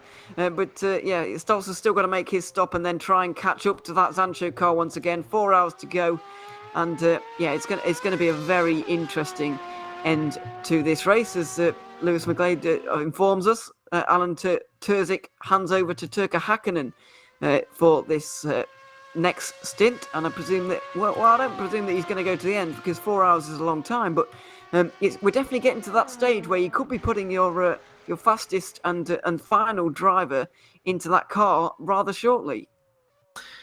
Yeah, very much. I mean, with the LMP2 cars, you've got a bit more flexibility there, because they're stopping every 3.5 minutes. But with the GTEs and the Hypercars at sort of around the hour mark for the stops, then certainly possible. I would definitely think any stops around the 3-hour mark, or definitely even by the 2-hour mark, you'll see the last guys. Although you do see curiosities at Le Mans where, at the final splash and dash, you might even get a driver change if they've got to put enough fuel in. You never really know. I'm not sure. I don't have enough VEC history under my belt to know what it's like here. But my thoughts are, with less concerns about things like sponsors and lower pressures from things like driver time, that you're quite right. And we're going to start seeing drivers climbing into the cockpit for the last time. Quite possibly, but speaking of that car, Turzig has gone out. Now we've got Häkkinen in, and we'll have Rory McDuffin for the final stints in that car, probably the final 2 hours, we're hearing. So, good to get the insider information down at Hydra. That's what happens when you idly speculate. They jump into chat to correct you, and I enjoyed that. Well, that was Lewis getting the inside information himself. Lewis is in contact with basically everybody. So that's how we know. What has that done to the P2 Championship? Well, who knows? Is the answer to that. I don't, if I'm honest. Wade Freeman now going to be gaining 6 points on Singularity, which would easily overhaul their 1-point disadvantage, so they would now be winning by 5 points. And VRC1 are unfortunately still a little bit further down the order, so they're not going to be able to play their way into this race just yet. But Wade Freeman are in now, and it's going to be interesting to see where they come out in relation to Devin Brown in that Singularity racing car. Yeah, I mean, that's the big question. Devin Brown was doing a good job of starting to hack away at that lead, but still a lot of work to do, and a rapidly decreasing period of time. I think a lot of work to do there, but it's one of the stories that I think needs to be followed for the rest of this race. I don't think Singularity are done yet. Oh no, definitely not. They're going to fight this one right to the end. I can be guaranteed of that one. It's going to be a fight to the end here. That is for sure. Wade Freeman coming out of the pits now after a 32-second stationary, roughly minute total time in the pits. Almost close. Yeah, very, very close. They are going to be very close on track, aren't they? Well, this is going to get spicy right at the end. Right when I'm about to hand over to someone else, I think we're going to see a battle on track. Yes. Yeah. A little bit unfortunate, but what can you do? It's good to see that we are going to have these battles anyway. It's 9 seconds between those guys. at the moment. But what drama, really.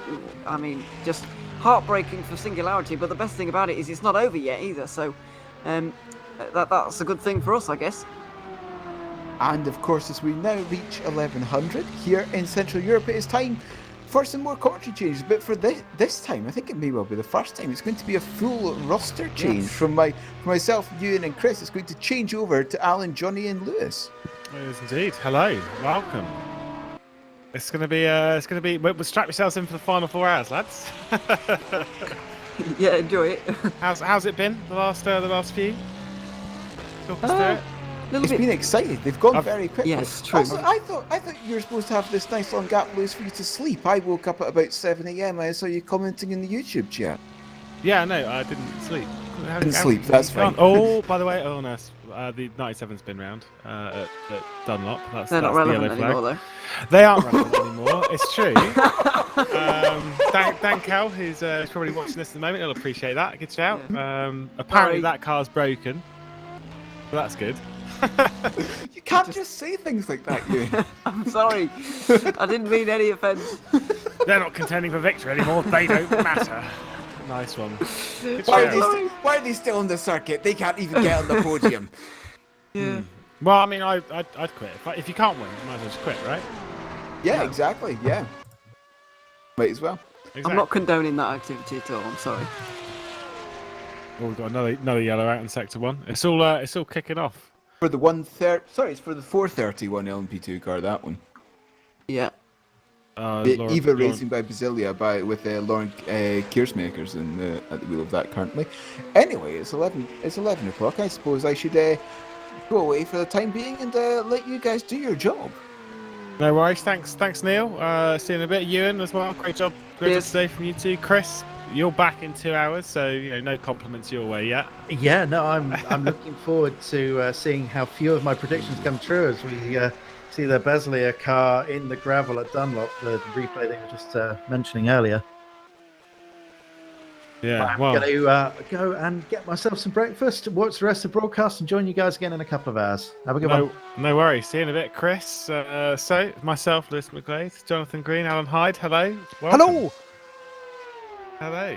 You were obviously on a couple of hours ago. How was that? Nice story, by the way. Appreciate that, Alan. Thank you very much. I realised that you'd probably still be fast asleep at 6 a.m. UK time, so I left it an hour. Just to give you a chance. I wasn't up at 6. So no, I didn't think you would be. You see, I just realised it was an unfair task that I'd set myself, and I built myself up for the story. I mean, there's a few more stories. We might even get them in the last. In the next couple of hours as we go into the last 4 hours. But isn't this just always the way that a 24-hour race, as you go through the night and you get into the first thing in the morning, you get incidents that take place. And we had that between 6 a.m. and 8 a.m. local time here in the UK, 7 and 9 local time for Le Mans. There were incidents, so it was quite an exciting couple of hours.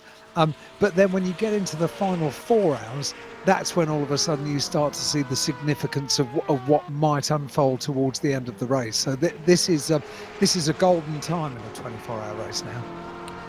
Absolutely. I wonder if we can we do like the top 10 thing with the standings, so we can just very quickly look at what's happening. AAA Esports, by the way, are in the pit lane in the LMHC. Here we go. Right. So we've got some important stuff, like you say. A lot has happened. If you've had some sleep, prepare yourself because this is very, very different. Singularity leading the way and looking very, very strong at the moment. Yuri Kasdorp behind the wheel of that car. Some great stints over the night from himself, from Yuri Veers as well. And Christian Michel putting in some great lap times. Ajira, then in second position, AAA Esports rounding out the podium, and then Wanako and Edge. Edge have had some issues. They are now a few laps down, and effectively from that, they're pretty much out of the championship unless something big happens to AAA. And even then, I think Ajira will be the ones picking up from that. In LMP2, big changes recently.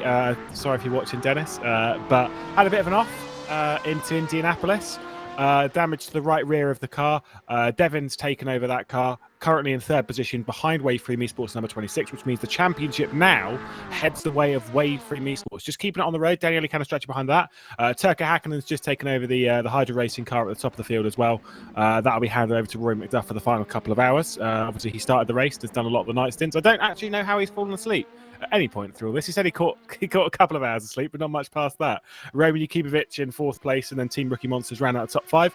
And then in GT, if you were watching this 12 hours ago, you would have seen a Zancho 1, 2, 3 at the top end. Unfortunately, that is not the case anymore. There is only one Zancho left, and that is the one. Well, there's actually the one, but we'll get to that in a second. The 87 is the main one in the championship, currently heading the field from Singularity. Those two, whatever position they finish in the top end of the field, whoever wins the race wins the championship. Big stuff. Juice's Motorsports Club number 74. Great job for them onto the podium. Blackhawk Racing in the 81.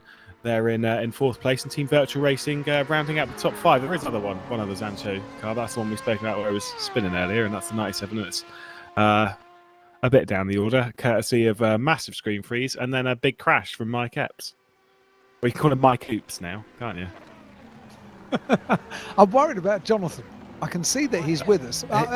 He's very distant, isn't he? Well, no, I was worried about him only because it's now local time 2 a.m. 4 a.m.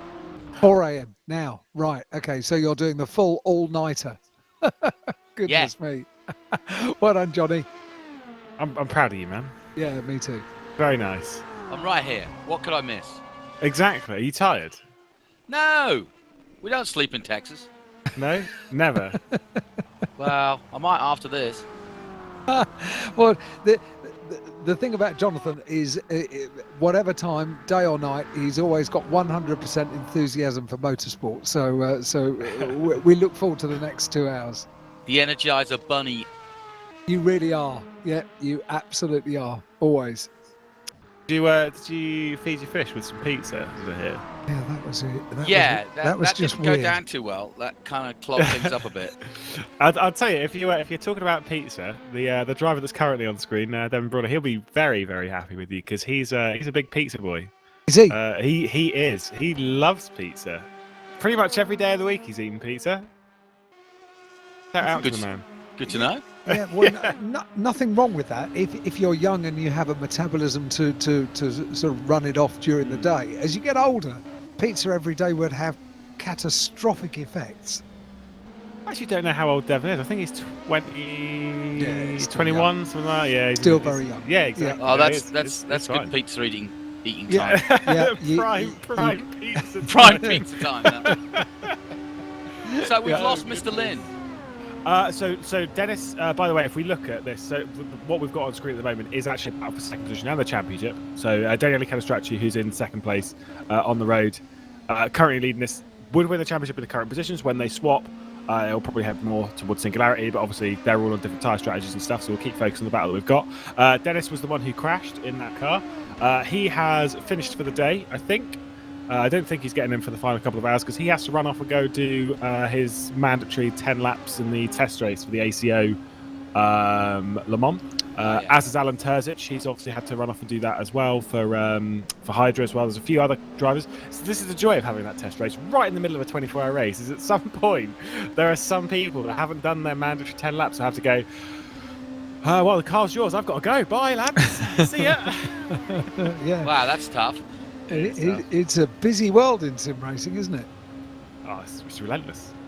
You don't get time to breathe. So this is the Le Mans race, which is happening next weekend.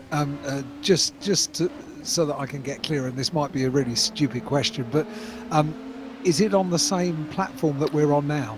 Same platform, same cars. So Right, okay, there is some slight differences in the sense of there is no hypercar class. It's 50 cars. I think it's like 30 LMP2s and 20 GTEs. In the GTE category, there is the brand new Ferrari, but there is no BMW. Okay. Outside of that, it's effectively the same. There are slight differences though. One in the LMP2 category, which has actually caused quite a little bit of a stir, is that how do I put this nicely? Because the pro drivers have taken part and they're not so experienced with the sim, ABS is enabled in the LMP2, or across all of it. So in the LMP2s, you can run ABS. The thing with that is it makes the cars genuinely about a second a lap quicker. That's interesting. Yeah. So when you say it's caused a bit of a stir, a bit of a potentially controversy, what are the arguments? Well, obviously a lot of people are doing this. So ABS, we're not allowed any assists like that in Virtual Endurance Championship. So ABS is not enabled here. So a lot of people practicing on this. Yeah. Then have to go on that, and then have to get used to a car that's basically a lot quicker. And so, Devin nearly takes out the back of Catastraci there. Close.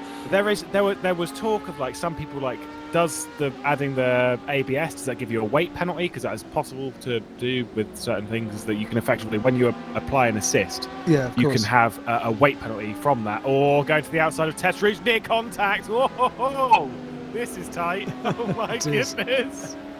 There could be a potential weighting penalty. There isn't one, but there are still some people that are like, well, there is a weight. It's like, no, there's not. And it's very to and fro. Interesting stuff. Yeah. So in any form of motorsport, anywhere in the world, there is always a little bit of controversy, particularly when you talk about rules. Look at this though. Fantastic battle. It's only 20 hours into the race. We've got a championship battling right in front of us. I know, it is amazingly intense, isn't it, some of the racing? It's ridiculous. I mean, I wouldn't want to be Devin right now. I wouldn't want to be Daniele Calastracci. I was just, oh my god, this is the champ. This is everything. This is the entire championship right now, and it's going to be done in one move, dependent on strategy. And I think Devin's going to pick the outside of the second Mulsanne chicane. He's going to try and kick it off here, and there he goes for the second place. Nice move. Good stuff. Beautiful stuff. Wow, that's a hell of a move at this time of the day. Yeah. He's had us some sleep, you'd hope. Potentially the move of the championship. We should wait and see. But Devin powered by pizza. That was superb, wasn't it? Good move. Good lad. He's very quick, is Devin. He's Well, not. clearly. I don't think he's done too much sim racing recently. He's picked up a little bit, but not really done too. Same as Alan Terzic. Obviously, you don't really know too much. Alan hasn't really raced. There are a few people on the grid who haven't really raced that much, then decide, you know what, I'm gonna come out of my semi-retirement and I'm gonna join the grid. Suddenly, straight on pace. It's ridiculous. You don't lose pace from taking a year out. It's ridiculous. Yeah, that's surprising. It is. Lars Bergman. He's now signed for Sancho Simsport. There you go. Shout out to that. He was very, very quick back in 2016, was beating the likes of Risto Campos that had taken part in this. Very, very incredibly fast driver. Hasn't really raced much since 2016. Did a race at the Nürburgring 24-hour. In real life, we did there was a LAN event there. He raced in that in 2018, and that was really the only bit of racing that he's done between the start of 2017 and now. Comes back and is still blisteringly quick with almost no practice, and I don't understand how you can take 3.5 years out and still be a monster driver. I don't know how, like, because we don't really get that in real racing that much, where people taking like that much of a break and then just coming back with no. So I don't know how much like you've seen anything of that description in your time in commentating on real stuff. In fairness, quite a few drivers do take a little time out, particularly if they're a semi-professional driver. So they might be competing in a very professional championship, but it might not be their full-time job, if you like. And very often that's due to sort of, family restraints, financial restraints. They might take a few years out. Generally, they come back to racing and they're just as quick as they were when they left. It's something they just don't lose. Yeah, good point. What happened to the rain? It's not rained yet. Yeah, it's great. It's very disappointing, isn't it? I did check the weather radar a little bit earlier, but like I say, I'm not a meteorologist, so I can't read it. I think I heard one of the commentators saying that it had hit the north of the region rather than actually right where we are in the middle of La Salle. Yeah. There is one unfortunate thing with the rain, is that as much as we can, it can work out where the rain's coming from. When it does rain on the circuit, it is consistent rain across the entire circuit, so you don't get like it's slightly wet down at North Zone Corner, but it's dry over here. So we don't like. Thankfully, I guess with some sim races, that's not a problem we have to jump over, because like that can be very frustrating where you've got one part of the circuit which is absolutely soaked and the rest of it's dry. It's the same wetness everywhere. Maybe not an ideal scenario, but that's just how it is.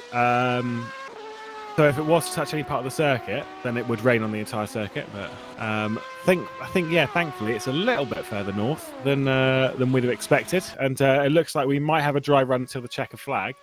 If anything, there might be a touch of rain in the final little bit, but I actually think we're going to be safe, and I think it's going to rain after the race, which it depends on how you view it. Maybe you want a bit of spice. Do you want a bit of spice, lads? We'll get Bernie Eccleston's sprinkler tactic and just, I wouldn't say no to it. It's Paul Ricard idea. Yeah.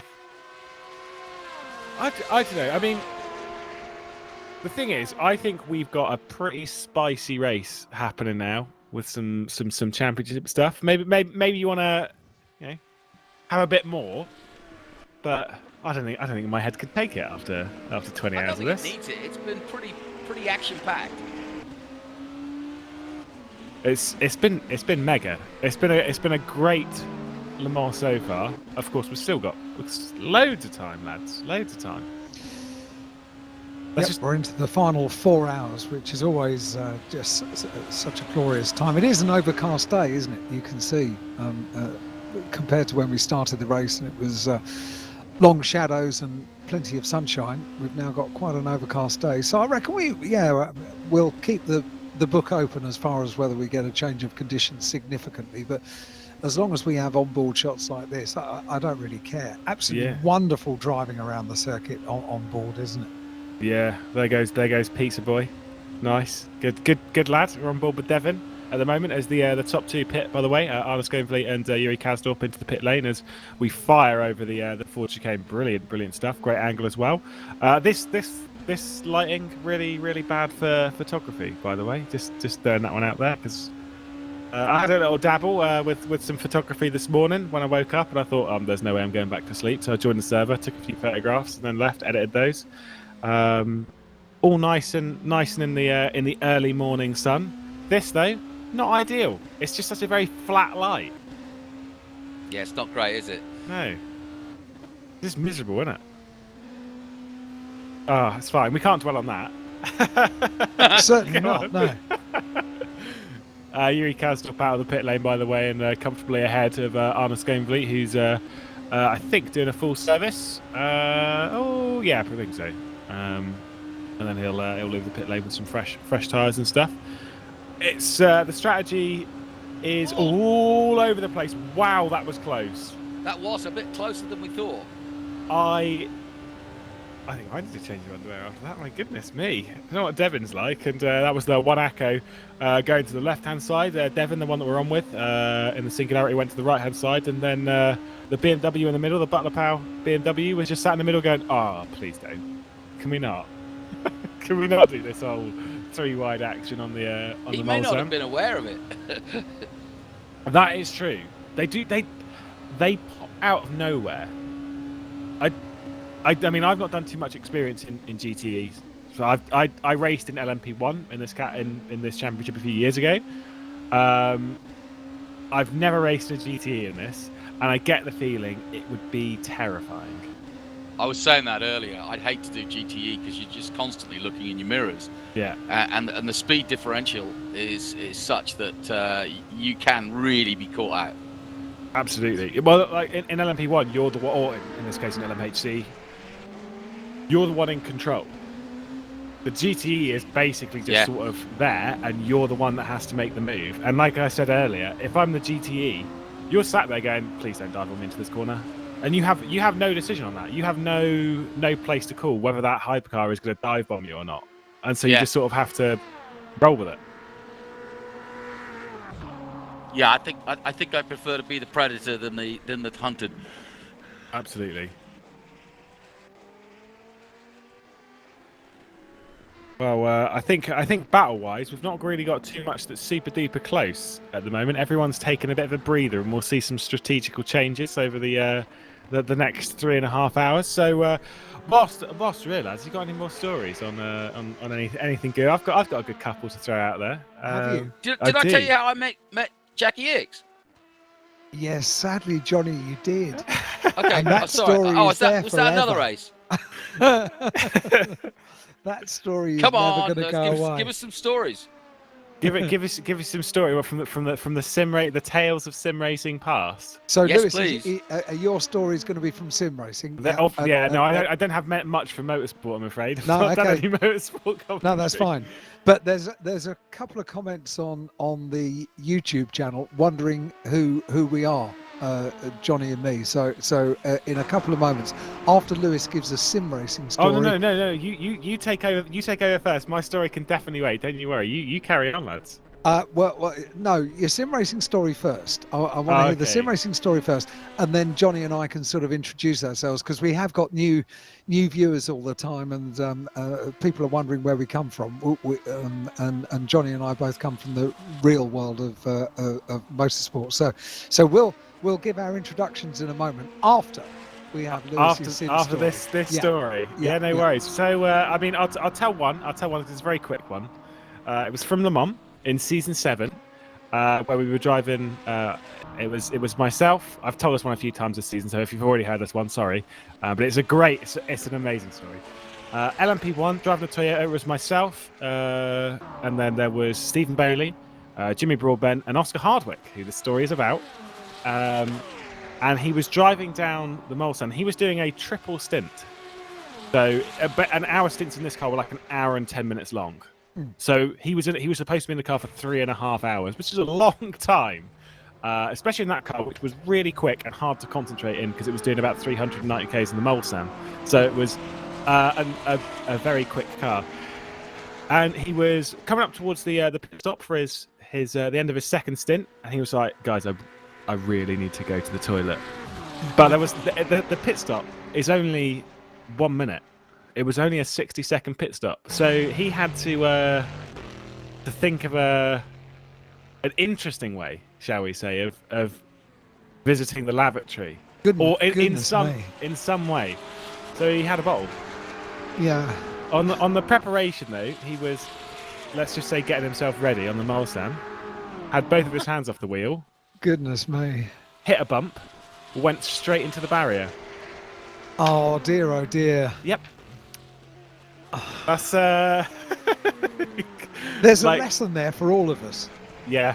I don't get know your what the chat lesson out mid-race. No.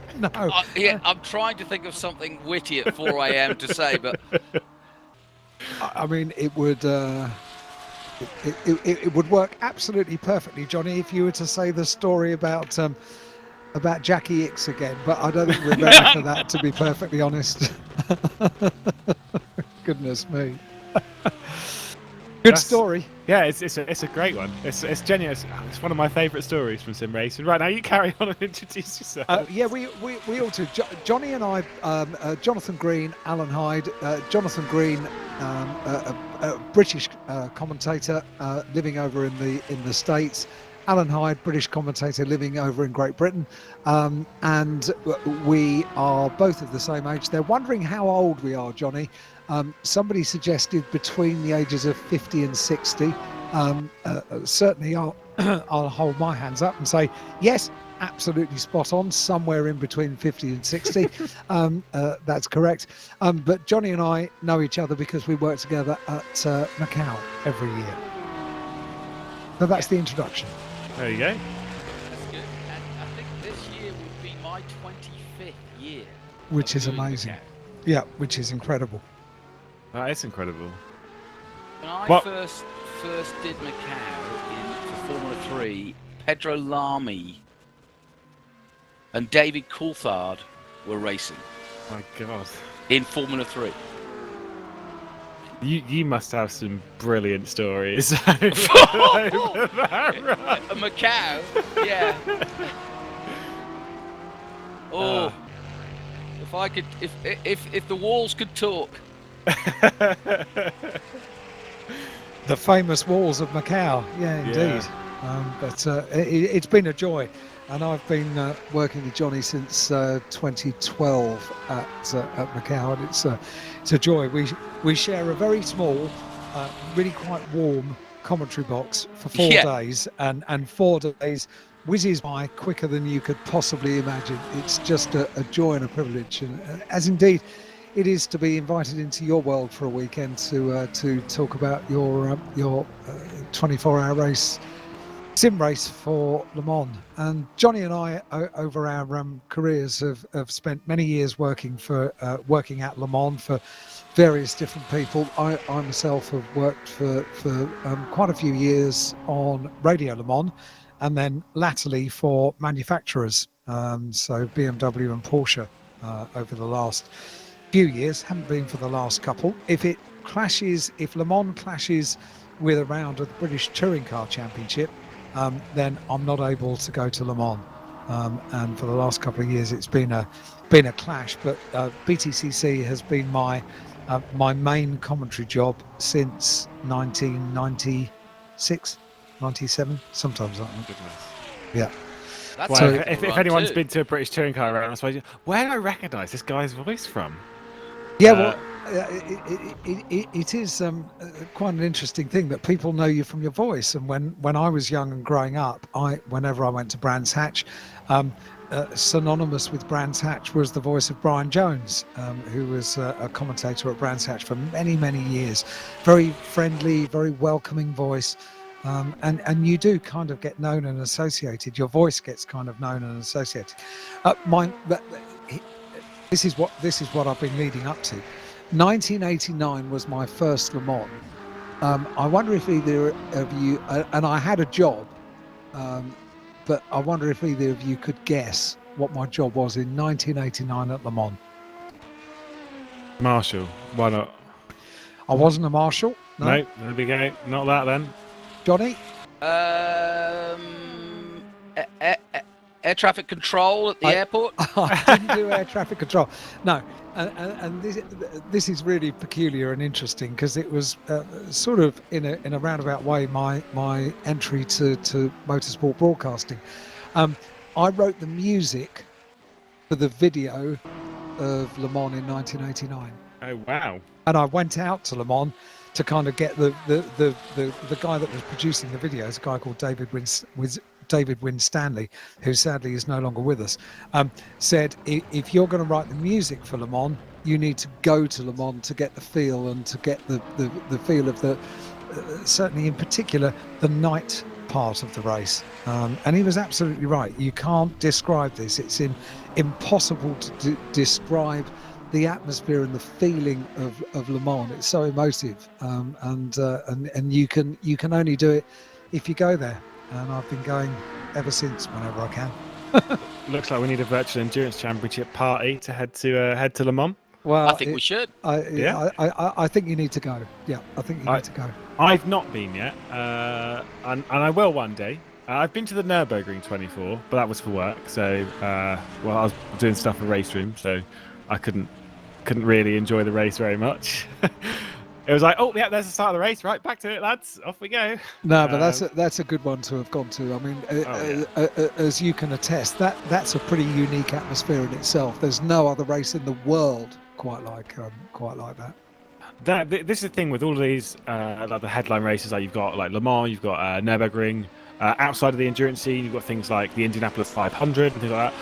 You've got all these races where they're all very, very unique experiences. And one day, I'm sure for most of us at least, we'd all hope to go to a good few of these. You know, like the Bathurst 1012 hour and that lot. That's the one race that I really want to go to and I haven't done. Yeah? Yeah, that Bathurst just intrigues me and every year fascinates me. Well, I think next year you've got V8 Supercars and the 12 hour happening on the same weekend, didn't you? Yeah, that's right. Oh, it's the perfect time, isn't it? And in fact, Aussie Trans Am is also running then. So. Oh. Be a good weekend, wouldn't it? That would be a great weekend. On the wish list is Bathurst and the Indy 500. They're the two that I'd like to. Indy's number one on mine. I love the Indy 500. It is the craziest race. It's just ridiculous.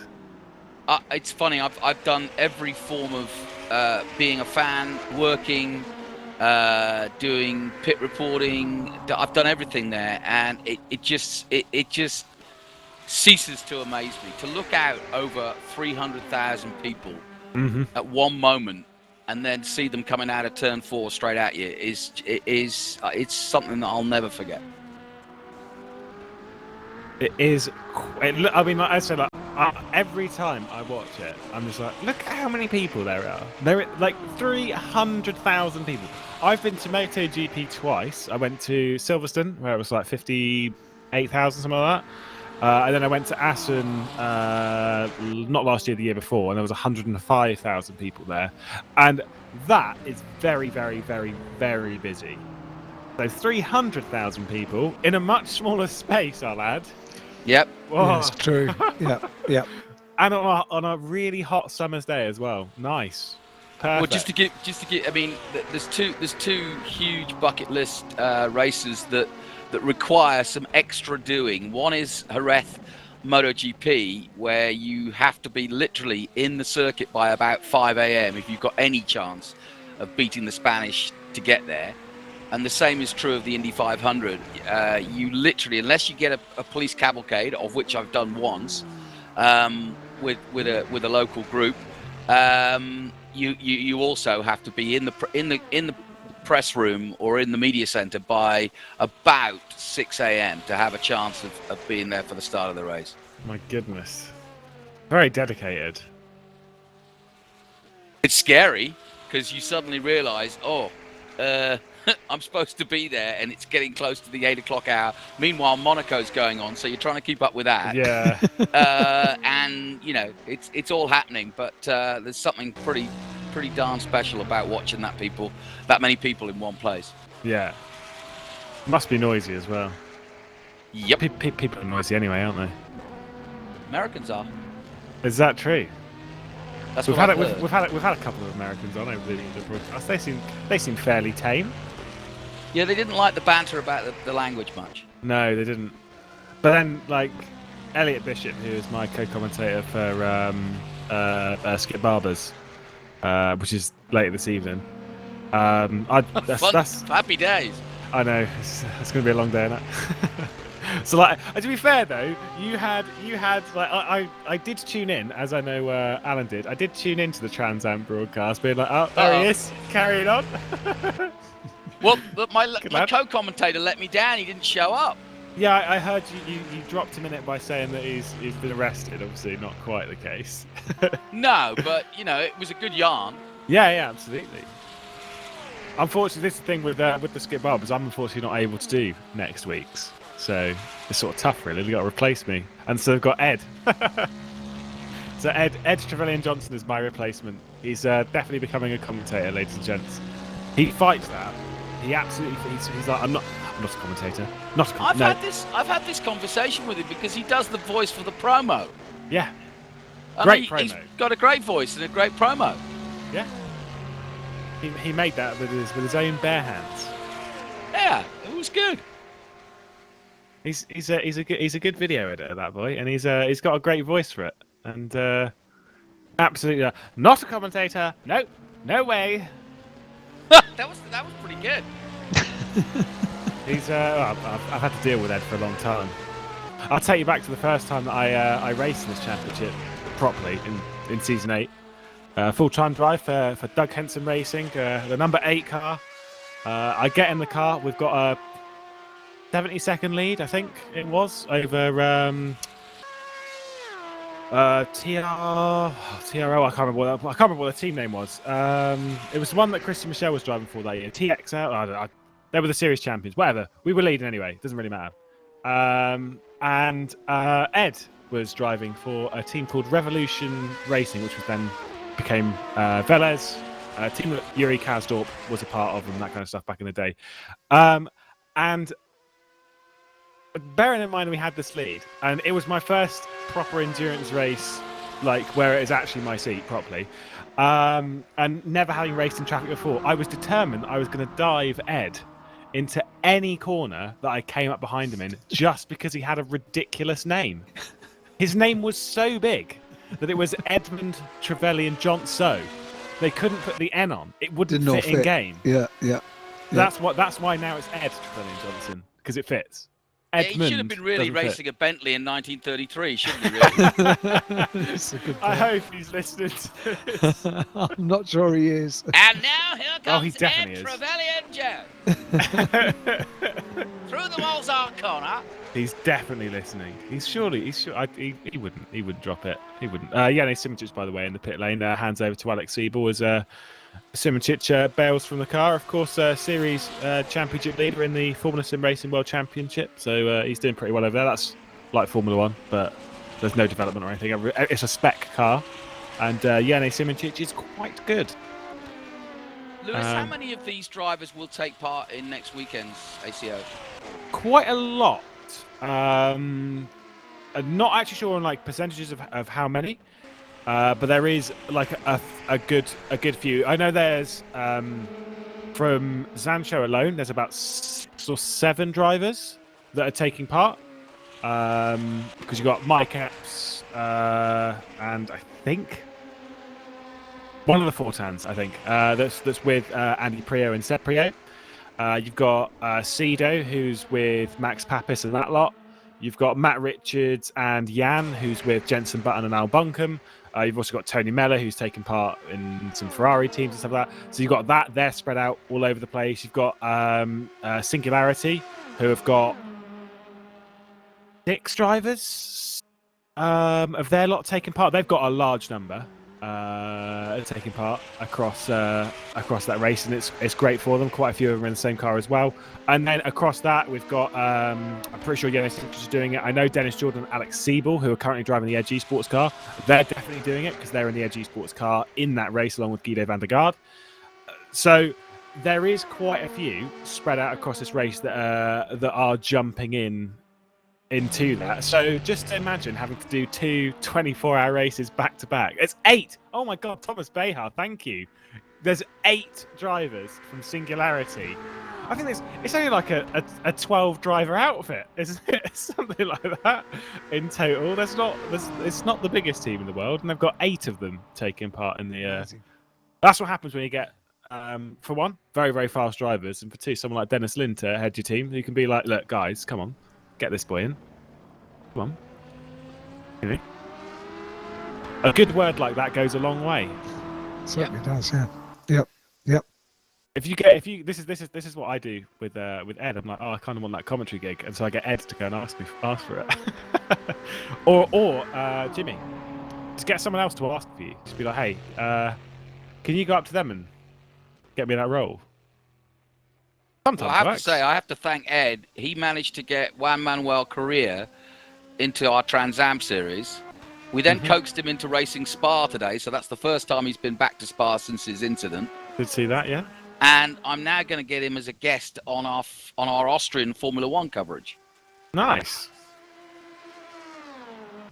Very, very, very good. It was good to see him back out on track at Spa as well. So. Yeah, that's obviously tragic incident nearly a year ago. About 10 months ago now, isn't it? I love the fact he's also very honest. He came on and did a radio show with us afterwards and said that for the first few laps it was definitely going through his mind. I know it's a simulation, but you know, you can't help but come up the top of Eau Rouge and start thinking about what befell. What was an horrific incident, and so it was really actually quite good, quite therapeutic to get him back, I think. Especially on that build of Spa as well, which is a laser scanned build. Same as with, I'm pretty sure this Le Mans is the laser scan as well. In fact, I would bet someone else's house on it. Could you describe what a laser scan track is? Would you? Yeah. Of course. So. You've got really two ways of building a track. One, by guesswork and sort of like taking some pictures, and then you've got laser scanning. And laser scanning is where basically they take a bit of equipment and they basically take it around the circuit, and it fires out lasers and it measures. It's basically it takes measurements and it takes it. And you can obviously change it to certain. For the most part, it's normally to the millimeter, because let's be honest, that's enough. And basically, it just scans all of it, and then it puts that data into a computer, and then programs and stuff go through it and basically go like, right, this is tarmac. And to be fair, some laser scanners actually know what's what, so that's great. And so basically what that does is that means that we have a near exact representation of the circuit whenever it was laser scanned. Amazing. So it is accurate to the millimeter, including white lines, curbs, bumps, everything. So any bump that you have on this is accurate to how it was whenever this is. Obviously, like when you resurface a track in real life, you can't in the game just go, oh well, let's just resurface it in game, because it's not laser scan then, is it? May I ask how long that laser scanning process takes? I actually don't know. It is not a short process. No, I can imagine. Especially not with something like Le Mans, where obviously being public roads and stuff. We've got a laser scanned Monaco as well, an rFactor 2. And we've also got a laser scanned Nordschleife. Now, the Nordschleife one is a very interesting thing as well. So with it being real roads, they don't have very long to be like, right, okay, so we're here, real road, right, quick, go, scan. And I don't really know how long. I think it's a few days worth of process to actually get around to do all of it, especially with a track this long. The Nordschleife one took ages to come out, but I'm sure it did. I'm pretty sure with the Nordschleife one, though, they did the laser scan and then sold it to everyone else. Whereas in most cases, the game company is we will do the laser scan and then put it in our game. Whereas in that case, they were the ones that did the laser scan and they sold it to iRacing, Race Room, Assetto Corsa, and rFactor. Yep. Good business, I guess. Great business. Think of how much you can charge for that. Yeah, no kidding. You know where I'm leading with this, Johnny. It would be fantastic to have a proper laser scan representation of Macau, wouldn't it? It would be great. I'm with you on that. I think that's got to be a must. That would be so cool. There's an okay build in rFactor. It's not great. There's an okay one. There is actually a really, really good build in Race Room of Macau. Not laser scan though. So not 100% accurate. But I would take a laser scan version. Oh, it'd be so good. Throwing a car around.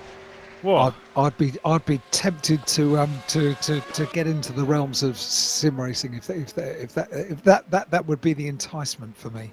I get lost whenever I'm driving it. I've tried a few times, and like I come around some of the corners. I'm like, where am I? Yeah, but the thing is, when you get up into the top section, Johnny and I talk about it every year, the guardrail is so close. You do end up with sort of tunnel vision. It does feel a little bit sort of concentric like that, doesn't it? It feels like the barriers are kind of pulling you in. So it does give you that strange... The best way to learn the circuit was the way that I learned the circuit the first time I went, which is to actually walk it. During the day. And walk it during the day when there's buses and mopeds and taxis and it's just a busy normal street. So before the 4 days of racing gets underway, walk the circuit. Yeah, and what I did this last year, and I think I got there before you, and I stayed in a different place, so I was staying back over towards the back near the Solitude S's. So I walked up there, and there's all sorts of cafes and little mom and pop shops preparing cars and all sorts, and I discovered a lot of stuff that I didn't even know existed because you don't see it once the barriers go up. No, of course, yeah. Good point. Yeah, it's the same thing on a lot of street circuits. I feel like even with like Monaco and stuff like that, there is a lot of things that are, obviously from a broadcast perspective, you kind of like watch it on TV and you think, well, as much as a street circuit, you don't really realise that there's cafes and stuff. And obviously, like, sure. But I'm sure some of us might have seen like the bits on broadcast, but like as soon as qualifying ends, it all reopens and people are like storming onto set. And there's like a cafe that opens by the Rascas. It's like, yeah, right, here we go, let's go, lads. Yeah, and the track just fills up, and so it's. I can't use the M word, so I'll say somewhere in the Azure. I did the just historic. Throw it out there, mate. It's fine. It's only VEC. Oh, okay.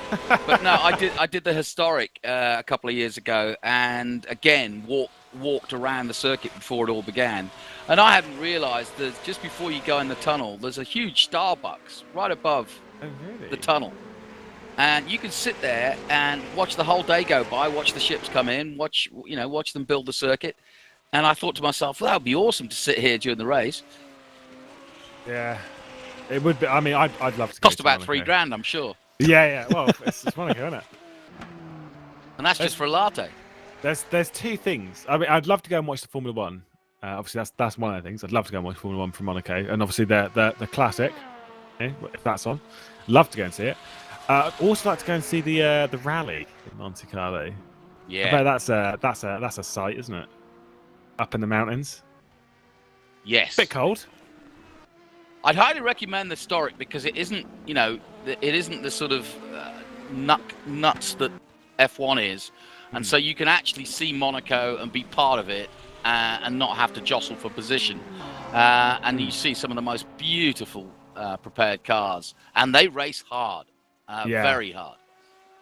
I was watching when I went to the 24 in 2018. It was when the Classic was on there, and we had the pit lane pass. We walked all around it, amazing. And when the Classic was on, I was just stood in the main grandstand on the Grand Prix straight. I was just taking photographs as the car was going by.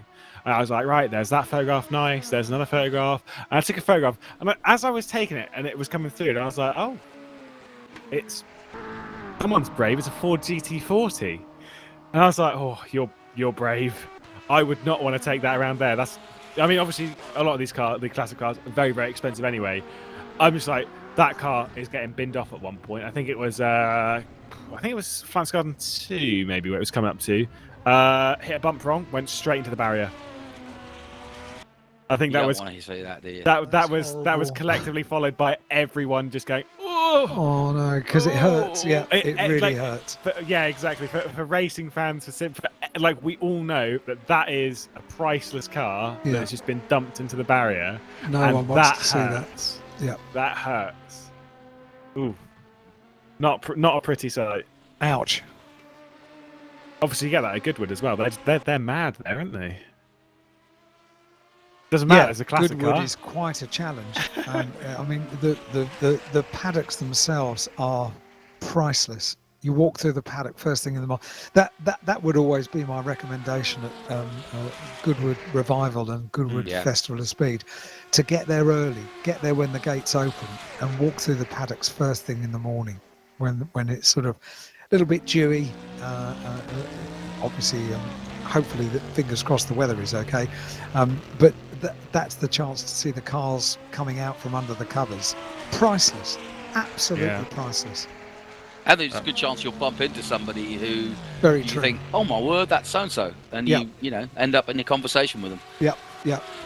Well, the BTCC boys were there last year. Was it last year before? Was that a revival? At the festival...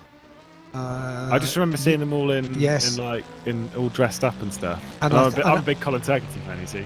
Are you? Good old big Colin. big Turkington fan. And quite right too. Yeah, exactly. So you should be. Equaling Andy Rousey's record of 4 championship titles. Indeed. He can't wait to get this season underway, can he? Indeed, I'm waiting as well. I was there at 2017 at Brands GP when I was the only one in the grandstand who he got into position. He was battling with Ash Sutton for the championship, and it was coming through Graham Hill, and he got past someone, and I was like, yes, that's. And then he got clipped and his wrist suspension broke, and I was instantly just like, yeah, God. As I said earlier, the highs and lows of motorsport, eh? Goodness. Yep. Very, very quick. By the way, whilst we've been talking, Jan van der Heijden's been into the pit lane. So Martin Derlin has cycled out into the race lead in GTE. If they finish in that position, that will be the championship, of course. 3 hours to go, 3 hours, 10 minutes. I don't know in that category who I'd put my money on right now, because that's very up and down. They're within a pit stop of each other, which means you don't really have that time to sort of think about it. This is the point. Well, obviously it would be a few hours ago, but there comes a point in the race where you start working backwards towards the end, which is like, how do we get to the checker flag without pitting an extra time right at the end for fuel? You know. So I'm sure they've already worked out their numbers, but you're then sort of like second guessing yourself and thinking, what's the other team doing? Are they able to do it on one less stop than we are? And also the monkey mind starts working because you're just paranoid. Yeah. If I was Sancho right now, sorry Ed, if you're listening by the way, I would not be too comfortable because I know that Porsche can do about an hour and I think it's about an hour and 5 minutes roughly. I think is it that long? I think it's about an hour, or might be just shy of an hour. So if it can go for the next 8 minutes anyway, they basically do this lap, next lap, and one more. Then realistically, they can get to the end on 2 more stops, and the Sancho cannot. That's interesting. It is interesting. Or well, the Sancho would do it on. I think it would do it on 2 more stops because it's just stopped now. But effectively, they would be quite a way behind. So I'm sure Nick Dealey and Ed Trevellin Johnson are running some numbers. We've got a yellow flag out in sector 2. Not sure what's been causing that. We did have one out in sector 3 just a moment ago. I'm going to see if I can plus minus up and down the grid and see if I can find out what's gone on. I don't think I can. Nope, no idea. I'm sure someone will tell us at one point. Well, it's gone for now, though, that yellow. Oh, I've been told it's 56 minutes for the Porsche, apparently. So maybe my numbers are very wrong. That's coming courtesy of Dan Cow of the Sancho Simsport fame. Fame. I think that's the right word. Are you okay? So this is a good question to you two. Now that you've seen sim racing in all of its glory at the top end, are you gonna pick yourself up a very expensive wheel and then take part yourself? Yeah, you see, the word I don't like that you've used there is expensive. You don't have to buy an expensive wheel. My wheel cost me £100 6 years ago. Did it really? It did, and it still works. Okay, the closest here's a question. The closest I've got to sim racing is a PS2. Nice. With Toka 2, the Nice. BTCC game. And unfortunately, I had a steering wheel for it, which was very good. It was a Logitech, but it was covered in rubber, and the rubber went old and sticky and gooey, so I had to throw it away. And trying to get a wheel for a PS2 now is not the work of a moment. So I bought one earlier this year to relive the glory days of playing Toka 2 on my PS2. And unfortunately, the wheel that I bought is absolutely awful. So, yeah, I know. So, recommendations for PS2 steering wheels that are on the market now, gratefully received. Yeah, that's been my plan. I've got the computer. I had a Zaphod Beetlebrox set me up with the right speed computer and everything. So I know I've got that, and he said that it'll last me a good 5 years, and that was at the end of last year. Okay. But I haven't got into the hardware. So what I did was when I started doing the Trans Am stuff, I started talking to them, and I'm literally goading them to buy better and more equipment, which they fall into every time. And so they're all buying the perfect pedal, and they've got this and that and the other. And so I'm just waiting to get their hand-me-downs now, because they're all upgrading. Yeah. That's very good. Yeah, this wheel's a hand-me-down.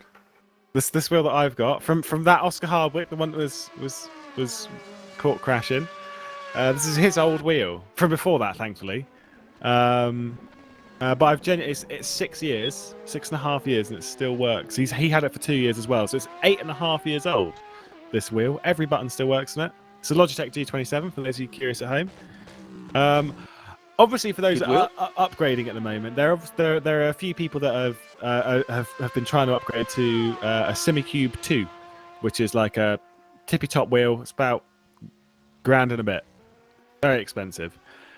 No one can buy any at the moment though, because they're all off the market, because all of the pros that have come into sim racing have all gone and bought that wheel, which means that they basically went, right, okay, that's all of those sold, and we don't have any anymore. Wow.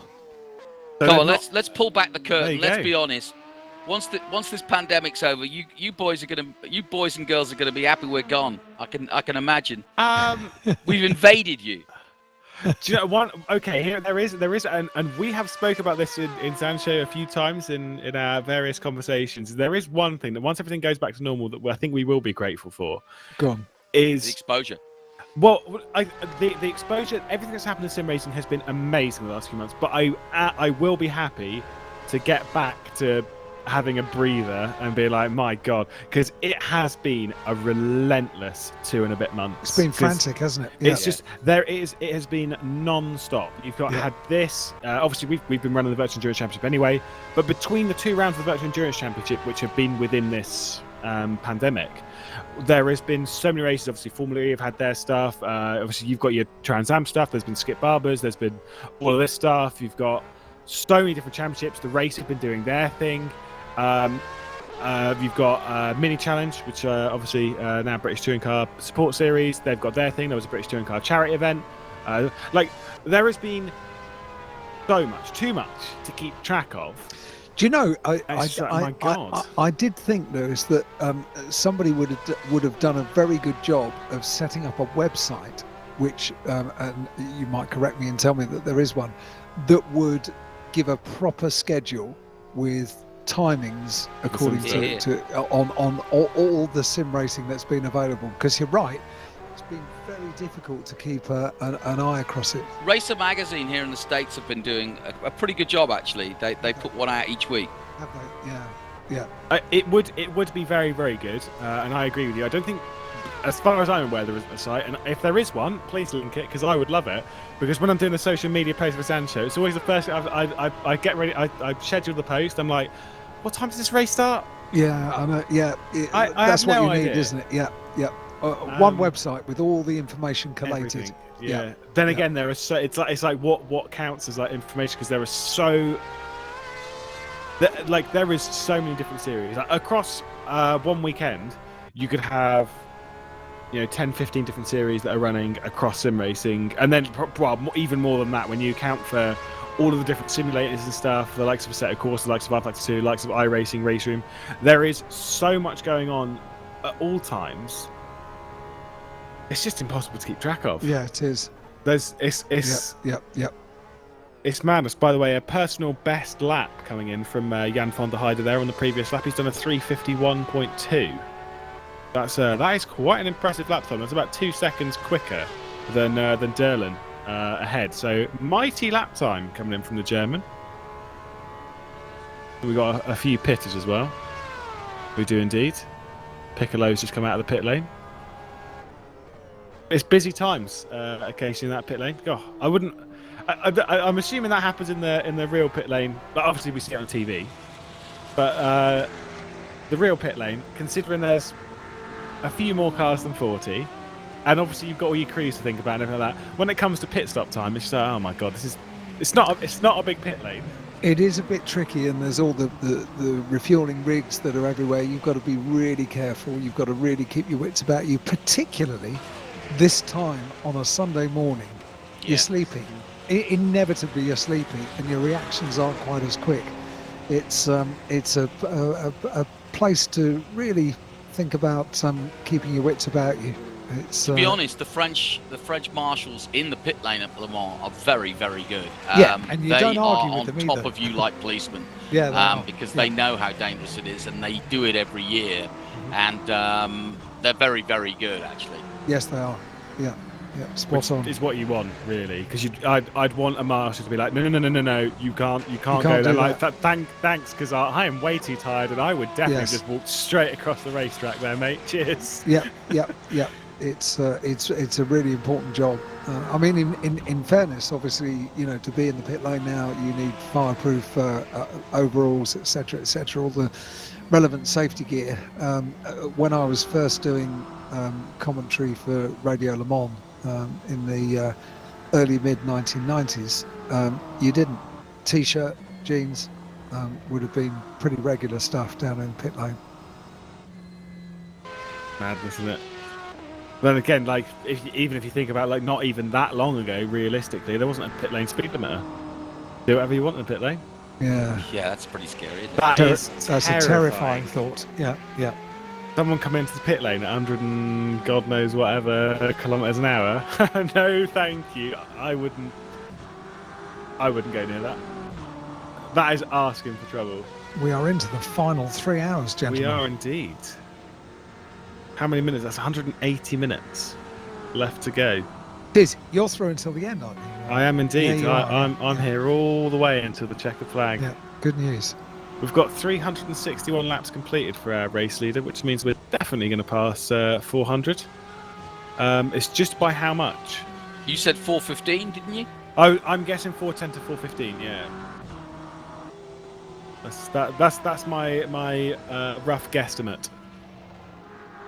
I mean, That sounds good to me. We could work it out by dividing 361 by 21, and then whatever. I'm not doing that. That's a lot of that's effort. That is. I'd rather just guess. I don't think you need to do that. No. I'd rather just guess. Yeah, quite right too. Hanny Al-Sabti into the pit lane as well for AAA. AAA have fallen off a lot here. I don't know if you lot have come across or pay attention too much to it. Considering AAA were very, very close, singularity, they have dropped right off, and that's not very good for them because if Kalikuri, who's in the Azura, if they end up winning this race, I don't know if we can get the top 3 in the championship, Jimmy, in LMHC at the moment with Hanny Al-Sabti in 3rd position. If that Azura takes the lead of the race, that'll be the championship to Azura. So effectively, AAA are leaving all of the cards in Azura's hands. Wow, which isn't ideal. And in pit lane at the moment. Yeah, exactly. I don't think there's any damage on that car. You can see the pit lane timer on the left-hand side of your screen. Everyone sat at home with how much time's counting down. It's 30 seconds. Here we go. As they stand at the moment, then. Oh god, you're miles off though. I say miles off. They're 9 points behind. If they move up, that's right. If they move up one more position, then they will take the championship. So it's AAA Esports by 4 points clear of Edge, who are still somehow hanging on to any sort of hope of a championship, depending on what happens. And Azura, there or thereabouts. It is tight in the championships here. But this is the kind of time that you begin to come up with a championship strategy as well, and not pushing the car too hard if you don't need to. If you then need to respond to your nearest competitor, that's the time that you up the game. So it might be a question of just trying to look after equipment, drivers, and not overdriving at this stage in the race. Yeah, I did hear you giving some very big compliments to Ewan O'Leary earlier, by the way. Yeah, I did pick up on that. He's done some more maths for us lads. Has he really? He has indeed. He said, by my calculations, based on the numbers that were just thrown out there, it should be 412 laps, which I'm not going to lie, from a rough guess of it being 410 to 415, I'm quite impressed. At this time in the morning, is that what Ewan says, I'm listening. Yeah. No, I'll take it. Absolutely, yeah, and that's quite amazing attention to detail as well for Ewan. He's a good work boy. that out. He is, yeah, and at 17 years old. Wow. He's only done a couple of rounds of the VEC as well this season. That's why I did make sure. I was like, we've got to make sure that Ewan's getting some hours in this. Of course, commentates elsewhere in sim racing. He's been really good. He did his first FSR World Championship race at Silverstone last weekend as well. He's getting around in sim racing now on the commentary scene. It's good to see. It really is, and there is definitely a call for commentators in endurance racing that keep an eye on the stats and the way that a race is planned out, because Paul Trustwell has done it to exceptionally high standard for many years at Le Mans itself, and it seems that that's the flair that young Ewan has got. Yeah, I've got to bring my A game with that next week, otherwise I've got no chance. I've got to step up my game, because apparently just sitting here and talking rubbish for 24 hours isn't good enough. What the tactical part of it? I need to be more on top of the tactical side rather than just going, well, they've been in the pit lane recently. That's that. Yeah. It's a bit easier with only 2 classes, though. I'll give you that.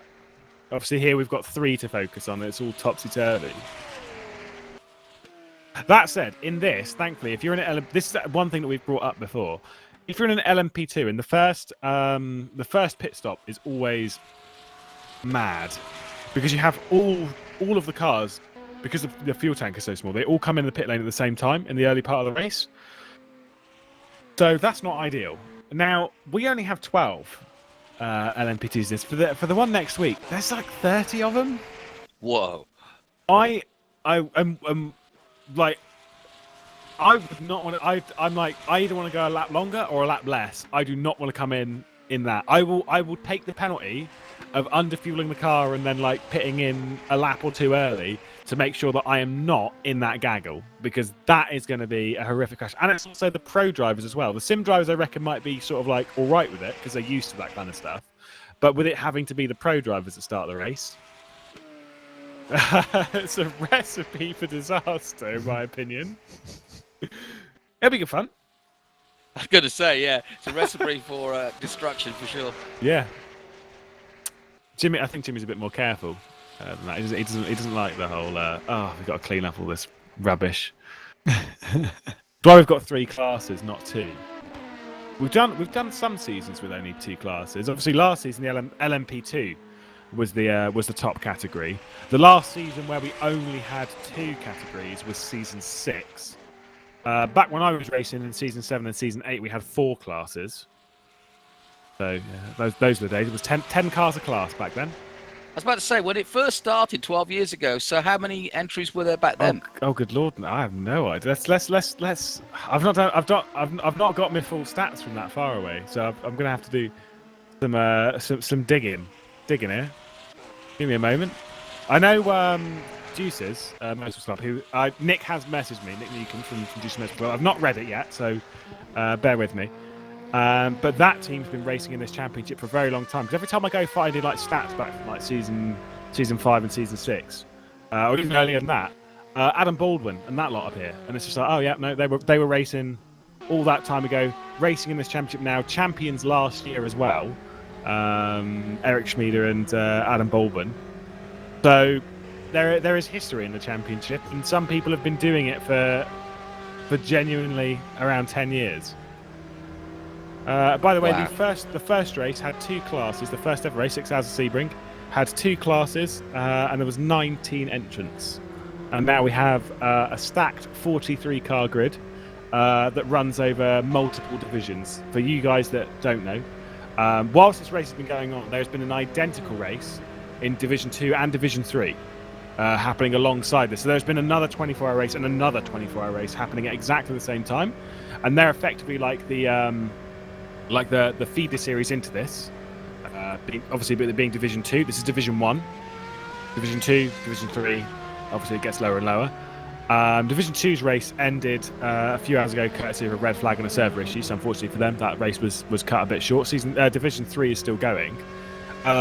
What that really means is if you actually think about it, there's about 100 teams in the Virtual Endurance Championship, and if you think there's 3 drivers a team, for some 4, you're talking 350 to 400 drivers taking part in the Virtual Endurance Championships 24-hour Le Mans. That's a lot of people. That's impressive stuff. See, that is actually one of the most interesting stats of the lot, of the whole day. That's incredible. Yeah. And when you think that quite a lot of those teams as well have like a team manager or Sure. A race engineer and stuff, there is an awful lot of people. It's a lot. It's a lot to keep track of. Dotted all around the world, which is And in terms of advancing, I mean, we were talking to one driver earlier saying he got an invite into this weekend's race.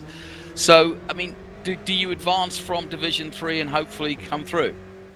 The divisions are normally set. This is where Jimmy might have to jump in and remind us, because it's not so much of like you're a champion of Division 2, so you move straight up. Because there is like that's kind of set before the season. There's a pre-season race, which the pre-season race in this is really important, because if you mess up in that pre-season race, that can genuinely put you in Division 2. There are obviously certain safeguards and certain scenarios, and it also comes down to the discretion of race direction. I'm getting a message from Jimmy Allison now, so I'll read it out word for word. Jimmy Allison, word for word. So he can be careful with what he's typing. No. He's told me to leave it. I'm joking. But so effectively at the start of the season, that's when it's decided, not so much on the previous season, but more on the start of the season. Jimmy's messaging me now, so if we carry on a different topic, and I'll read out whatever he writes to me later. Is that what the 2 races were pre-season at Le Mans and Silverstone? Correct. For this season, yeah. So 2 hours at each. Yes. Yeah. Yes. There are normally these kind of pre-season races. Obviously, to get into it, you have to do you've at least got to get your license, which you get through the SRC Academy, which is they were 1.5 hour races. I think now they're 45-minute races these days. And basically, you need to do those races with no incidents. I see. Right. Okay. Here we go. Right. So I'm very tired as well. So please bear with me. So we review from previous seasons and set a preliminary division cut. Then we use the pre-season to sort out for that. But there's obviously a little bit of a change next season, which I'm sure we'll get to in a few weeks' time, or maybe even now, depends on how nice it's going to be. So it's basically it's dependent on the previous season as well as how you do in the pre-season tests as well. So there's a lot of factors to decide whether you're going to be in Division 1, which means that all of these teams have been hand-picked to make sure that we're getting as close and competitive teams in Division 1 as is possible. Yeah. Which is madness. A lot of juggling for Jimmy Allison, running everything behind the scenes, isn't it? And dealing with this Sector 2 yellow. Not sure what it is, but it keeps popping up. Yeah, I don't know if we can find out what's gone on there. I'll see if I can discover. Oh! I think I did see it. Yes. So it's 26th place out of the race at the moment. There we go. There it just pops up in game. Casina out of the race, and that's Drive Game Seats Racing. So that's one of the Porsche GTE cars. 26th place out of the race. Not sure why. So we'll just bug Jimmy Allison for a replay and see if we can find out. Might be a disconnection, which obviously is something you don't have to deal with in real world motorsport. But I don't know. I've met a few drivers that are disconnected. The thing is, the disconnection. Like, we don't have engine failures so much, or mechanical failures. Rather, I'll that's say. True. So disconnection is our equivalent. Yeah. It's a technical fault, which sometimes really sounds annoying really unfair. One. Yeah. The thing is, though, is like people obviously complain about how but it's really it's just it's bad luck. It's this, that, and the other. Yes, but you get bad luck in motorsport as well. Like, think of how Lewis Hamilton felt in 2012 when he was leading. He was leading at Singapore by a mile, and then he's leading at Abu Dhabi by a mile. Car conks out. So it's nothing to do with him. He so just dies. Here we go. Here's the replay. Aha. What we getting? That's not Jan van der Heide. That is the Drive Game Seat going very slow on the Mulsanne that's run down towards Mulsanne corner. I think it's just going to pull off on the left-hand side. It doesn't say that it's a fuel issue, so I don't think it's run out of fuel, because it would normally come up in game as saying fuel. But it does kind of look like he's run out of fuel. Now, I'm not an expert on the topic, so everyone's sitting at home thinking, oh, Lewis knows about running out of fuel. I don't. Thanks. But that does look like a fuel of some description. Maybe we can assume that's the best assumption at this stage. It's all guesswork, mate. That's just the joy of the game, isn't it? Just guess. Guess and hope for the best. Well, we're closing in on the final moments of the 24-hour Le Mans. We've got 2 hours and 45 minutes left. Moritz Mel in the pit lane for Team Rookie Monsters. He's about to depart the pit lane. We're looking at Lorenzo Arisi trying to grab a championship. You can see where it says to next in the bottom right-hand side of your screen. That next car is Singularity Racing, and that is the car that they're racing for the championship. They've put their main guy behind the wheel now, Lorenzo Arisi, VLMC GT3, is that what it is? Champion. Very, very fast driver. Incredible speed, and has had that all season for Waveframe. Really, really looked quick in qualifying. Genuinely looked like half a second quicker than everyone else. Still didn't get pole, though. Just couldn't put the lap together. And to be fair, on race day, hasn't looked particularly quick either. But that gap is coming down ever so slightly to Singularity, lads. So That's good news.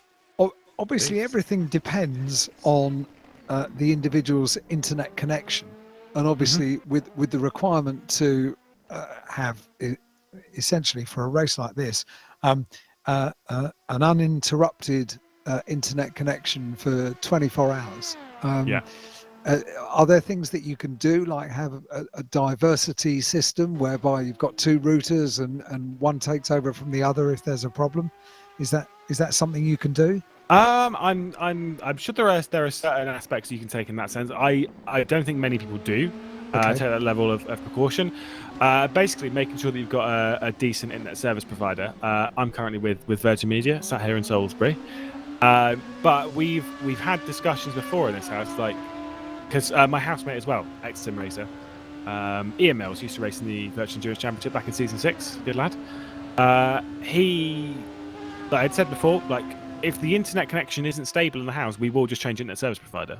Yeah. And cop the bill. Because the thing is having, in this sense, having a stable internet is much more important than having a fast internet. And so that having a secured internet service provider is very, very important. There was a thing a few weeks ago where Virgin Media was constantly dropping out, and it was across the country. So we were trying to have a conversation, and me and Mike Epps just kept dropping out of Discord. There we go. Is that Mike Epps? Is that Mike? Yes, indeed. It was 17 minutes past the hour, every other hour, and it would drop out. Wow. And that was whilst I was trying to do some commentary that evening as well, because it was on the Rock Cup for Talk Esports, and it was just like, just dropping out, just mid-broadcast. Off I go. See you, mate. Yeah, very annoying. That is very annoying. And if that was happening mid-race, you can't get in the car, because it's just you're just a massive risk, not only to yourself, where like, obviously you're going to retire the race, you're also a bit of a risk and a danger to everyone else, because if you're lagging, if you disconnect, you don't actually know what happens when you disconnect. Like sometimes the car could keep going in a certain way, even if it's only for like 10 meters. If that's into a braking zone, you could take someone out, and that's not fair on them, is it? Yeah, of course. Yeah. In my 7 years in sim racing, I've only ever disconnected from one race, and I was it is a pretty good record. I'd qualified 4th at Spain. It just started to rain on the formation lap. I was feeling absolutely brilliant. I was like, this could be my first win in this championship. I'm feeling brilliant about this. Did the formation lap, lined up in my grid box. I'm here we go, boys. And then everyone disappeared, and I was like, well, that's brilliant, isn't it? Oh dear. Connection lost. Oh, for goodness sake. Not fair. No. But like I say, one in 7 years, not bad. That's not bad, is it? You're quite close to me. I didn't realise that you're in Salisbury. Salisbury. Yep. Novichok Central, mate. I'm just down the road at Thruxton. Oh, nice. Yeah. That is very close. Yeah. Nice one. Well, we'll obviously have to bump into each other when we get through. Virtually? Well, maybe we'll see. Depends on all of the rulings. Whenever Thruxton, certainly socially distanced. Yeah. Yeah, exactly. Mine's a virtual pint and Chris, please. Yeah, exactly. Noted. I reckon you're I've about. got my eye on you, John. You're about good for a Horlicks now, Jonathan. You're right there. Yeah. So I'm assuming once you finish this, Jonathan, you're going to bed.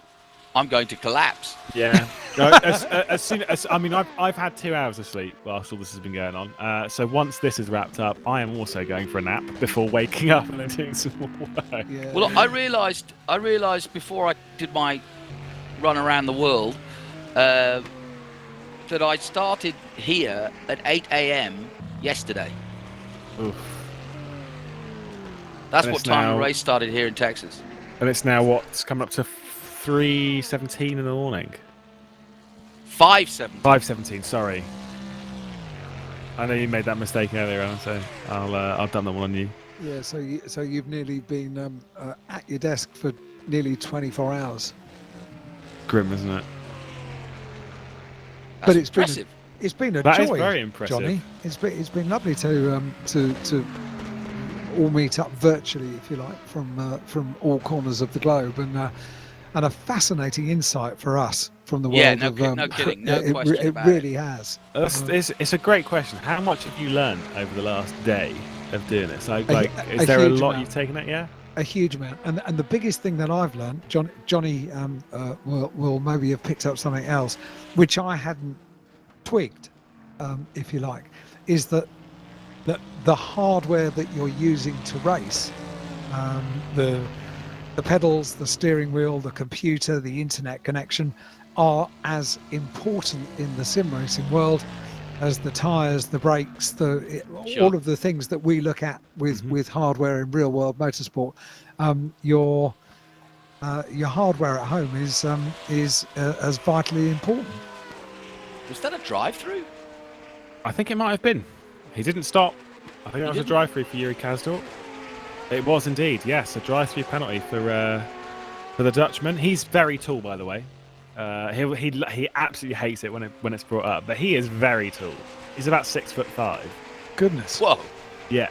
When he did a LAN event last year. Bear in mind, he was in the car with not as many tall people. He gets in the car and it's like he looks ridiculous because he can barely fit in it. Because obviously in that sense you brought your computer along, you've brought your sim rig, so you've got your seat and it's all sort of like bolted together and stuff. When he gets in, because quite a lot of these sim rigs in that sense are actually, they're kind of hard mounted. They're part of a frame, like you would with like your car seat. They're kind of, it's not like your chair with wheels sat at your desk. You can't just like push it back an inch and just be like, yeah, there you go, that's better. Like when my dad comes around or whatever. It's not like that. You can adjust the seat a little bit, but there are certain factors. The wheel for him would still be too low, considering obviously he's a very tall guy. He's going to sit like up quite high, and so the wheel is still going to be like quite low in comparison, regardless of how far back the seat is. So he had all of these comfort things that he had to get used to, rather than sitting at his comfortable seat at home. You know. All those things make a massive difference, by the way, because I absolutely hate driving on anyone else's sim rig. I've never enjoyed it. To answer your question, from my point of view, Trans Am is 8 rounds. I've actually done 6 weeks now, and it's been a learning curve for all of us, because most of the people involved in the series are real world drivers, and so they're coming, but have got some amount of sim background, because they do a lot of training and teaching of performance driving, and so they're either using professional sims or they're teaching from home with a sim and so on. And it's been absolutely fascinating. I mean, poor old Ed's had to be so patient with me, because I'd never seen Discord before 6 weeks ago. I think that's Ed's favourite thing. He's constantly trying to get everyone on Discord. But I work with BMW and that lot doing photographs for Formula E and various other things. And we use something called Slack. I don't know if you ever had to use Slack. It's not ideal. And so Ed, anytime he's talking to him, he's like, yeah, by the way, guys, we should go on Discord. So we should just make a Discord, because it's where like all of this kind of stuff happens, and it's just sort of like, I guess it's a bit easy to have everything just in one place. Slack, by the way, as Jimmy Allison has pointed out, it is just like Discord. I think their slogan is it's where business gets done, or something of that to that sort of description. But yeah, no, I slack all the time. I'm rubbish at my job. I have no idea why I'm here.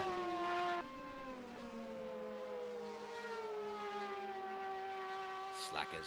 Exactly. I'm just getting spammed by messages with Jimmy Allison. There we go. Yep, there you go. 1, 2, 3, 4, 5, 6, 7, 8. Nice, thank you. He can count. Unlike, who was it? See, this is the thing that you would have missed out. So when we have a code 80, if there's a big crash, we might have a code 80 that comes out. There was one earlier in the race after a crash from JJ in the 77, and they count down from 10, 9, yep. 8, 7, 6, 5, 4. Yep. Yeah. And there was one. Jimmy, who was it at the official? There you go. Simon Chrisman at the rFactor 2 24 end of last year, and he went 10, 9, 8, 6. I was like, mate, you missed a number. You'd have to put the 7 in after the 3. Yeah, he just carried on going there. He lost those 2 fingers when he was in the Mafia, didn't he? Just like, yep, just skipped straight over it. Good lad. That really made me chuckle. I think it was about 4 o'clock in the morning. Yeah. You need those things to sometimes. 3 or 4 o'clock in the morning is the kind of time that you need. you That's need something Talking to about wake bit up. of a numbers giggle. missing, here's a bit of trivia for you. At Macau, you'll never see a number 4 by an Asian driver. Is it unlucky there?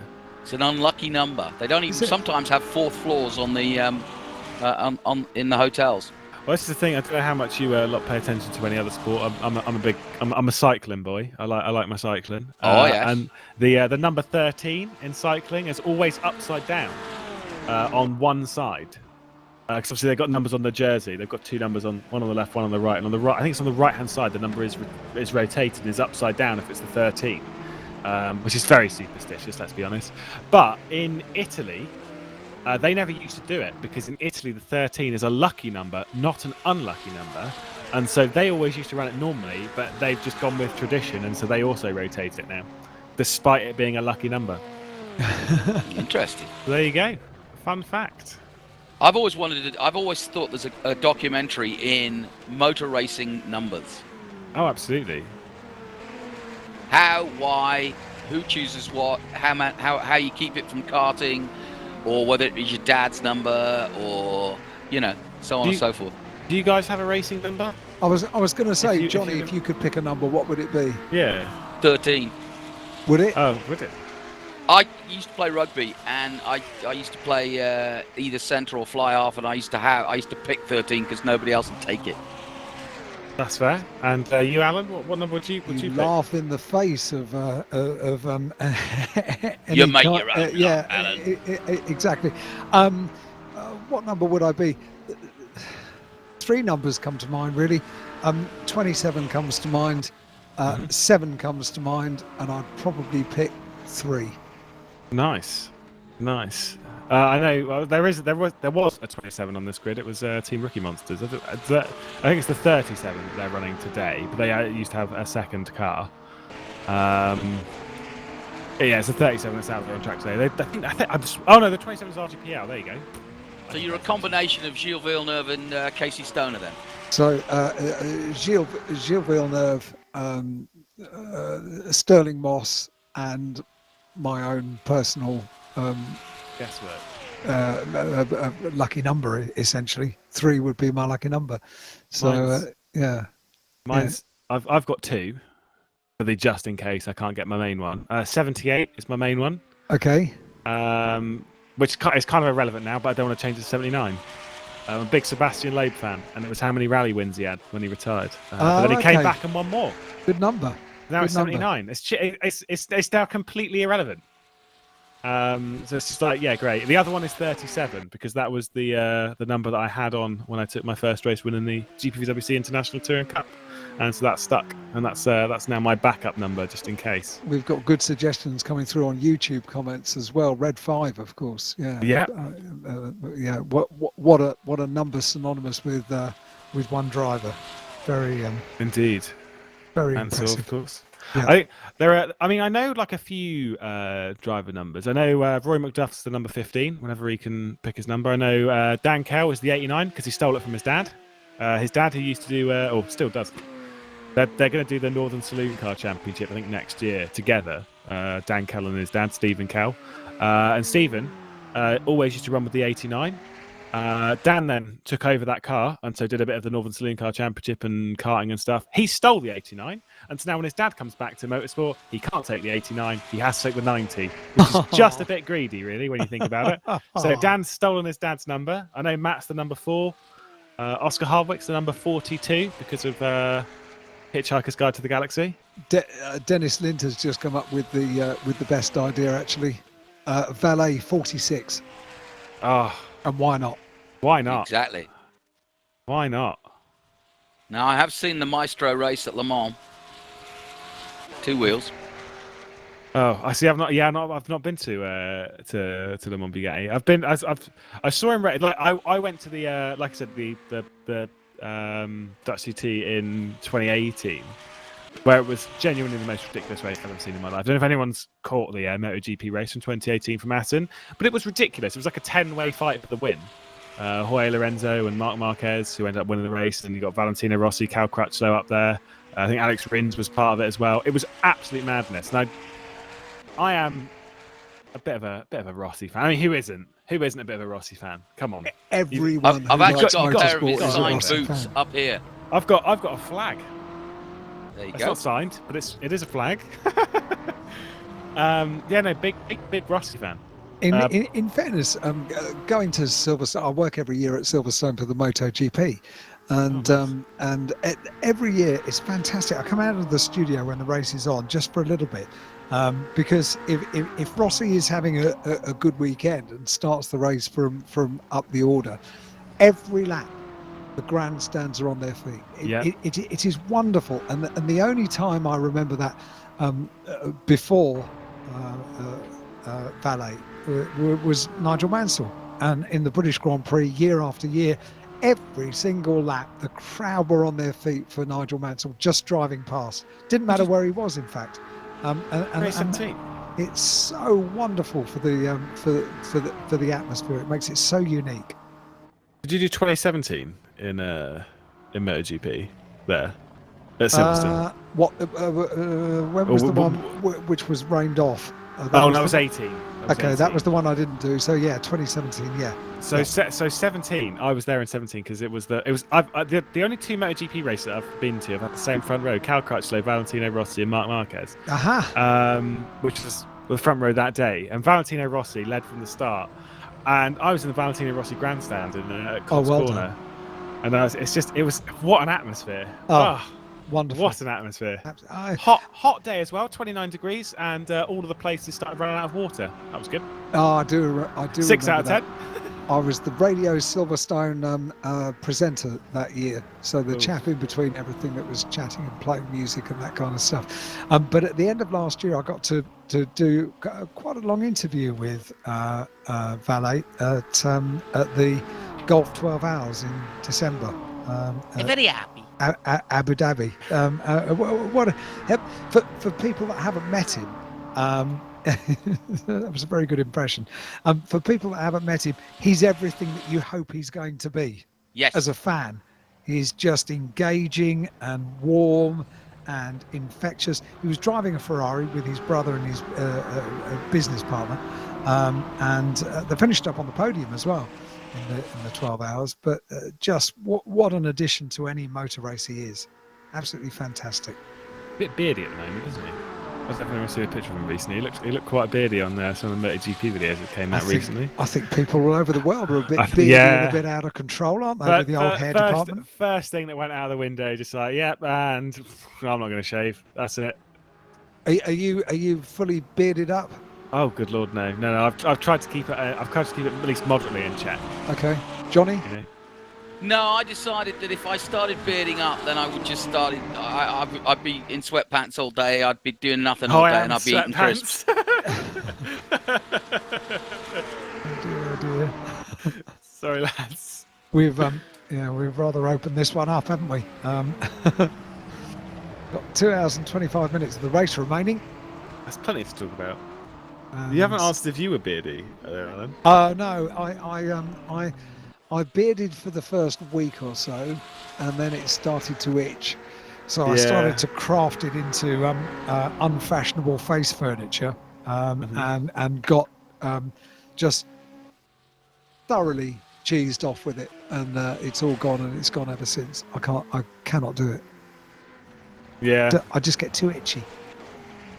Yeah, no, I just don't like the feeling, especially if I'm out on my bike. It's the wind. Oh no, it's just no. Get rid of it. No, I think Jimmy's a bit windy. He's a bit beardy at the moment. He's not got any hair on top of his head though, so there's that. It's compensating. I think many people when they shall we say are more challenged follically on top of the head tend to opt for was that a wiggle did I see there for our GTE leader? Probably. I mean, it's Jan. Like it really pushing on. I watched when before I came on this. By the way, Jimmy says that he's not been fully shaved for 2.5 years. That's how long he's been beardy for. So goodness me. The sheep who've got away with less than that. I won't read the name. Oh dear, sorry, I'm being really taken away by that. Nice one. The GTEs though, I was watching the GTEs going into the Porsche curves, and every time they're turning in there, and to be fair, it's actually more so coming through Corvette on the exit of it. They're turning in, and then the rear end stepping out, so they are every lap opposite lock through Corvette, which is terrifying. Yeah, it is actually. That's having a little dance with death at all times. I wouldn't play that game. Again. I wouldn't play that game. I don't have the... It's fine. It's all well and good doing that in like a touring car race where you've only got to do it for 20 minutes. Doing it for 24 hours, and at this time, obviously, it's 11:34 here in the UK. So for quite a lot of these drivers who are based in Europe, it's 12:30. Quite a lot of them would have been up for most of the night. Yes. If they've had some sleep, it's maybe a couple of hours, and they're now expected to take over and drift through the Porsche curves at high speed. Yeah, exactly. Yeah. And in fairness, in real life, watching them go through the Porsche curves is something quite special. I bet. Yeah, it really is. Got a big Le Mans fanboy back in the house, Stephen Bailey, ex-teammate of mine. Just in the chat, just keeping an eye on his things. I wonder when Bailey's going to return his way to the Virtual Endurance Championship. In season 8, pole sitter here, Stephen Bailey. So he's quite quick at this track. He's a bit of a Le Mans specialist. But it's what it is. We didn't win that race. We finished second. It was very disappointing. That was the largest winning margin of any Le Mans race as well that we've had in the Virtual Endurance Championship. 7-lap victory that Feeder Sport Poland had. That's because in that season, because Jimmy decided to be mean and nasty, the damage model was if you grazed the wall, if you had any sort of damage when you came in to pit, it was basically a 20-minute repair time on most of it. Yeah, that's tough. So, Lewis, is there any, looking down all three categories, is there any twist potentially? I still think, now this is the thing, is as much as nothing's happening at the moment, there is still a couple of twists, I think, that we could get. I don't think we're going to get too much in LMHT. There is still a little bit to play for, but things are looking pretty decent for AAA in that at the moment. Obviously, we'll have to wait and see. It depends on Azure and depends on if they can somehow strategize their way up to the Singularity, which I don't think they're going to do in 2 hours, 20 minutes. But obviously, we will wait and see if there's any other mistakes. The thing is, though, is what I was saying, LMP2 and in GTE, not only the race for the lead in LMP2, maybe not. We'll have to wait and see. The championship, though, is absolutely not done in either category because we're currently looking at Martin Derlin, who's in second place in GTE. We aren't sure whether they've got like an extra stop sort of in hand near. We'll obviously have to wait and see how that one unfolds because I think that Zansho have to do maybe a short stop on one before the end of the race. Obviously, we'll have to wait and see. I don't know if Singularity have to as well. I'm sure I'll be fed some information at some point. Please help me, Zansho. Fire me some stats. Waveframe Esports, though, that are currently leading Singularity. Where the advantage is in LMP2, I don't know. But obviously, whoever is ahead between those two come the checker flag, regardless of position, whether it's for second, whether it's for first, whether it's for eighth, it doesn't matter. Whichever one is ahead between the 30 or the 26, that car will be the champion. Obviously, if they're that far down, it kind of depends on VRC1, but I'm not crossing that bridge yet. I'm more focusing on those two. And if they remain in these positions now until the checker flag, it's the 26th as champion. If they switch, it's the 30. It's pretty tight. So there's plenty more to play for. Actually, there's more than I thought. Still got this is the thing. We've still got all three championships that are ready to be decided. And only 2 hours and 20 minutes left of the season to do so. How many hours have we been racing this season? 8. A lot. I'm trying to do the maths now. Nice 30, 30. I think it's like we've been racing about 40 hours prior to this race. And so now with this race, it's about 60 odd hours. Yeah. Of racing gone into that.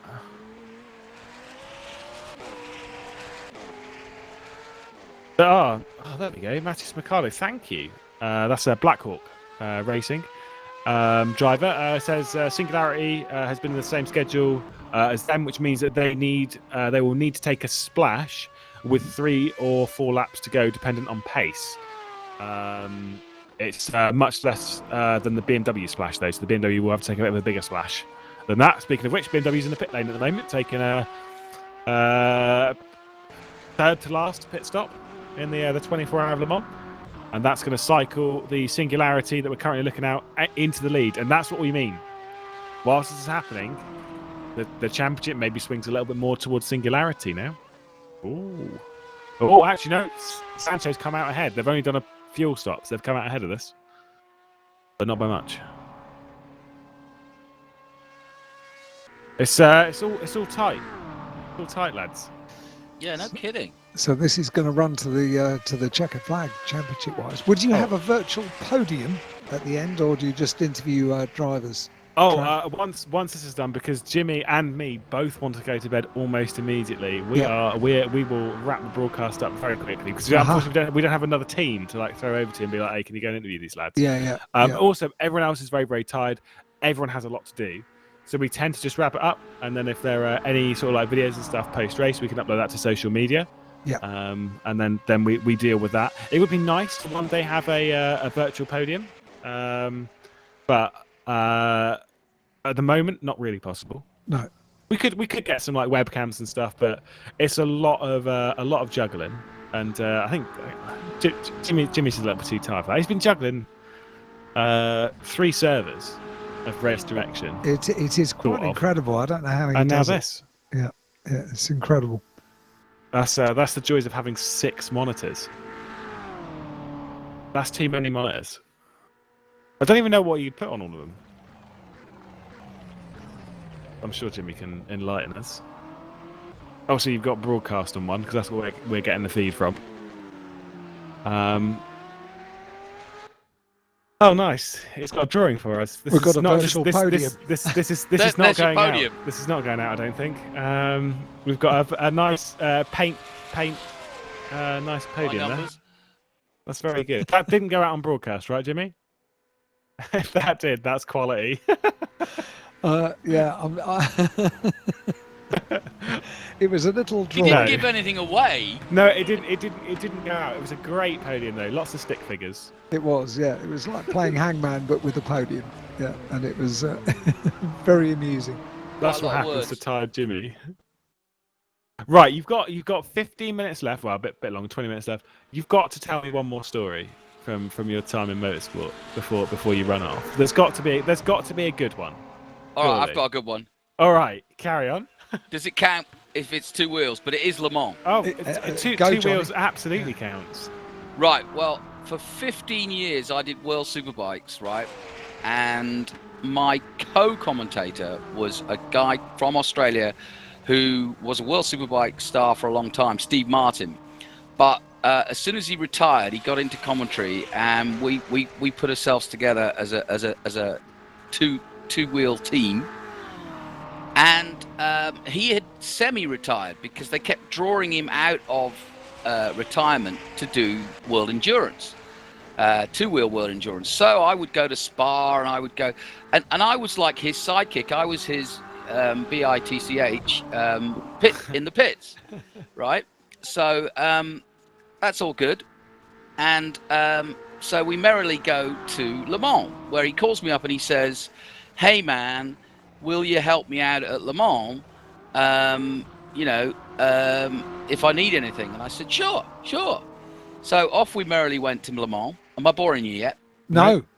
We are hanging on your every single word. Yeah, I'm waiting. I'm waiting for the. There's obviously a massive punchline coming. Well, it's not. No, to be honest, the punchline is on me because I thought I was going for a busman's holiday, which was basically, hand in the gloves, tell him what time to get up. There's 4 riders in each team, and he was with the Yamaha team, and they were leading the championship going into it. But anyway, long story short, I got there. It's Michelin sponsored, so Michelin had all the hospitality, and because I wasn't working, I got all the right badges, and so merrily helped myself to hors d'oeuvres and wine from about 4:30 onwards. Actually, the race started at 4, and everything was going swimmingly until it did become a swimming fest, because it started to rain about hour 3.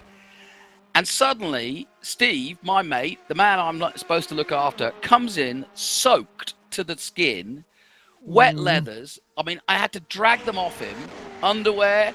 I had to get the lot while he slept, and I had to dry them with a hairdryer. And so my job suddenly became wino to complete slave. But what was worse is they were winning. They were leading, and it got more and more intense, and the rain got more and more intense. Goodness. Then you had to get, because they couldn't see, because the French bike people, they burn fires around the Bugatti and do burnouts in their bikes. So there's smoke everywhere as well. So every time he came in, every 2 hours he came in, he would say, I can't see anything. I can't see anything. Get me a decent bloody visor from Arai. So I would be standing there, and there's a policy where, because it's all bikers, they hand out and clean all the helmets for the fans, and there's probably 120,000 fans. So I'm standing there at the back of the queue going, Pilote, pilote, I have a helmet to pop the pilote, pilote. So long story short, I spent 23 hours drying his underwear, drying his leathers, and getting him new leathers, and getting him new rip-offs for his helmet. But he won the darn thing. Did he really? Wow. Yeah, very emotional. That's the punchline. Yeah. Yeah. It was all worthwhile.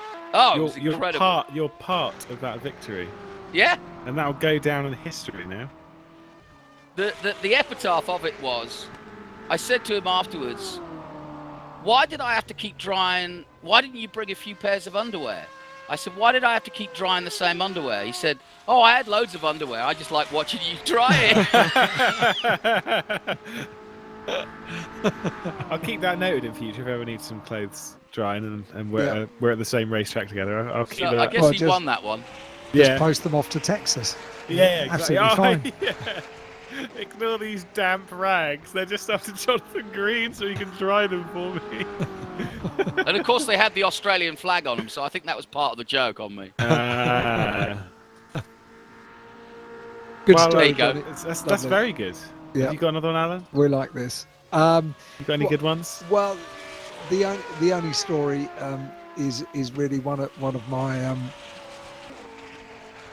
most loved videos that I've ever been part of, which is, it's on YouTube, but I would urge people not to tune away from this broadcast. Wait until the end of the race and then maybe have a little search, because and this one's for you, Lewis.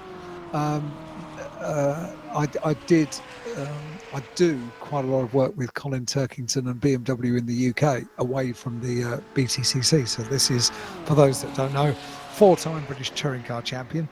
And about 3 or 4 years ago, we were up at Alton Park on an event for BMW, a track event for BMW, one of their driving experience days that I was working at, and Colin was also working at, giving passengers lap rides in a race car, so the M240i race car. And one of the things that they wanted to do at lunchtime was to promote the forthcoming appearance of BMW at the Goodwood Festival of Speed, and they wanted to do a video of it. So they wanted to do a video in the BMW i8, which is the hybrid car, supercar, which Colin would be driving at Goodwood Festival of Speed. So they thought, really good idea. We'll send Colin and Alan around the circuit in the i8, Colin driving obviously, and Alan sitting next to him, and the two of them can chat about being at Goodwood and being in the BMW i8, which was brilliant. It was a great idea. So the i8 was equipped with GoPros looking down on us from each corner and looking looking out the front of the car, etc. And I turned up in the pit lane at the allotted time, sat next to Colin. Colin was sat in the driver's seat, and he switched it on, and he switched it off, and he switched it on, and he switched it off. And every time you switch the BMW i8 on, it sort of does almost like a sort of a computer type sound, like welcome to Windows and goodbye from Windows and welcome to Windows and goodbye from Windows. So it's just a little chime that happened. And after he'd done this maybe 3 or 4 or 5 times, I actually was watching him and thought, yeah, he's a multiple British touring car champion. I just assumed he was sort of maybe making adjustments to the setup of the car or something so that it was dialed into Alton Park. And I turned to him and I said, what are you trying to achieve? And he said, and I had realised maybe the 3rd or 4th attempt at switching it on and off, that he'd clearly never driven a BMW i8 before, so he didn't realise that it starts up in electric mode, so there is no engine noise. So when I asked him, what are you trying to do, Colin? He said, turn the baby on. And the video of this is online. You only need to search for Colin Turkington i8. And it's still, even though I'm part of the video and I don't like watching myself on TV or listening to myself back, but it still makes me chuckle every time. There is a moment in the video when I realise what he's trying to do, where I close my eyes seeking inspiration as to how do I broach the subject with Colin, that it's an electric car and it won't make a big noise. Like it. It's a great little video. It is kind of awkward though, telling these like the big boys, like, you know, Colin Sexton, or like, so even like recently with Matt Richards and Jan Fortide, who are in the car with like Jensen Button. Basically, you kind of like, you don't really want to just be like, yeah, by the way, that's not how you drive this car. No, 'cause it's kind of like you're a 4-time BTCC champion, but by the way, how do you do it? Well, yeah. it's exactly, there's this moment, and you see it in the video, where I close my eyes for slightly longer than a normal blink, and I remember what I did. I thought, oh no, I've just realised what he's doing.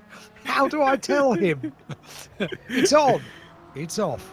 I once had to pick Damon Hill up at his hotel in Australia before the Grand Prix, and I was in my hire car, and he comes out and he's like, and it was a day off, he was going surfing, but he was about to jump in the back seat, and he was the current world champion at the time, and I just stopped the car and went, if you think I'm driving you around, you're absolutely insane. You drive. So he did. Oh, bless him. Got his autobiography downstairs. Or rather, I bought it from a housemate and I've not read it yet. I've heard it's very good. He seems like a nice guy. Oh, Damon Hill, yeah. Oh, he's a fantastic guy. Yeah, he is. Huge Monty Python fan. Yeah, his sense of humour is awesome, isn't it? Yep. He's got a good guitarist and a good Monty Python fan. Good on him. He's well worth following on Twitter if you don't, because he is sometimes rather philosophical, but always very entertaining. He's very amusing. He's got a very sort of dry sense of humour, which appeals to me. I also like a really just an unbelievably dry sense. I find it's hilarious to me. Yeah. Damon so is a man. He's very funny. Very funny. And people who don't know Damon don't realise, because he's so straight-faced and he's so, he's got that piercing look, and you really don't know whether he's joking until you know him. And he generally is taking the mick most of the time. But yes. Most people are a bit kind of on edge when they meet him, because that intense stare that he became so famous for. But he uses it with his humour. It's pretty funny. He does, yeah. He's a very funny guy. I like him very much, and I'm sort of quite proud to know him, really. Yeah, same here. Big fan. Yeah, good one. Yeah. Really good. Yeah. Well, why not? It's a good job to be a fan of. By the way, in the race that we're watching currently, we've got 6.4 seconds separating the top two in GT. So everything is closed up again. Obviously, that 6.4 second gap's not only for the win, the 24-hour of Le Mans, it's also for the championship as well. And if Singularity were to win in GTE, through a sort of technicality, with Hydra Racing being a sort of sister team to Singularity, it would be a near perfect score at the 24-hour of Le Mans, considering all of their cars would be in as a high position as possible. As I say, that Martin Derlin comes into the pit lane, so thanks for that. But if they could win LMHC, if they could effectively 1-2 LMP2 and then win in GTE, you don't get better than that for a team, do you? It's not bad, is it? They did 1-2. They did take a victory in all three classes back in Interlagos. So they're going to bring that up earlier in the season. So the number 10 car won in LMHC, the number 30 won in LMP2, and then the number 60 won in GTE. So they have already done that. And Hydra Racing won at Sebring a little earlier in the season, a couple of rounds ago. So all of their cars have taken a victory at some point in season 12. So that's good on them. That's consistency. I do love the chance that we get to ride on board as well. These onboard shots are great. They're brilliant, Absolutely aren't they? brilliant. Yeah. Does it make you want to have a go? Surely it does. Oh, yeah. Well, I'll be a passenger. I'm quite happy. No. This is the thing. There's no risk in you taking part. You can take this car at full speed around here, and if you crash, you crash. My dad, when he comes around this house, when my dad drops by, we've got there's a track. It's I cannot remember what it's called. I know Chris Hay, who's joining us in a moment. He did a video on it because it's on a Seto course. And it's he did it. I think he did something related to Forza Horizon of some description. Because basically it's a 20-mile track that's in the north of England, and it's on public roads. And they've just made these roads and gone, yeah, there you go, that's a track for you. Have a go on that. And I always give my dad a random car to take round there and just be like, there you go, off you go. And he loves it. He crashes almost all of the time, but he loves it. Well, maybe you're selling it to us. It just if you crash, it doesn't matter as long as you enjoy the experience of being behind a car and trying what these guys are doing. And it also puts into perspective how hard it is for some of these guys when they're lobbing the cars around like this. Yeah, but I mean, the trouble is, I know what I'm like, and it wouldn't be cheap, because all of a sudden I'd be thinking, I wonder if there's a better steering wheel that I could use, and I wonder if there's a better this or that, and it would be an expensive journey. You like your watch collection, Alan? Yeah. The ever-growing watch collection. You bought the Macau watch last year, didn't you? Still going strong, mate. Going strong. Is it good for you? Yeah, that's a lovely watch. Well, I think, lads, we're approaching 2 hours to go. We've just ticked over. There's not long left now in the Virtual Endurance Championship 24-hour of Le Mans. It is getting a bit late in the day. I think we're all getting a bit tired here in the commentary, because of course you two have had to do quite a lot of commentating in the early part of the morning. What time did you start, Alan? Obviously for John, 6 it was late in the UK night. time. 6 a.m. Yeah. That's not bad. Yeah. That's all right. No, I did all right. I got a proper night's sleep, but I learned many years ago that staying up all night was not a good plan for commentating on a 24-hour race, particularly at Le Mans, in fact. And that when you're on the early stint, which I generally always tended to be rotated in to do, the thing that's needed first thing in the morning for a broadcast is a bit of energy and somebody that's a bit focused and sort of helping out the people that are tired and have been working overnight. So I did realise that it was a false thing to do, was to go through the night and try and keep up with everything that was happening, and you could easily get up to speed with what had happened during the night when you get up in the morning. But the most important thing was to get a bit of sleep so that you're saying sentences which come out properly in English, because when you get sleepy it's quite difficult to get the words in the right order. So I always do it, even if I stay in one of the pop-up hotels at Le Mans, and it's very, very noisy. You do need to go back and get some rest. Just get a couple of hours of sleep. Yeah. Yeah. Well, we've got some fresh voices to join us just about now to bring us some hopefully some more energy, because I'm far too tired. So it's all on you. It's all on you, lads. I've just been told as well, whilst I'm on that topic, Nick Newcomb's messaged me saying that track that I'm talking about is near Darlington. He's watched the video that one of our people joining us, Chris Hay, he was the one who made the video that I'm talking about. Hello, Chris. Hello, Aidan. Hello. It's good to be back. Is it good to be back for Aidan, though? That's the question. Doesn't sound like it, does no, it? it's terrible. Awful. I think he's currently muted. He's just not a very good commentator, is he? Either way, Jonathan and Alan, it has been an absolute pleasure having you here through the hours that you've done in the 24, and I hope you've enjoyed it. I hope it's opened a new avenue for you to explore one day and just take part in some sim racing more. I've thoroughly enjoyed it. Yeah. I knew Johnny was going to say the same. It's been a pleasure. Johnny was the person that got me involved. So thanks, Johnny, and thanks, Lewis, and to all of the team. I've had a ball. Thank you. I just wanted to hear your dulcet tones again, Alan. It's been nice, too long isn't it? in this pandemic. It's nice, even though we don't have that eye contact that we would have if we were in the commentary box at Macau, and the opportunity to give each other a hug and a high five at the end of the weekend. It's all right. I got a picture of Eddie Redmayne on my wall, so I know what you look like. It's a long story. Hey, thanks, Lewis. Thanks for looking after us, and thanks for treating us newbies with care. No worries. It is. I've enjoyed it. I've enjoyed every minute we've been in the commentary. I've enjoyed every minute that we've had of the 24 so far, and maybe next year for the 24 we'll find a way of sneaking you back in the booth. Be up for it. We'll all have a nice meet up again. To all three of you, have a good finale. Lovely. Cheers. Right. Yeah, best luck for the last 2 hours, guys. Good luck. No worries. See you soon. Enjoy. Did I hear that Aidan had managed to make his way back into Yeah, his... what he's happens is, with this steering wheel, you turn the computer on and it does its woot thing. But then calibration.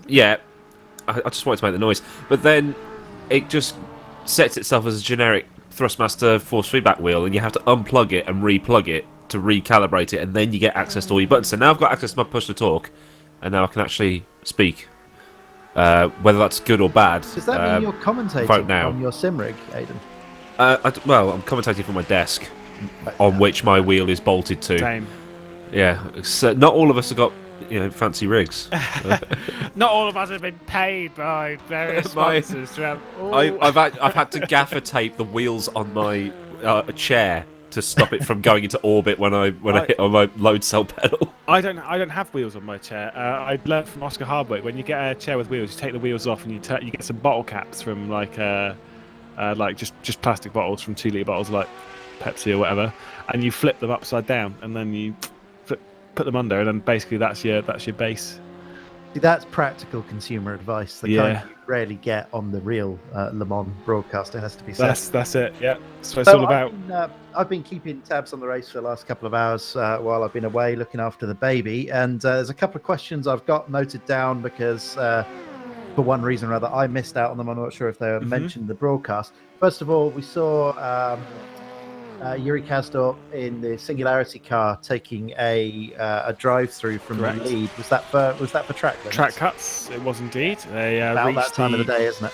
Yeah. Well, I mean, as much as they've got an increase on the 4 track cuts, plus then you get the drive-through on the 5th. Obviously, we've got an increase on that. Still quite easy to hit over a 24-hour period, and it was just the time for that one to hit it. Took the drive-through, hasn't really lost too much time to Kalikuri. So there you go. Next question, carry on. If anything, forging on even further ahead. Yeah, right. See if I can curse them like I did to poor Dennis Lind earlier in the broadcast. Forging on quite well ahead for Singularity at the front. Catching up on what's going on with the GTE lead and or championship lead, I should say, and lead of the class. Are we looking at Singularity perhaps being able to do one stop less than Zansho, or are we expecting them to take a little splash of fuel at the end? I know they pitted at 2 hours and 6 minutes remaining. So it's getting very close. The numbers that I have, they both have to have a shorter pit stop. They both have to have a splash of some kind. As far as I'm aware. Now, they won't. From this point, they won't message us with any information on that because obviously this is not only for the races for the championship as well, and that's fine. We accept that, no worries. As far as my numbers go, they both have to make a pit stop, a splash of some kind. It's just for Casper Stoltz and the Singularity, that splash should be shorter than the one that the BMW of Jan van der Heide in the 87 has to be. I know it's the sort of information that's difficult, but have you noted any of the Porsches going over the hour mark on their stints? No. No, I didn't think I had either. I think like Dan Kell messaged me earlier saying that the expectation of their lap time is to be 56-minute stints, and I think the BMW is doing about 50-minute stints. Yeah, it's maybe not enough maybe there, 53-minute stints, something of that vein. And the last piece to sort of tidy up that was missing in my brain at least, and perhaps some of the people viewing, is just an update on what's happening in P2 and 3 and LMP2, and obviously the battle for the championship lead there. We saw Dennis Lind had an off at Indianapolis about an hour and a half ago before handing over to Devin Brauner, and they've fought back quite well against Waveframe. They're out of sync on the pit stops, though, I believe. Is that correct? I believe that is correct. No predictions there, then. I couldn't tell you what is going on in that at the moment. I think Lorenzo Risi pitted. Let's have a little cheeky peek. Lorenzo Risi pitted 4 laps ago, and Devin pitted nearly 10 laps ago. And obviously we know it's 10-lap stints. I think it was 8 laps ago that Devin pitted. So he's got another couple of rotations before he comes in. There, so we're still in for a bit of a question mark, probably up until the last half an hour to know what's likely to happen in LMP2, which is good to hear because that looked like a category for a long time that was sort of all sewn up.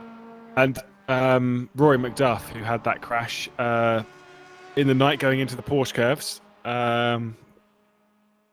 hit the wall, came in, repaired the car, got in front of the Way From Esports, has absolutely blitzed away from the Way From Esports. Then, courtesy of that crash from Singularity, they've then got the lead back in a comfortable one. They also did gain from the Code 80 that came out from the 77 when JJ got a bollard stuck underneath his car, went straight into the wall and then straight into the wall again, and lost his front left wheel. Calling the only Code 80 of the 24-hour of Le Mans thus far. And with an hour and 50 minutes to go, we'd hope there's not going to be another one. I think there's only been one. Yeah, and on track for hitting that 400 lap mark as well. Yes, the calculations, so the numbers that we sent off, according to Ewan O'Leary, I think he was saying that it could be 412. I think it might be a touch further than that. My original guess was 415. I think it'll be between 410 and 415.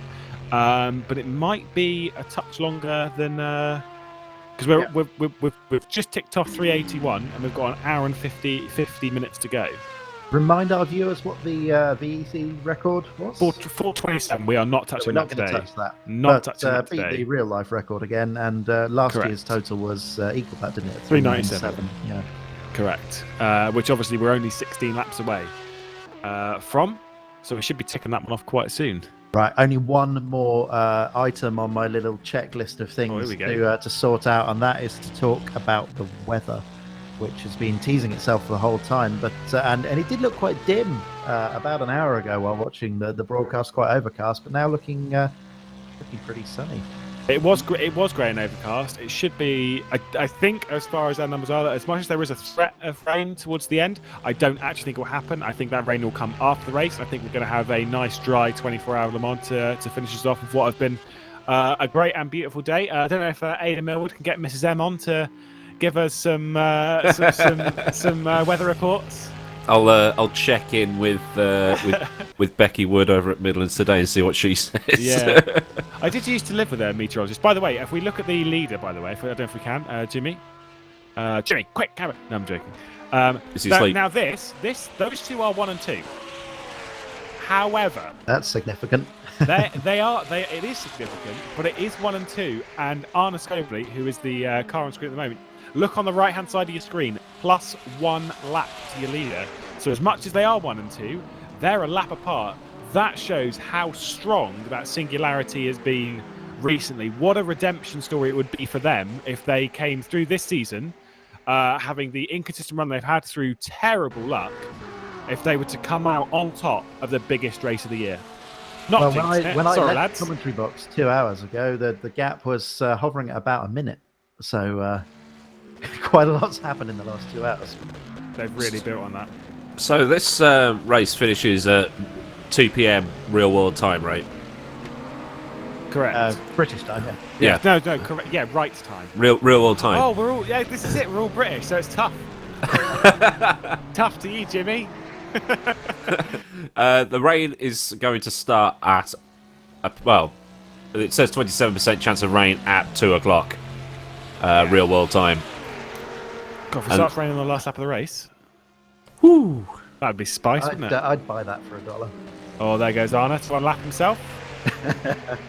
Nice one. I think. I mean, I think Yuri Kasdorp is waiting to pit at some point soon. Gets that move done nicely now around the outside of the sim racing for Hollow and Kart. And Yuri Kasdorp wasn't quite able to do that with the same rapid pace. That, Doesn't really Arna's need gonna to do. take the same level of risk, though, at this stage of the race, does he? No, why would you? Oh, I'm receiving a message from Jimmy Allison. It'll no doubt be something about time. You're fired. I must admit, Try it. even at this stage of the broadcast, I'm still marvelling at that beautiful telephoto shot of them coming through the Ford chicane. Looks stunning with the new build. We just need to get some slow-mos. Because we didn't get any slow-mos of it during the night. The thing is that corner looks brilliant. Slow-mo, nighttime, wet track. It Yes. looks absolutely stunning. I think we did have that at the other place. The other one. Yeah, that thing we did. Yeah. It was wet there at night time, wasn't it? Because I remember being sat on the stage with you, Cam Roger, who was in Division 2. Departed that race after 7 hours, unfortunately. Cameron Roger driving from flag to flag. I remember being sat on the stage with Cam Roger and Pepe. Pete Schultz. Yeah, Pepe. And I remember someone on one of the sim rigs shouted, it's raining. It's raining. He And bolted. Within seconds, Pepe grabbed the earpiece that he had, he lobbed it at the desk, stood up and ran off the desk to be like, I've got to run. Bye guys. Yep. Didn't even say bye. I'm Cam, the however, wet weather driver. Cam, however, we just sat there as if nothing had happened. We just carried on chatting. What a hero. Oh, there was something that you missed. We've ticked off another one from the commentary bingo. Ticked off 2 actually. We did the Zan. Oh, that one. We did that one. We did that one. Yeah, did you tick off Le Mans? We did tick off Le Mans, yes. Yeah. Because David O'Reilly. David O'Reilly. Yeah, love you, Shout man. out. David O'Reilly, Le Mans, nice one. We love a bit of David O'Reilly. He was great, absolutely great. He's and brilliant. then the other one we ticked off, we had an interview from a driver in car. Oh, who was it? Mike Epps, of course it was. He literally woke up. It was about 3 o'clock in the morning. He just woke up about 3:30 and was like, well, you know, like Mike Epps has got kind of a deep voice anyway, so he sounded super. Oh, guys. Oh, it's 3 in the morning. What's the point? We love Mike Epps. He was saying that he was trying to be careful because he's got a DD wheel. It's 3:30 in the morning. He's got neighbours as well. You hit a curb with that. Sorry, didn't mean to wake you up. Whoops. Try to win a championship here. Yeah, they're a bit out of it now, aren't they? Yeah. Sean Jacobs, by the way, in the pit lane. That's a full service on the Speedy Mite. And we've got an onboard with Jan von der Heide in the top right of your screen. Victorious yesterday in the race. All-Star E-Series, whatever they call it. Isn't it the Triple Crown or something? The race. Yeah, that one. Race. You got damn right. Greg Hall takes over that car and leaves pit lane. Greg Hall, I think, was racing back when I was racing back in Season 8. He was racing with Troy Uyan and people for Atlantic or whatever they were called. Long time ago, isn't it? Oh yeah, That's a very long time What was ago. the other one? What was the other one they were called? They were called Overstep or something. I think that's before my time. It was in season 8. I think they changed because they were obviously Atlantic. For those of you who don't know, it's white, blue, and red is normally their colours. And then for this season, they changed to yellow and black. And I think they were rebranded. I think it was called Overstep. And then, like halfway through the season, they went, "Yeah, by the way, we're going to rebrand back to Atlantic." A long time ago, man. Very long time ago. Back in the DX9 days. I've been in sim racing for true, it was back in the DX9. To be fair, season 7, those were back in the days when you could turn HDR off and it would make the car look. It would make the track look like it was daytime when it was nighttime. I'm going to be honest, guys. Measuring the progress of sim racing by DirectX versions gets a bit dodgy, especially when we've got sims running all sorts of variety now. It's true. Grand Prix 2, DirectX 4. I think probably. Yeah, nothing's still running DirectX 4, but well, I think before I get into any more trouble, we've got Yuri Kasdorf in the pits from the lead. Obviously, definitely unlapped now by Arno Schoenfly, who he was starting to pull away anyway, so not really a big deal, but illustrating just how dominant that performance has been, especially over the last few hours. Also, we've got a new driver on the grid for the season, Adam Taylor. I don't think he's raced at all this season, driving for AAA Esports, of course, season 9 and maybe season 10. Like I say, it's one thing that I need to really get off my chest with Jimmy Allison, because we can go back and check all the race results from previous, but I don't think we can't check previous season standings, which is very frustrating because I did look around. I don't know if there's a bit on the side that I've just not found or whatever, but I can't check. Why don't you save the results as soon as this is over? Put it through Championship Manager, mate. And put it through put it in a folder of previous results. He says he's got season 1 to 9, but that doesn't include 10 and 11. That's quite important as well. We know 11 at ACR was champion. I don't know who was champion in season 10. I had I wasn't around VEC, unfortunately, for season 10. I know that though Adam Taylor was definitely part of the championship team in season 9 because he won it with Niki Jakovic. That's a blast from the past. I don't know how free I can be with saying stuff on the broadcast, but Niki Jakovic is a driver that I don't miss racing against. And fired. That's fine. He's not anymore. He's not going to fire me for saying that Niki. I remember when Niki Jakovic got a penalty for a race because of what he did in a practice session, because he and Adam Taylor were punting people off at Suzuka in a practice session, and someone, not naming names, might have been me, sent a video to Jimmy, and Jimmy went, "Yeah, that's ridiculous. I'm going to give him a drive-through penalty," and they got a drive-through penalty. Oh, I've got a link here. Let's see what this does. Carry on, lads. Is it just the trollolololol song? No, it's it's actual results. It's not results. It's season champions, and it was Team Vires in. So Adam Taylor is a double champion. They were champions in season 9 and season 10. Team Vires, that's a team that's no longer around. Or did they rename? Did they rename? Oh yeah, and so Team Vires did also win the championship. Thank you. They did win the championship in GT Pro, but Niki Jakovic wasn't with. He was with Remco Muir, not Adam Taylor. Adam Taylor did win the championship in season 8 for dark racing. So technically, Adam Taylor's a 3-time series champion in this. Oh, this is very good. This is excellent statistics to flick through. There's some proper names, proper blasts for the past in this. Eric Schmieder, season 3 LMP1 champion, and of course won the LMGTE championship last year, which means there was 8 seasons between championships. Bit of a That's wait, a long isn't it? time. That is a bit of a wait.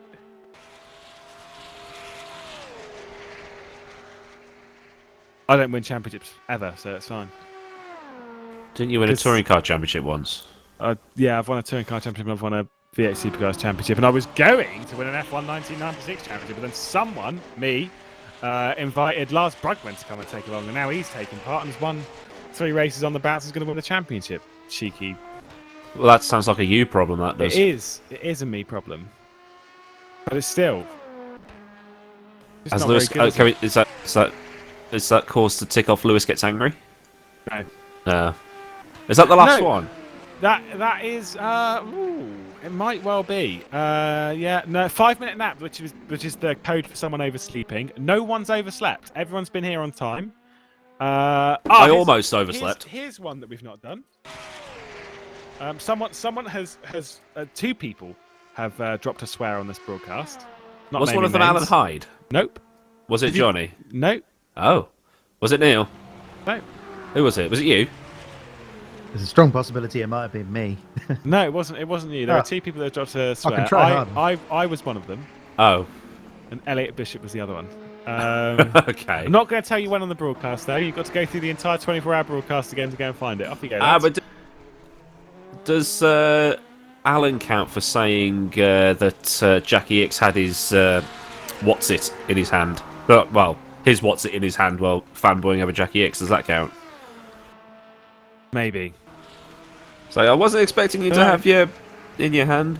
Nah, I mean that might be. Yeah, it's all right. So that one's definitely been ticked off. The other one that we need to tick off, and we've not done it yet, and this is more one for me and you, Aidan. Okay. Speaking of the 97, we've not really ripped into. Shane We Van haven't Gisbergen. ripped into Shane Van Gisbergen, have we? Yeah, we need to shame Van Gisbergen. Okay. What happened to the 97? Just remind everybody what happened to the 97. There was a big screen freeze, and then Mike oops binned it. Okay, Much so akin it to how the 97 so- in the wall a few times. so it ended up in the wall like Shane Van Gisbergen did overdriving at Bathurst in 2014. Boom! There we go. Boom! Tick. Right, there we go. That's that one gone. Mercedes GT3 in the wall. There we go. Yeah, the only 2 that we need to tick off then is 5-minute nap, which no one's going to be able to sleep now because we're all here. And then me getting angry. And the thing is me getting angry normally requires someone to drive really, really badly. And to be fair, the racecraft today has been very good. So It has. We've only had one code 80, and that was because of a screen lag. Was it a screen lag? Was it Oopsie? No. Oh. Or was it JJ? It was JJ. JJ's the code. JJ's the code 8 that I don't know if there's been a second one. I don't know. I've been asleep. We've got an interview though. As Oh. Turka Hakkonen's into the pit lane to take over from Rory McDuff will take over.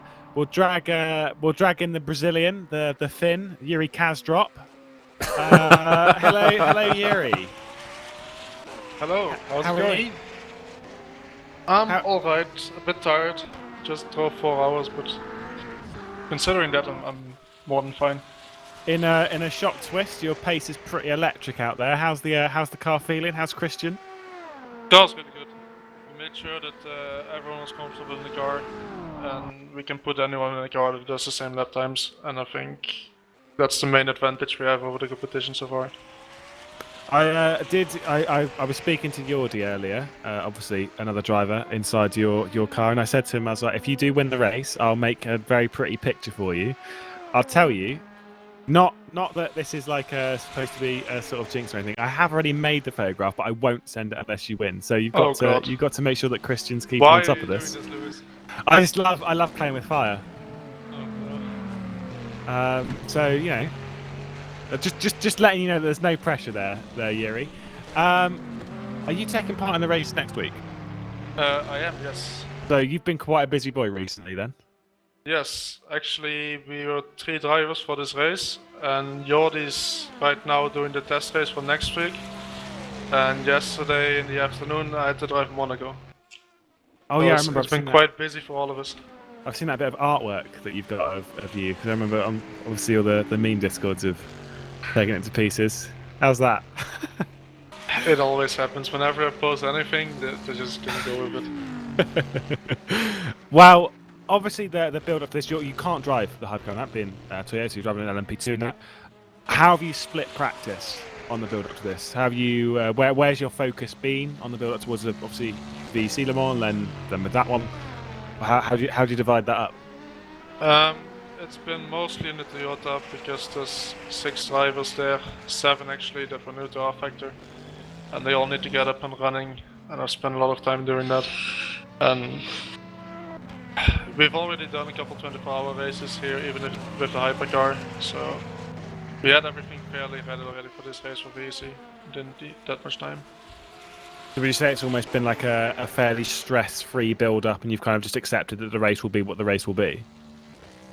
Yeah, looking back, I think we're missing a bit of outright pace to the Agile car, and AAA can save way more fuel than we can without losing much time. But I guess our pace, because we have a strong lineup, our pace has been enough. Well, you've put in a very, very good stint there, Yuri. Thank you for joining us. It's been a good run thus far for you through the opening 22 hours of the race, and hopefully the final 2 go your way as well. Yeah, I'm hoping. Fingers crossed. No worries. Well, thank you for joining us. I'll let you run back to Christian. Pass on the note about the picture as well. Put the pressure on. Definitely not do that. All right. Good luck, Yuri. Good luck in the rest of the broadcast. No worries. Well, there we go. Yuri Kasdorp joining us all the way from Brazil, apparently. Thanks, James Kirk, for that one. It's just a great line. If you're ever at a LAN event and it goes very dark, it's because Yuri's entered the room. He is a very, very tall man. I brought that up to Alan and Jonathan, that he's like 6'5", 6'6", or something like that. Yeah, you see, It's people huge. talk about this all the time. I met him at a couple of events last year, and 6'5" doesn't sound like a lot until you're in a conversation with it. And if you're 5'7", it's a bit. he is a man that troubles a lot of door frames. I think. Eat your vegetables, kids. Yeah. And you too will be as tall as Yuri Kasdorp. Ooh, we've got a bit of an interesting thing. There's been a driver swap failure on the Hydra esports car. So Turka Hakkinen. This is actually one thing that is one thing they've sorted out at least partially in rFactor at the moment. Obviously, with the way the driver swaps, it used to be when there would be a driver swap failure, it would hand over to AI, or basically there'd just be a monstrous mistake or whatever, and then it would cause a huge issue. Whereas these days in rFactor 2, when you have a driver swap, if the driver swap fails, it defaults back to the driver that is currently in the car. So, i.e., in this case, Turka Hakkinen is in the car. So if the driver swap is to fail, Turka Hakkinen remains in the car.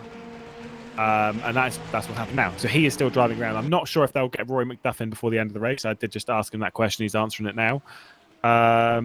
They are probably going to try again on the next stop. They've got the time to play with, so why not? I know they want. I can't remember what they called it. I got their driver stint sheet, and it was like American Rush Hour or something for the final stint because it's Rory behind the wheel. For the final bit. The Boston Rush Hour. Exactly. He's not quite from Boston though. He's just from Massachusetts, mate. It's not the same place. He doesn't have that accent. He doesn't have that accent. He just sounds like if you've ever watched the Departed, so there's a baddie in the harbour.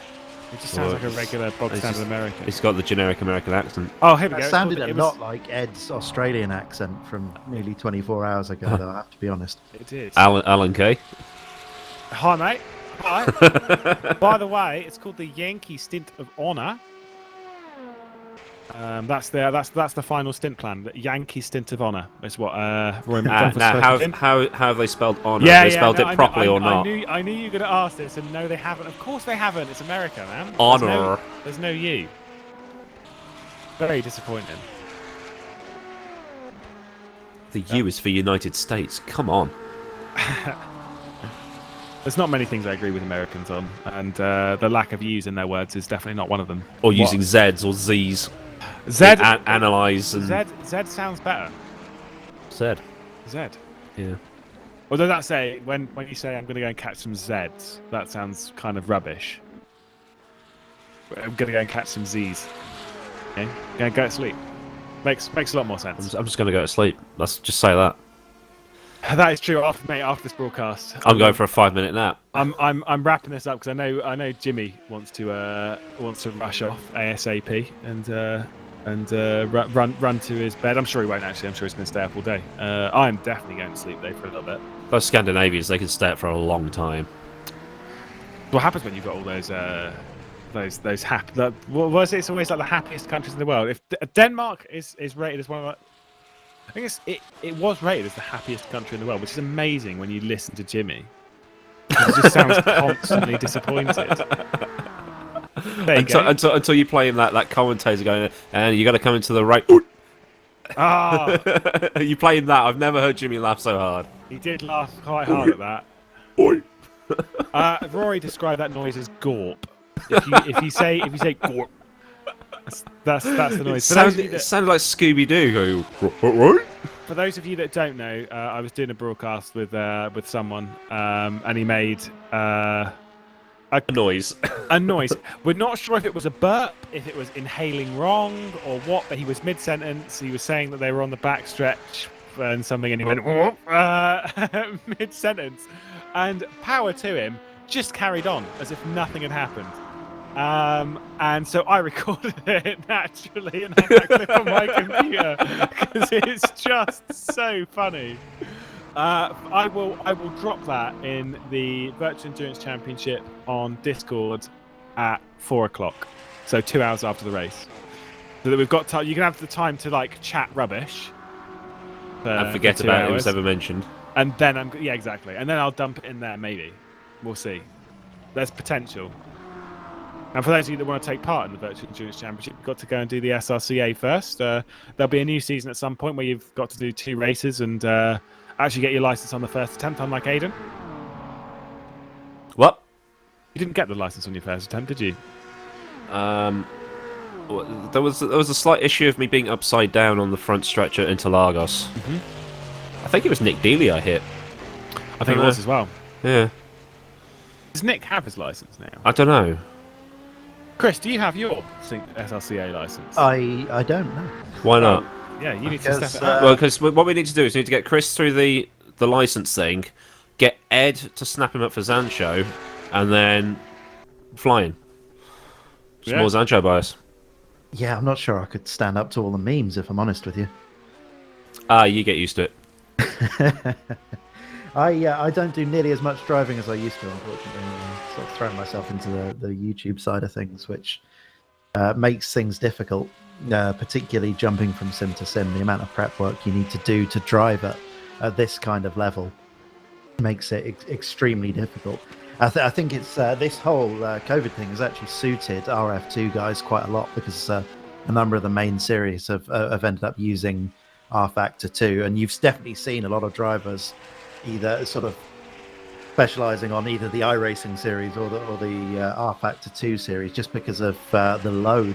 I mean, listening to Yuri a minute ago talking about prepping with the 7 Toyota driver. I mean, that's crazy, having to bring the likes of Sebastian Buemi up to speed. But that's the reality. Jumping from sim to sim is tough. And for someone who has only a moderate amount of talent on a good day like myself, it's quite a big ask. You look alright driving in some of your videos, mate. Go on, that's all right. No, what was the video? There's driving all right, and then there's competing at the top in an event like this. Well, driving against the AI is something totally different, isn't it?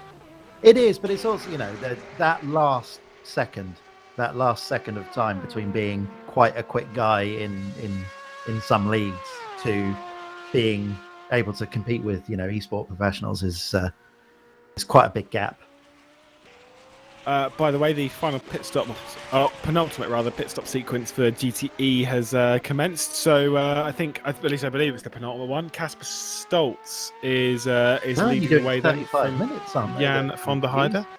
I think actually they might have gone, rather than doing a splash, they might as well just spread the pit stops out a little bit more. Yeah. So they're on, because effectively that way you'd be on lower fuel for a longer time, rather than doing full tank 90 litres down to 1, 90 litres down to 1, 90 litres down to 1, then like 40 litres down to 1. If you just go, let's just run 60 to 1, 61, 61, 61 until the end of the race, that's much more efficient on the tyres, on the times as well that you're setting, rather than sticking on the full tank. It's obviously quite slow on a full tank. Yeah, it does also suggest perhaps that they're clearly not worried about the potential of rain either. No. So no need to fill the car up and hope for the best at this stage. Also, was it that Jensen Button said once? It was like you drive to the conditions that you're in, not the conditions that you think it will be. Which is actually a very apt analogy, because you can't do anything about the future, and like it might rain, it might not, and sometimes like Johnny Herbert in '99 at the European Grand Prix, and I think it was 07, 08 German Grand Prix, both at Nürburgring. People reacted to weather that was coming, and it worked out great. I did. Oh, you're talking about the broadcast. I can't remember what his name was. Not Van Bork. No, Winkelhock. Winkelhock. Yeah. That I can't help but bring that up in commentary feeds anytime the rain's coming or like early on in the race, because it's such an iconic moment seeing Spiker. I think they were at the time, weren't they? Leading the race, albeit very, very temporarily. Schumacher wouldn't have led in the Spiker. Just saying. He wouldn't have, because he wouldn't have taken that risk. He would have put dry tyres on like everyone else. It's as I said, like there are some times where reacting to conditions that are coming works out fine. However, for the most part, for 99% of the time, you just drive the conditions. You make sure that you're on the right tyres and the right strategy for your current conditions, and react to anything that comes. It's like when the SRCA is coming around, the Discord channel is always filled with what's a good lap time? What's a good lap time? I'm just like, doesn't matter. Faster than the guy ahead of you. Just as long as you've got that, you're sorted. It's like I can't give you a lap time because the track's not rubbered in properly. The weather's cold or whatever it is. That's the thinking I always take going into anything. It's like this BTCC thing we're doing on Tuesday. It's like, well, what's a good lap time? As long as it's faster than the guy ahead, don't care. If you beat me in that BTCC thing, by the way, we're gonna have big problems. You're going to beat me. Unless I serve you up. I'm somehow fourth in the championship, and I don't quite know how. Well, hasn't the whole field got a grid penalty? So those who are new are pretty much guaranteed pole position.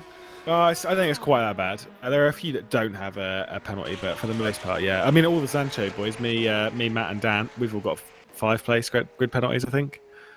Obviously, we're talking about Matt will have success bias to high hell. Yeah, because he's so quick. We're 1, 2, and 4 in the championship, and I don't think we've won a race yet. That's mad. It's just testament to Sancho's consistency across the board. Well, Nicky Team won the All-Star battle without winning a race last season. Just kept banging in those consistent results. Jesper Nielsen, or Jesper Tolberg at the time, is a multiple series champion over in TPS, and he has won multiple championships from not winning a race. In GPVWC's World Sports Series in 2014, it was a 20-race season. It went into the final race with 6 competitors for the championship, and 3 teams that could win the team championship after 20 races. He hadn't won a single race and still won the championship. Who were the other drivers competing for that? There was Jesper Tolberg, there was Eric Strana, there was Fran Lopez, there was David Junt. Those are some big names. Oh, who was the other one? So you got Ice Cold. What was the other main team? I think Chris is just smiling and nodding right now. I've done the Ice Cold. I've done the smile. What was the other team? Oh my god! Oh, it was Enterprise. It was Sven de Vries and Sven de Vries and Kevin Siggy? Might have been. Just say yes. I think Kevin Siggy was definitely one of them. Obviously, a name that we all know in sim racing at the moment. Team Redline driver and because he still drives for McLaren today, because it's a joint venture. That same as with their all round fast boy. Enterprise GP, by the way, for those of you that know, that's James Kirk's old team, ex-commentator for the Veteran Endurance Championship, and also does some stuff for WTCR esports and various things across sim racing. Now focuses on Rocket League, but there you go. Who doesn't love a bit of Rocket League? Who doesn't love it? Do you know who does love a bit of Rocket League? Yuri Kazdorp. He's put a lot of hours into that game. That said, I've never played Rocket League. Have you never played it? Is it just like football with remote control cars? Yeah, and it's fantastic. I prefer Wreckfest. Or as Devin calls it, Wreckfest. And every time he says Wreckfest, I'm like, I'm really hungry now. Get me some Cocoa Pops. I've actually got some Cocoa Pops in the cupboard, mate. Thanks. I've got Cocoa Pops, just got no milk, so I've had to Yeah, make another no, sandwich same. for breakfast. Same. I've got to go and get some milk when this race is done.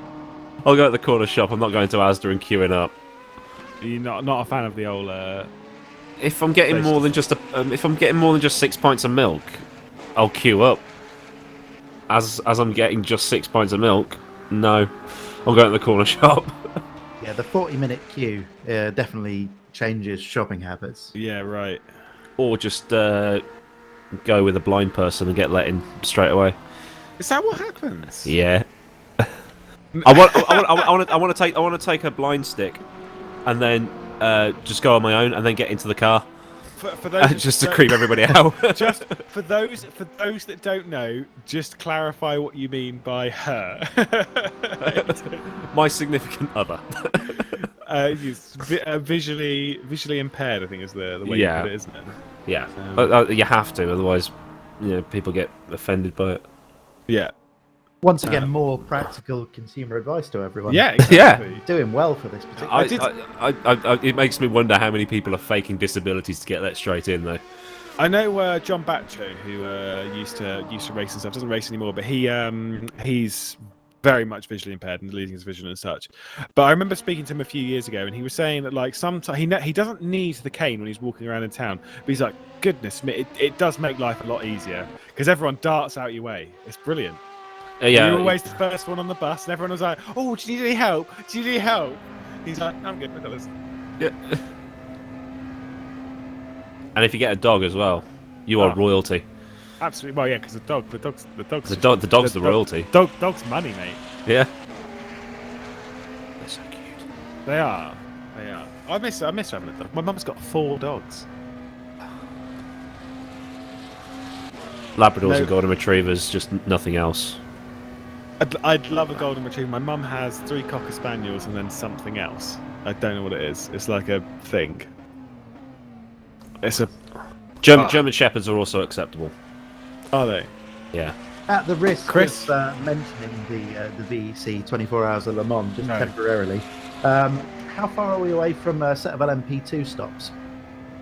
Must be getting pretty close. Double check because Turka Hakkinen didn't pit that long ago. Well, Tony Jukic is in right now.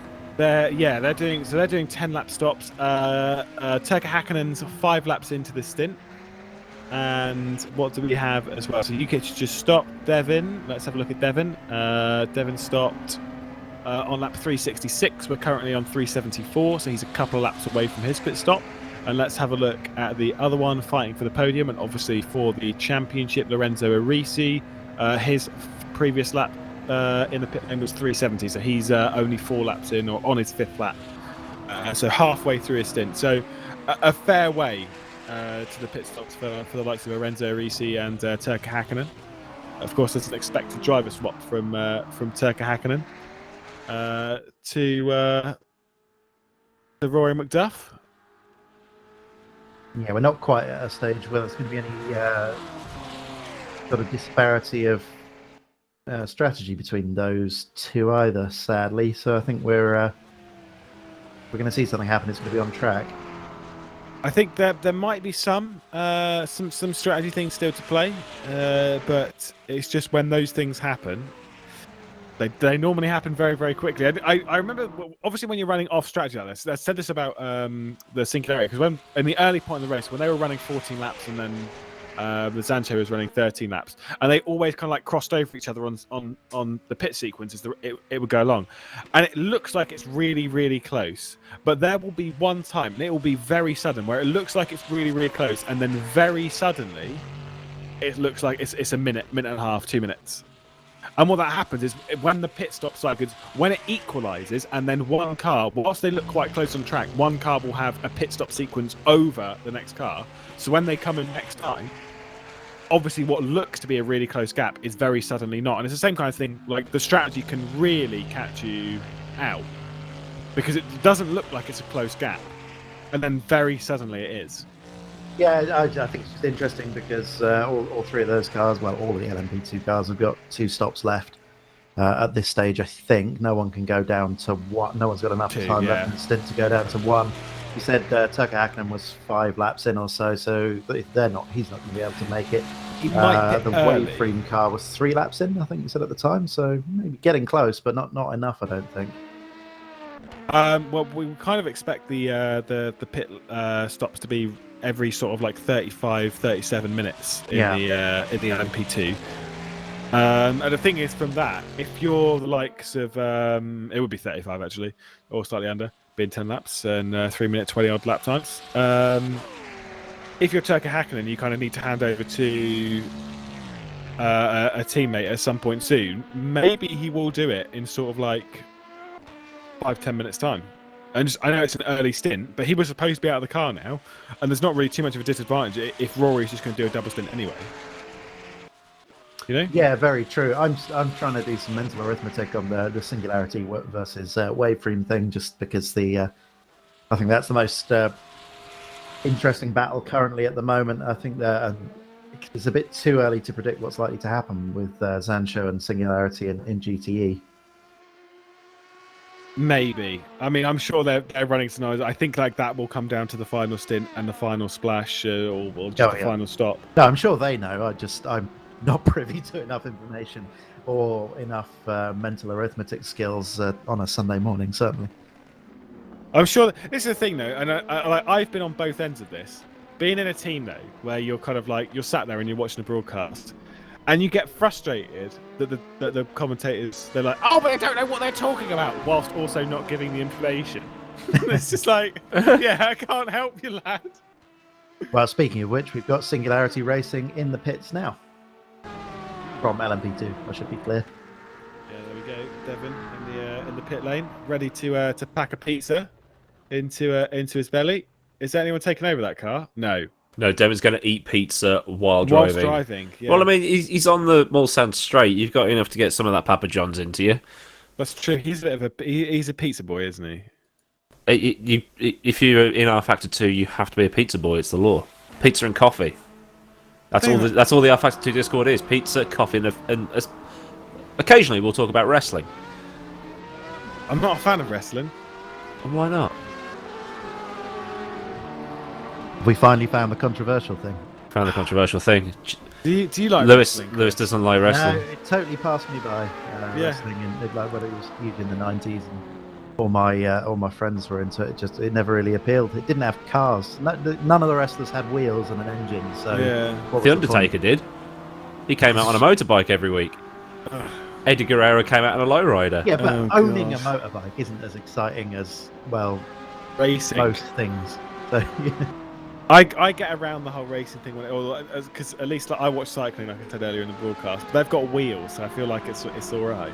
And it's how fast is my druggie compared to your druggie? I was going to say it's all.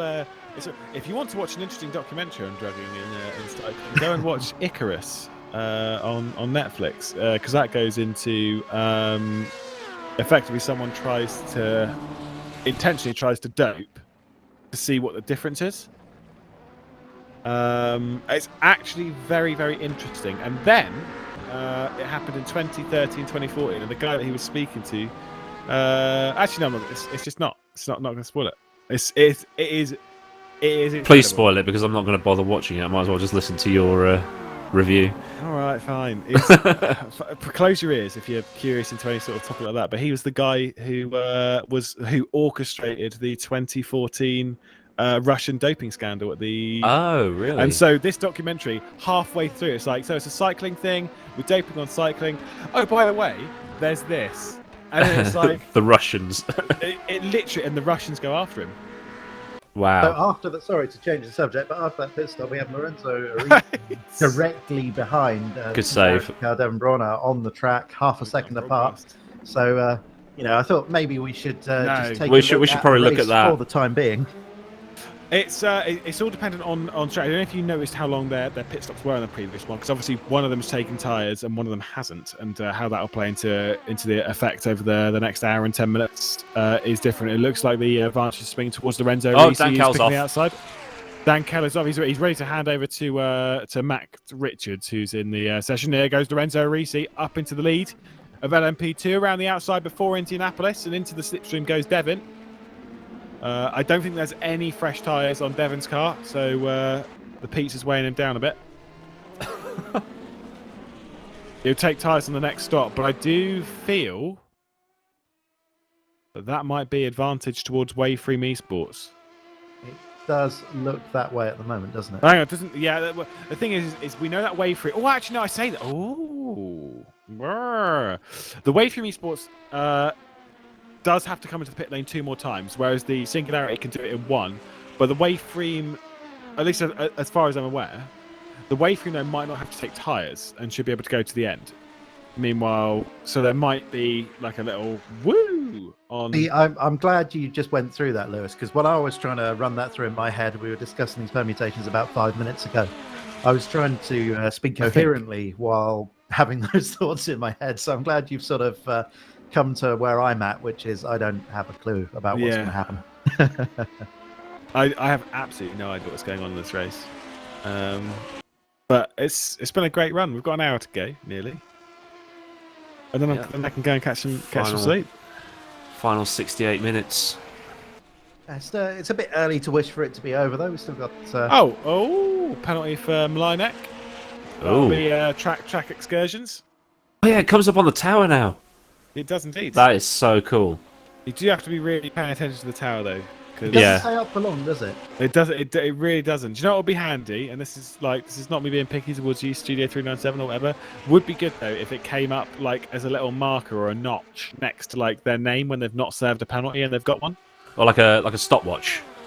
Stopwatch. Something to be like, or hey, DT. by the way, in other sims and series, it'll just say DT or SNG or whatever for the type of penalty they've got to serve, which is quite useful for the viewers and us and hapless commentators like us. Yeah, when we're not paying attention.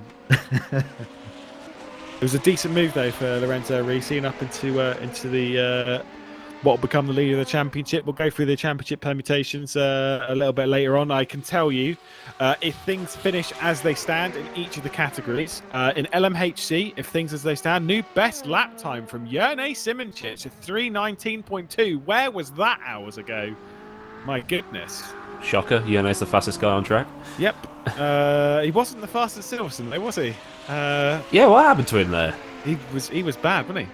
He was terrible. Only 8. Even Mitchie Hoyer was quicker than him. Oof. That is an oof, isn't it? I'm joking, Mitchie, before if he's watching this jumps in. Anyway, as things stand, in LMHC, AAA Esports will become the series champion if everything stays as it is.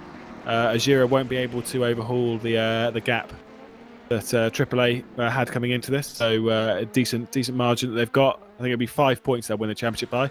In LMP2, it will go the way of Waveframe Esports, the guy that we're looking at, Lorenzo Ricci. They'll become the series champion if things remain as they are. And in GTE, it will go the way of the Zansho 87 if that car remains in the lead of the race and ahead of the Singularity Racing number 60 Porsche.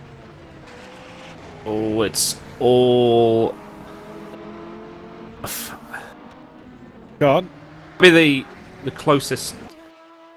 Be controversial, weren't you? No. I was going to say it might be the closest championship we've ever had in the 12 months I've been doing this. I think maybe not the closest championship like when it comes to points difference, but I don't think we've had it where it's been this tight coming into the final hour of the 24-hour race and also the season. And obviously like, the race isn't like super duper open when it comes to who's going to win and whatever. Like it does seem like at least 2 of the categories are pretty much set at the moment. As that's frozen, good shout. But the thing is, we've got that's just singularity bias right there on the stream. Yeah, so this is not going out. It's because the monitor's turned off that Jimmy's got. So right. So it's frozen on coverage. So don't panic too much, guys. This is not frozen on the actual live stream. As much as maybe not the closest for the race, the championship coming down to the wire like this, any mistake in the final hour will not cost you the race, will not cost you a podium. It will cost you the championship. It will cost you 9, 10 months worth of work, all in that one moment. Yeah, and it's quite interesting. A point I was going to make a moment ago before the conversation moved elsewhere was we've seen a smattering of people picking up these penalties for track limits as we're deep into the race now, and the fairly harsh cut penalties build up over the course of the race. But there are still some big names that, at least to my knowledge, that are still in this fight that have yet to pick up any drive-throughs. And it would be so easy just late on in the race trying to push to get that final result, to throw it all away unceremoniously by picking up a drive-through in an opportune moment. Well, this is the conversation we had pretty much 23 hours ago, is the V8 supercars at Adelaide in 2014, when they just went, oh, by the way, Scotty, you've not used up all of your track cuts for the first chicane, just yeet it across, mate.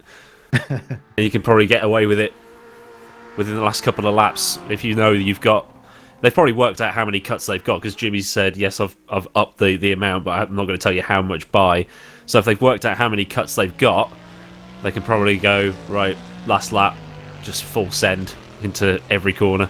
Well, some of them will have worked it out, others perhaps not at this stage. Yeah, if you haven't had the... Another penalty there for Dennis Dooner in the sim racing for Holland car, currently in 8th place in GTE. So they are starting to come in a bit quicker, or certainly a bit closer together now. Well, we've had a driver swap as David Blunt's taken over the... what is it? It's Eva Racing by Basilia. What is it with sim racers making these ridiculously long names? What was wrong with Scuderia Basilia? What's the other one? Allied Esports by TCS Off Racing. TCS Off. It's a thing. This is what happens when teams join. They just get these ridiculously long names. It's very hard to follow. Just give it an all new name. Yeah. Call it Jeff Esports or something. I don't know. Jeff Esports. Jeff Esports. Call it Jeff. Lose the esports. I mean, the word esports Jeff. So often throughout the championship, it doesn't really offer any value. Just Jeff. And here he comes in, Jeff. No, it doesn't work. Does If it? you were, if you were to name your, have you got a team, Chris? Have you got a team, Aidan? Not really. What would you call it? Well, I've just decided it's been called Jeff now. No worries, Jeff. Yeah, because I wasn't. Chris A, team manager of Jeff. Because there's already 3 Zancho drivers in the TC UK series. I had to give myself an. I just called it Option 13 Sim Sport. I named it after the dodgy launch control program on the Benetton in '94. So it's a little bit of a hint. Yeah, my BMW's got launch control. I see. And traction control, and I'll be punting a lot of you off in the final round. Maybe.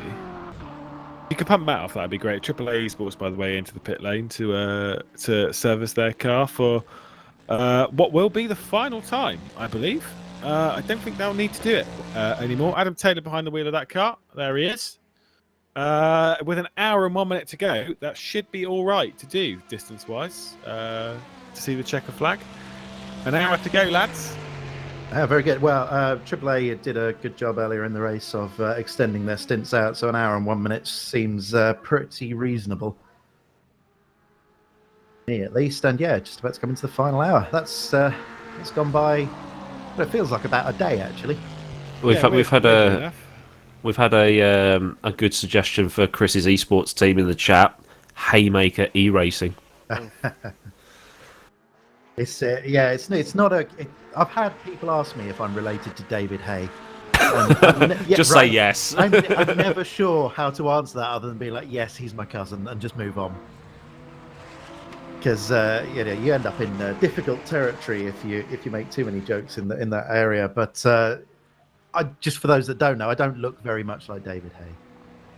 Well, I just need a name that's just so like mine. No one. There aren't many McGlades in anything, is there? I don't know any. Apart from my brother, he's an idiot. Yeah, no, I can't think of a McGlade. Again, we've got into some territory that I just wasn't expecting to cover. Bridge today during. Well, we've got to keep you on your toes. Well, yeah. It's doing that very much. And I should usually expect the unexpected in motorsport, as we the Turker Hakkinen in the pits now for that driver swap that. Well, maybe failed. The driver swap, we'll see. That's what I was about to bring up. Yeah, Dan's missed his pit box and had to reverse back in. He's not very good, is he? It's way past his bedtime, bless him. Stephen, you need to get him a DD wheel. Come on. And some caffeine. And yeah, I don't know he doesn't drink hot drinks. He doesn't drink coffee. He doesn't drink tea. He drinks cider. He drinks cider, not at the moment. No. He probably drinks. He's probably just drinking water. At the Maybe moment. Some Steve's juice. standing behind him with that massager. No, yeah. That is. You a go off good again. point. You're getting the massager. There's this nasty massage they've got, and it does look like it hurts. To be fair, and Dan really doesn't like it. So now his dad, Stephen. No. His dad. We were. Oh. They'll take a hack on him. Drives up third again. Oh no. Yeah, and during that stop as well, the Team Rookie Monster car got stuck behind the Zamshow car as well. Had to engage reverse and do a bit of a 3-point turn to get out. So not the cleanest stops at the distant end of this event. That's a bit sad for Rory McDuff not being able to take that car to the end. Obviously, he was getting ready for the. Well, they're going to have to stop again. The honour, the honour stint. The Yankee stint of honour. Not going to happen, I'm afraid. It does look like something's quite badly broken there in the driver swap, doesn't it? Yeah, not sure as to why there's been an issue there. And what's causing the issue for the drivers as well? Thankfully, it's happening in the last few moments of the race. In the sense, Is it only happening to that one car as well? As far as I'm aware. We've seen other driver swaps fairly recently. I can't remember any specific. Yeah, I don't. There's been some in between the yeah, the Christian pit Mitchell stops. took over the Singularity Racing car at their last stop in the lead of LMHC. So I think it does look like it is not spread across the whole field. But I think the only one I've noticed it in is with the Hydra Racing car. I think Robin Panzer is just again. Maybe the problem will solve itself, and we will get the Liberty Lap or whatever they're calling it. Yankee stint of honour. Yankee stint of honour.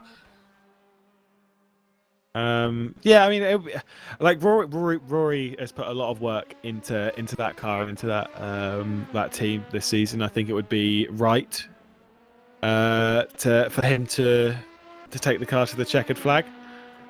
This is the thing, though. At this point in the season, or this part of the race, rather, when you're kind of like, if you're not really under threat position, you do actually think about who should go and do the final stint, because there's always one driver that it should be. It's like with DHR, it was always like the last stint should be Bailey, you know, because it's Le Mans stuff. It's always nice to have like it like that.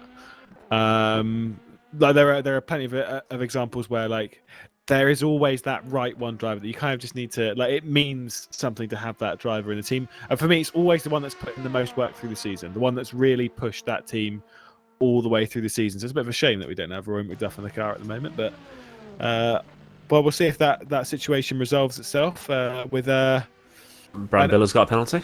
Under an hour to go. Yeah, indeed. Wychwood. Is it Wychwood that he drives for? That's a guess. That is Wychwood, yeah, the 86 car. Nice one.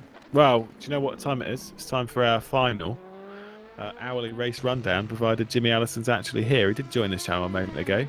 We'll see if we can get the top 10 up for each class on the middle of your screen. I don't have the buttons for it, so I won't try and push anything. You need a stream deck. Nice. I do need a stream deck. I'm just catching him out. I don't think he was quite ready for this.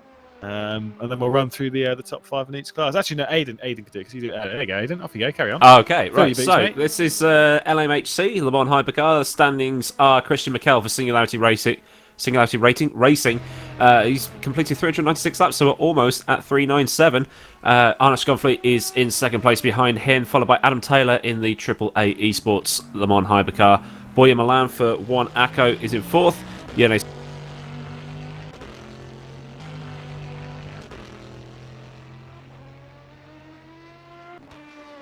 Gordon with what was that? You died a bit there, I think. I did. I think my finger slipped off the push and talk. In the sort of 1990s Jordan-coloured Speedy Mike car is in sixth, followed by his teammate Nick De Silva in seventh. João Batalhas in eighth for ACR, Henning Voller in ninth for One Target, and Tom Lombart's in 10th there. Tuck Acklin leads the LMP2 category, followed by Devin Browner in second for Singularity. Lorenzo Risi in the Waveframe Esports car, which is championship elect, I believe. Just running around there in third. Dimitri Bushka for VRC1 is in fourth, with Henry Drury in Team Rookie Monsters fifth. David Berenek, Team RGPL in sixth, with Max Skolton in seventh for Fair Racing Team. Tony Jukic is bringing that undercover sim racing car around in eighth, with David Yunt in the Evo Racing. I'm just going to call it that. Oh, okay. Jimmy You're way ahead of me here. He's okay, and then well, there's your GTE field. No, There is your GTE field. Oh, Do you right. like how Team Virtual Racing's massive in comparison to the other ones? Do you like It's that new long nose Corvette, isn't it? Huge. It's like BMW memes. Check out Corvette. So Jan van der Heide is leading the way for Sancho with Kasper Stoltz in second for Singularity. Wojciech Polesny for Juices Motorsport Club in third. Zbigniew Sciarra in that huge Corvette in fourth. Sasha Glatter is in fifth for Blackhawk, with Daniel Fonte in sixth for World Sim Racing. Daniele Brambilla for Witchwood is in seventh, with Dennis Dooner 8th for Sim Racing for Holland. Then Mikhail Sedlacek for Team RGPL in 9th, and Petter Grau for Butler Power Motorsport in 10th. There we go. A massive Corvette, though. Huge. That's a big meme, isn't it? That's a classic one. Jimmy Broadbent pointed that one out earlier, and since you said it, I was like, I didn't notice it until like 16 hours in. I've only just noticed it now. You pointed it out. Good point. That Corvette is a monster on that graphic. Is that...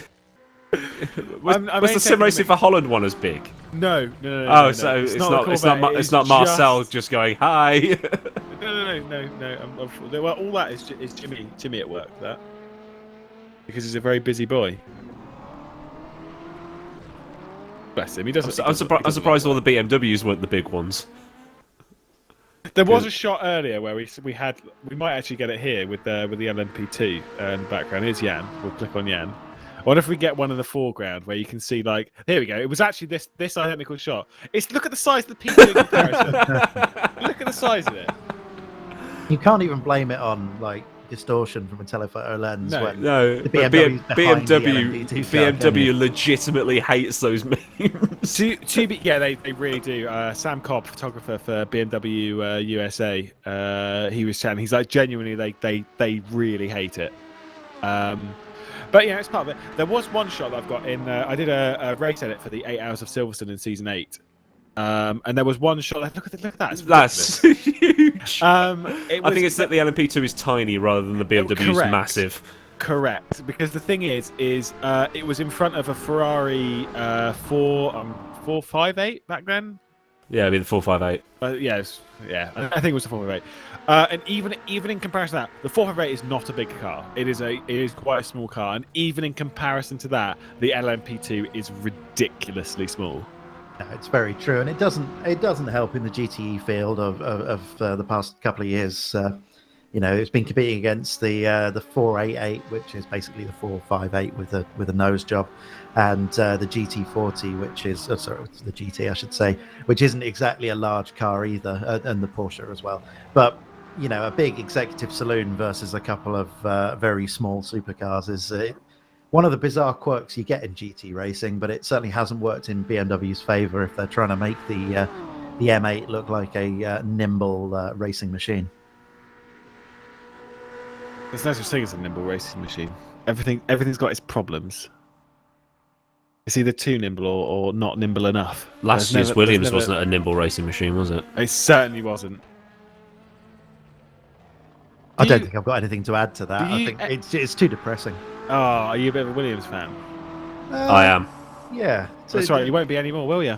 I mean, I'm pretty much from Woking, so that's where my allegiance lies. But I've always had a soft spot for Williams, and it's pretty tragic. Not great times. So I'll cut them some slack right now.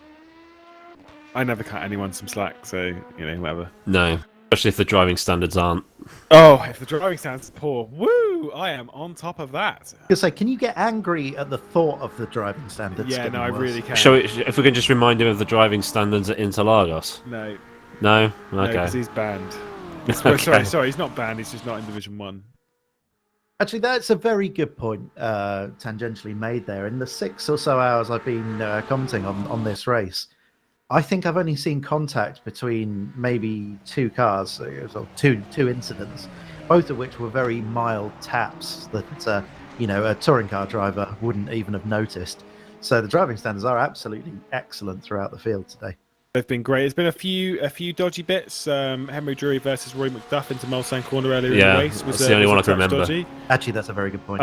But then, to be fair, that was repaid with the best. I still will maintain the best move of the race, where Roy went around the outside of the Porsche curves, because that was incredible and tight as well. Like, we've seen a few moves around the outside. There was just something about that, because it was tight. There was a little bit of contact on the apex. It was just, it was close to death. And the closer to death you are going through the corner, the better the move is. All right, let's try and stir some controversy then. Okay, carry on. Next week, there's real world drivers doing this. Yep. Do you expect the driving standards will be at a similar high level? No way. Not a chance.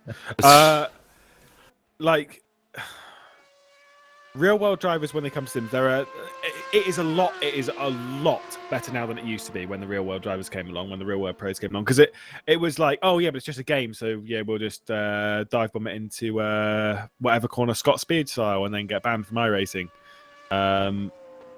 You don't really have that quite as much anymore, but there is something about spatial awareness, because obviously you're not in the car, so you can't look left and right and stuff.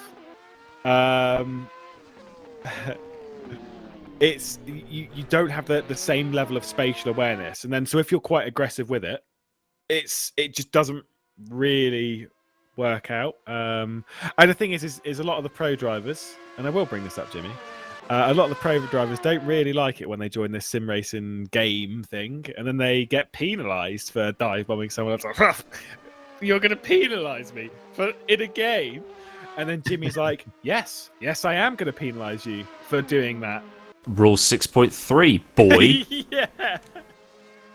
Well, if you had read the rule book, you'll realise that dive bombing someone and punting them off into the NGK chicane is against the rules, mate. So, as it is in real life. Yeah.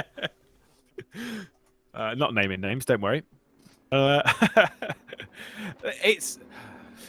I mean, to be fair, like I say, they're doing a lot better job, the real drivers now, of like actually respecting sim racing a little bit more, but there is still it's still a gap that needs to be bridged. The driving standards in the race all-star battle at Estoril were horrible, and then they said, right, we're going to come down hard on this, and by Silverstone and Indianapolis it was absolutely brilliant to be part of. And then they went to Monaco. And then they went to Monaco, which I haven't watched yet. I've not watched. I heard it was nice. I heard it was a great time. A great time had by all. 5-second clip, which I think probably is if people haven't seen it, it's pretty much exactly as you would imagine. I saw Epps going for a bit of a barrel roll through Beau Rivage. I got a message from Lars Brugman making his sim racing return. I asked him how he went. He said very good, qualified P5. The race though, that was such a joke. You know who won though? There was a big crash. Yes, I do know who won. It was Jan von der Heide. It was. Yeah, I've already brought it up like 3 times this broadcast. Don't worry, mate. Oh, have you? Oh, okay. Yeah. I haven't been here. I was asleep. Do you know what else was on last night? The snooker? The return of IndyCar. It was. And I've not watched it yet, and I do want to watch it. 200 laps at Texas, I think it was. Desperate to go and watch that. That's the main reason I want to wrap this up. I'm bored of you lot now. Socially distanced snooker is weird. I was watching that last night. Have you watched any of the football since it's come back from, like, because obviously you're getting fired now. This is Jimmy's favourite topic. You're getting fired now. But I love when they score a goal and they're like, yeah, they sort of like get carried away in the moment for like 10 seconds, like yeah, and then run around and it's just complete silence because there's no one in the stadium. And they go, it's like watching the it's so awkward. The guy playing pub football on a Sunday morning who thinks he's Alan Shearer celebrating like he's scored in the FA Cup final. It's so wonderfully awkward. I love the idea of how awkward it is, but it is like, it's painful. There is, when you remove the crowd, I'm not saying that because of that reason they need to put the crowds back in because it's unacceptable. Like, no. I think it's the right thing to do to get on with sport and like bring it back. And it's the right thing to do to not have crowds there because like that's a nightmare. You know, you could argue that penalty for Nick De Silva in Speedy Mike, by the way. That is the number 18, the one that's 7th on the road at the moment. Still going to drop him back a position because ACR's miles back. But you can argue, as Singularity coming to the pit lane, that Sport shouldn't have returned. Maybe it's still too early, etc., etc. Fair enough, and I can understand all that argument. But I also get the argument of getting the Sport back underway. But there is no argument to the idea of having fans there. I don't think anyone can stand by that at the moment. As much as it's awkward, you just can't have fans. A racetrack, a sporting event, it doesn't matter where it is. You just can't have it. Really. I think we should all celebrate the sort of beautiful absurdity of watching these kind of sports in empty stadiums and everything else. We're never going to get a chance to see anything like this again in our lives. So let's celebrate the bizarreness of all of it. And those moments, as you just said, like celebrating a goal and it looking like a Sunday League player who's got ideas above his station. There's kind of a beauty in that. I think that maybe we should try and all embrace a little bit more. Oh, absolutely. I think there's something like sort of warming about it. The main thing is though, for IndyCar and NASCAR, there's not actually been much of a change in the people in the stadiums. Oof. I did think that, but I wasn't going to say it. Yeah, so I'll just fire those shots, mate. Especially for NASCAR recently. My God. Yeah, it's horrible. IndyCar at least can bounce back on the 300 or so thousand people that go to Indy at the for the 500, whereas.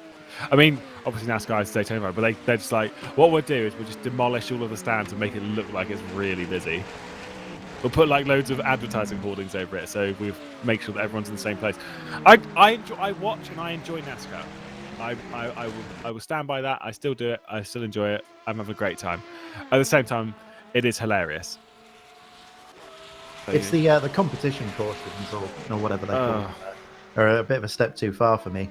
Although one about now, Code 80 about now would really liven up the last 42 minutes of this particular event. Almost a bit how American of you.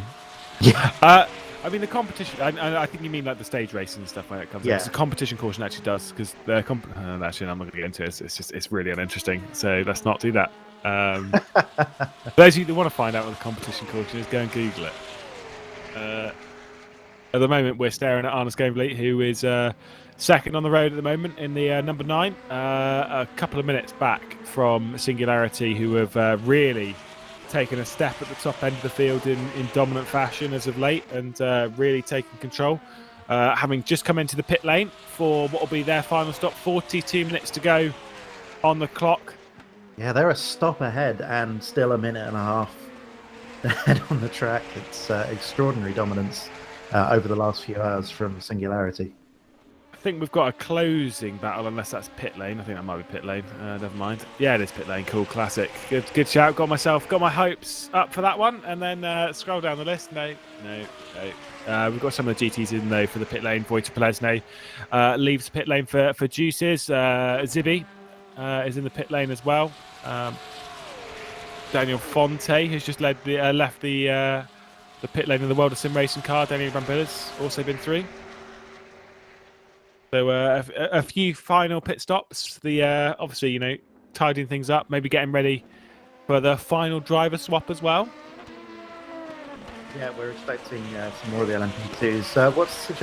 Have we got expecting some splashes in the GTE field as well, aren't we, I think? Yes, potentially with Jan van der Heide and Casper Stolz. This is where things are pretty tense and we don't know how this is going to unfold, but we will find out pretty soon. 70 seconds separates them, at least on the overlay that we've got. It's 50 on the live timing. So. It's 50 on the live timing. It's 73 on this live timing. I have no idea what it is on the broadcast and actually no idea what the actual gap is. So that's great. I think the only person I probably could find out actually. Hold on, give me it. Nick will know. Give me a mo. Hold on. No. It's 45 seconds. 45 and a half seconds. There you go. Found out eventually. Only took a bit of a bod's job to get to it, but well done. Thanks, Stad.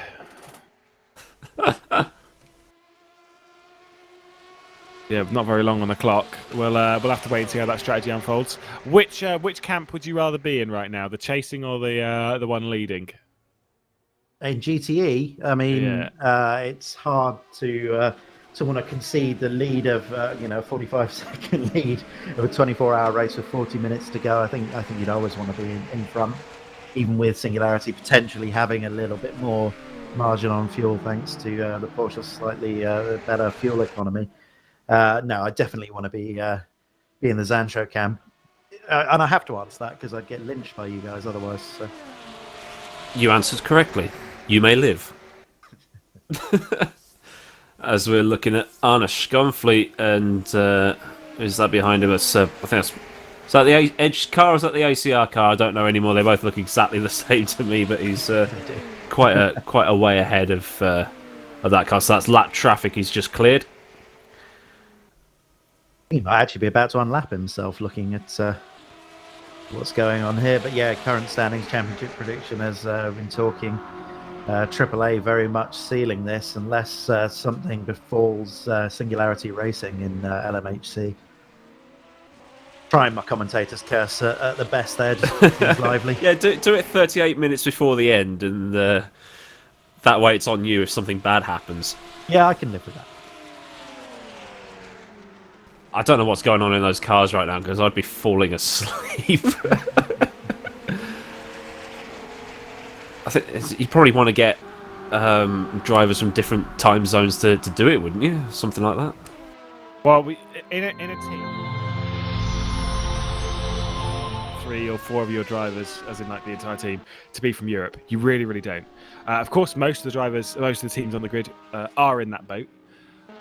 But seriously, if you can score yourself an American driver or even a cheeky Australian, it is very helpful because it's just kind of like, right, there we go, graveyard shift. Do you not have issues with pings and stuff if you've got Aussie and yes, particularly Aussie drivers? Yes, you do. That's part of the issue to deal with. I'm going to change the subject slightly.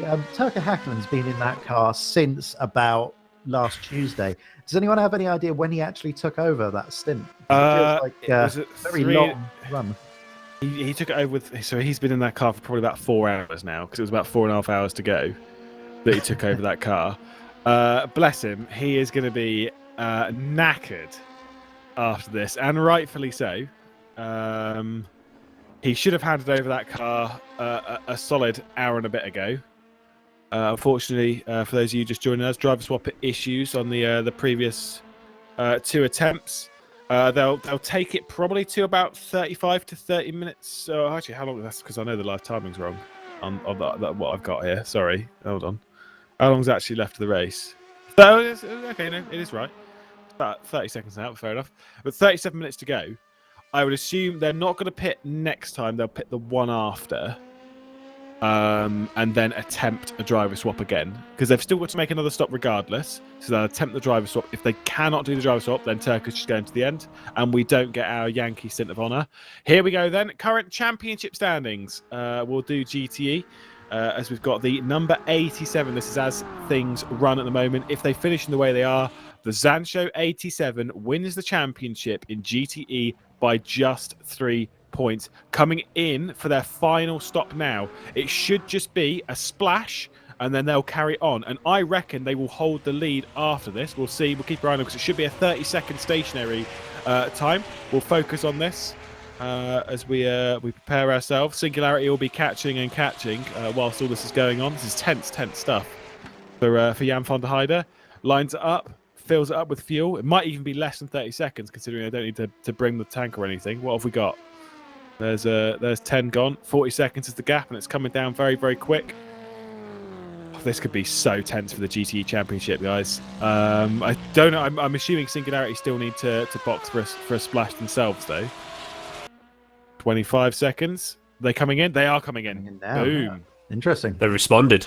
They have responded. They've assumed whilst Singularity's in, whilst Zancho's in, Singularity might as well.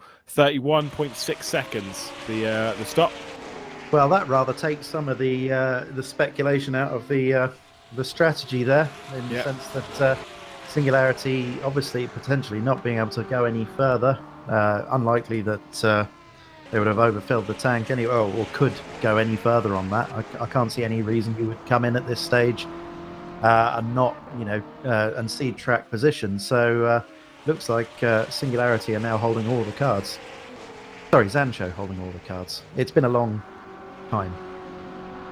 Try doing it this at a LAN event when you've only had like a maximum of 2 hours sleep. Well, I suppose with the baby, it's probably the same. Yeah, isn't right. it? Yeah, I mean, this is it. I have been basically incompetent as a human being since the middle of February. So I've been incompetent as a human being since 1990. So it's it's a nice marker to be able to measure from there. yeah. Well, they've all rejoined the circuit now, and the gap seems to have actually remained the same. Because I think Singularity stop was pretty much the same as Zanja's, maybe slightly shorter, and so that there will swing into the favour of Zancho quite nicely there. And Nick Dealey running the numbers behind the scene, and some great drives from the 87.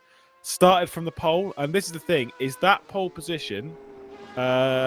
Same as last year, we had the top category from pole position took the victory, as it has been this season as well. At this year's 24 Hour of Le Mans, Singularity in LMHC had the pole position, potentially set for a victory in half an hour's time. In LMP2, Singularity had the pole in that. They're running in second place. Hydra started from second position and currently leading the way.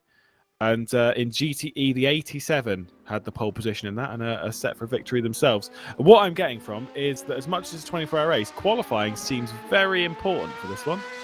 I think still argue that you potentially correlation and causation there in the sense that I think the fastest cars are the cars that are going to go fastest in both sets of conditions, both quali and race. So I think you'd have found that if the Zancho car had qualified third, they'd probably still be at the front of this race.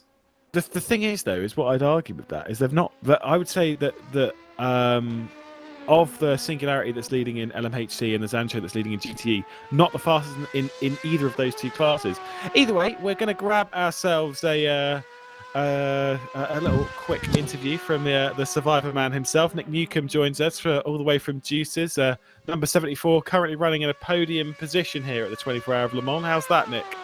Yeah, good afternoon, and it's great news because the team was put together. Obviously, Adam started the season with Eric, but Eric has taken some time out, and then Zhao was moved from the 73, and we felt if there was a chance for the 74 to make the final podium standings, it would pay to then move Wojciech and Daniel across to the 74 as well, and as it turns out, it's been a good move. We've jumped the 97 with their issues, and we've moved from fourth to third. And if it stays like it is, we've secured a podium, which is pretty good. Champions last year, and they gave a good account of themselves, and a P3 finishing the championship this year. So it's really good. Are you satisfied then with how season 12's gone as a team? It's a mixed bag. It's obviously I've known Adam and Eric for many years, and it was sad that Eric had to step away for a little bit from the driving scene. But Adam and Zhao have just clicked really well this year and come on strong. But obviously, Wojciech and Daniel had a great podium at the VIR, which they thoroughly deserved after some incidents during the season.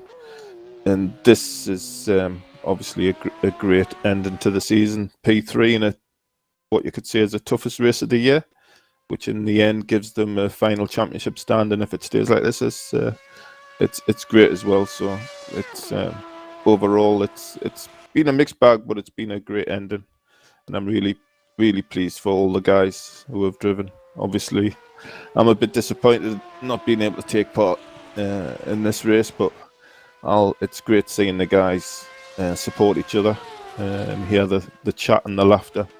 It certainly brings a smile to my face. That's which is the main thing. And I've enjoyed the commentary as well. There's some of the stories and information in your little laughs. It's really good. Thanks, man. That's really sweet of you. I want to ask you though, because obviously, well, we've brought it up a few times with the situation that you've been in recently, Nick, and the recovery. It's a bit of a story, and we are very glad to have you properly with us, potentially rejoining the racing scene in the near future. Don't want to put a date on it yet, Yeah. The sad thing is, I didn't realise how bad it was following, and obviously I got told the full story in the weeks afterwards, and the way I am, obviously I'm still struggling with the damage to my lungs, especially.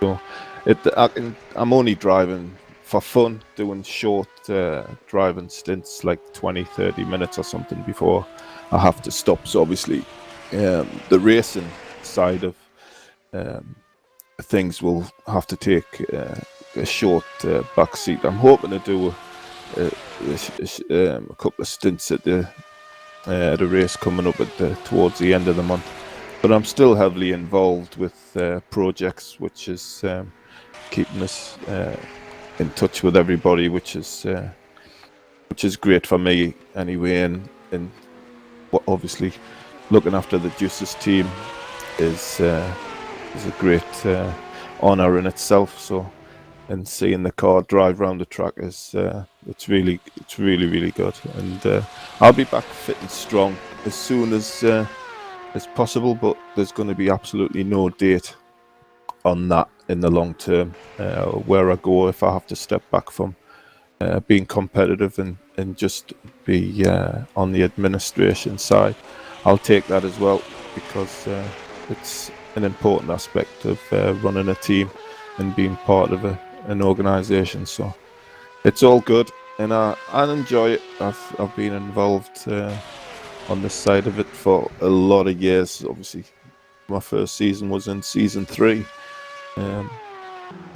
yeah, so it's great to see things evolve, especially through the years, and even in the short period of time, the last 2 or 3 weeks, rFactor 2 was really taking a great shape, and it's good going forward.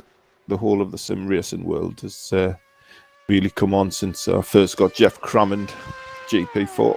So, so that's how far back I go. So yeah, it's a great involvement and everything involved in sim racing. Well, thank you, Nick, for your support through the season. Of course, the last round of season 12, and we'll hope to see you back in a car soon. And also make sure that you're looking after yourself and you're recovering well. All right? Yeah, definitely. We'll keep in touch. I'll look after you next weekend as well, my friend. Yeah, you feed me that data. I'll feed you that data, don't worry. And thank you very much for everything all you guys have done through season 12 as well. The commentary's been top notch, and in the last 24 hours, it's been a joy to listen to. Thanks very much. No worries. Thank you, Nick. We'll let you rejoin. Juices there. Nick Newcomb there, doing calling all the shots behind the scenes of Juices. Great to have him along. What a legend! Jeff Crammond on the bingo sheet, because unfortunately not potential one to add. It's royalty. It's it was that video that William Sim Racing Paddock did, and it was just like Grand Prix 2 seems to be a recurring theme here. Yeah, everybody started an advert for a game that came out in 1995. It was ridiculous. Guy's a legend. Yeah, 1995, great year, by the way. 96 it was. I think GP2. it was 96. It's the 94 season, wasn't it? But yeah. But 95 was the year I was born, so it's the greatest year of all time. No. Yep, greatest year of all time. July 10th, 1995, 25 years ago, nearly. You wait. I mean, I don't have a particular fondness for any particular year. Maybe I should work on that. Yeah, you pick up. I've got a particular fondness for 2012. Was the first year I started watching motorsport properly. 1996 then for me. If we do it by when we started watching motorsport properly. Yeah. Watching Martin Brundle. 2012 was last year, so it can't be 2012. Look, 2012 was the year before this year when nobody did anything, because we have the Olympics, the Jubilee, the Royal Baby, the Royal Wedding, all that stuff going on. And a crazy F1 season as well.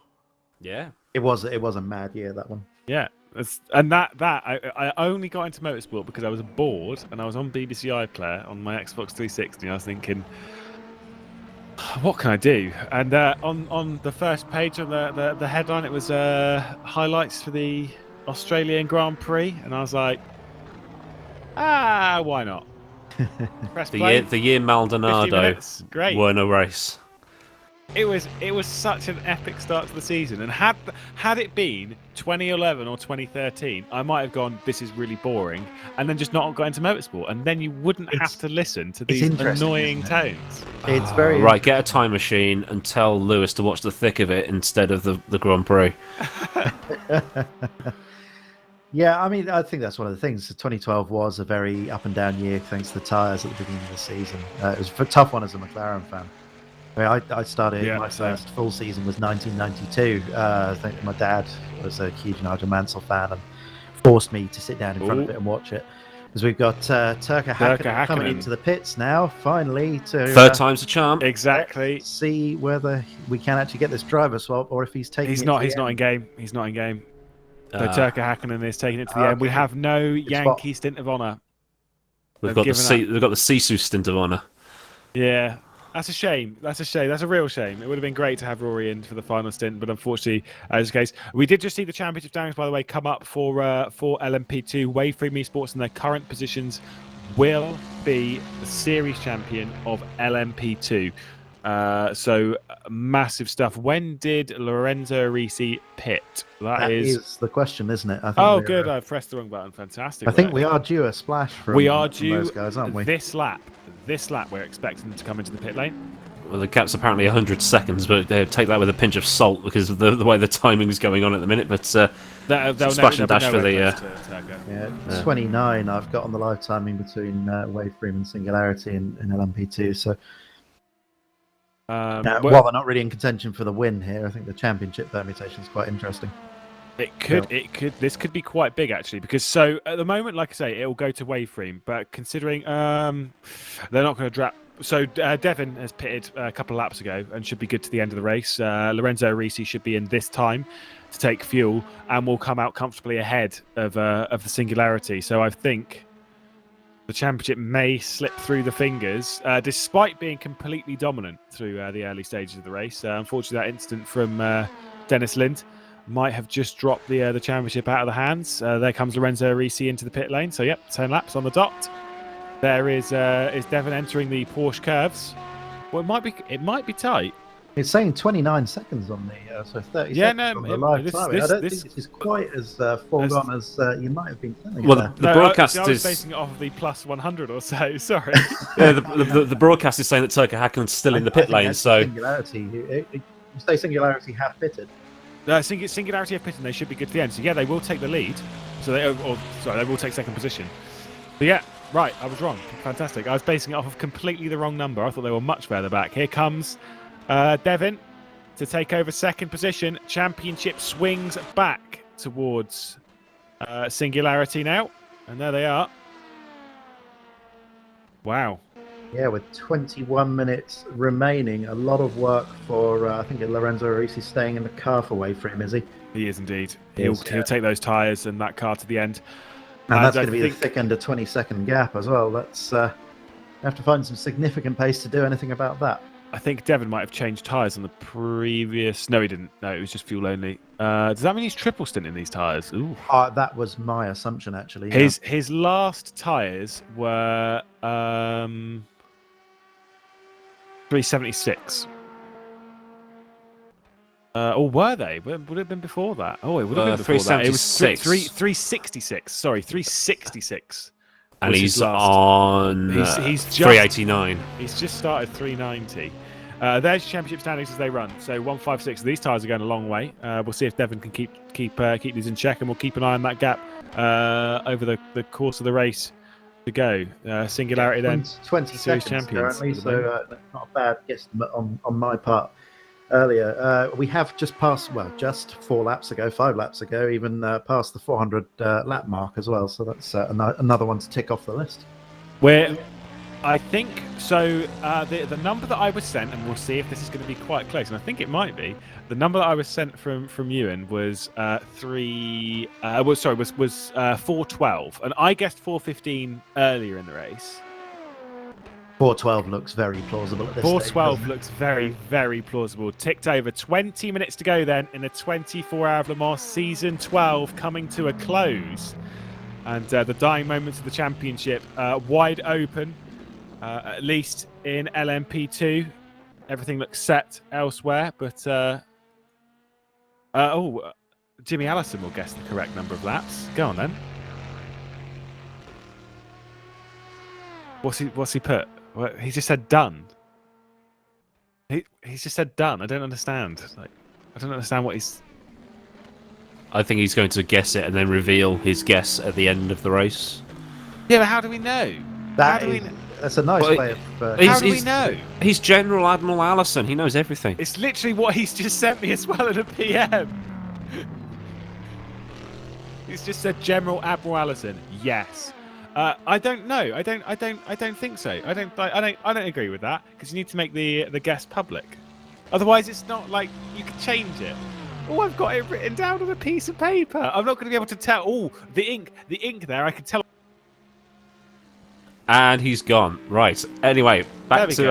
All right, Lewis Damn gets it. angry. Tick. Off we go. No, I think that counts. Interesting thought, as we had a bit of a yellow flag in sector 3. LMP2s obviously were last year's top class, if I'm correct in thinking, did 397 laps. We are going to be very close to doing 397 laps for the LMP2 leader as well. Which is what they did last year, because it was LMP2 that was the lead category last year, and they did 397. Yeah, that's what I was trying to... Oh, sorry. Fumble just my literally... words there. Sorry, just firing straight in on your main point there. I mean, it wasn't... I had actually said it just before that, but it's nice I got to have moved it out, reiterated by someone that knows what they're talking about. I did get moved out of the channel, so I obviously didn't catch all of your point. You see, that seems reasonable. Yeah, thanks, Jimmy. Apparently, I'm not allowed to get angry at the commentary booth. I just get booted from it. Currently on screen, then we've got our race leader, Singularity, the number 10. We haven't talked about the number 10 car for a very long time. They're doing only such a good because it's job. been in the lead by a very long way for a very long time. They're just doing such a good job. Yeah, Christian, well, I mean, even the drive-through sort of an hour and a half ago hasn't really done much to temper that run up the front, has it?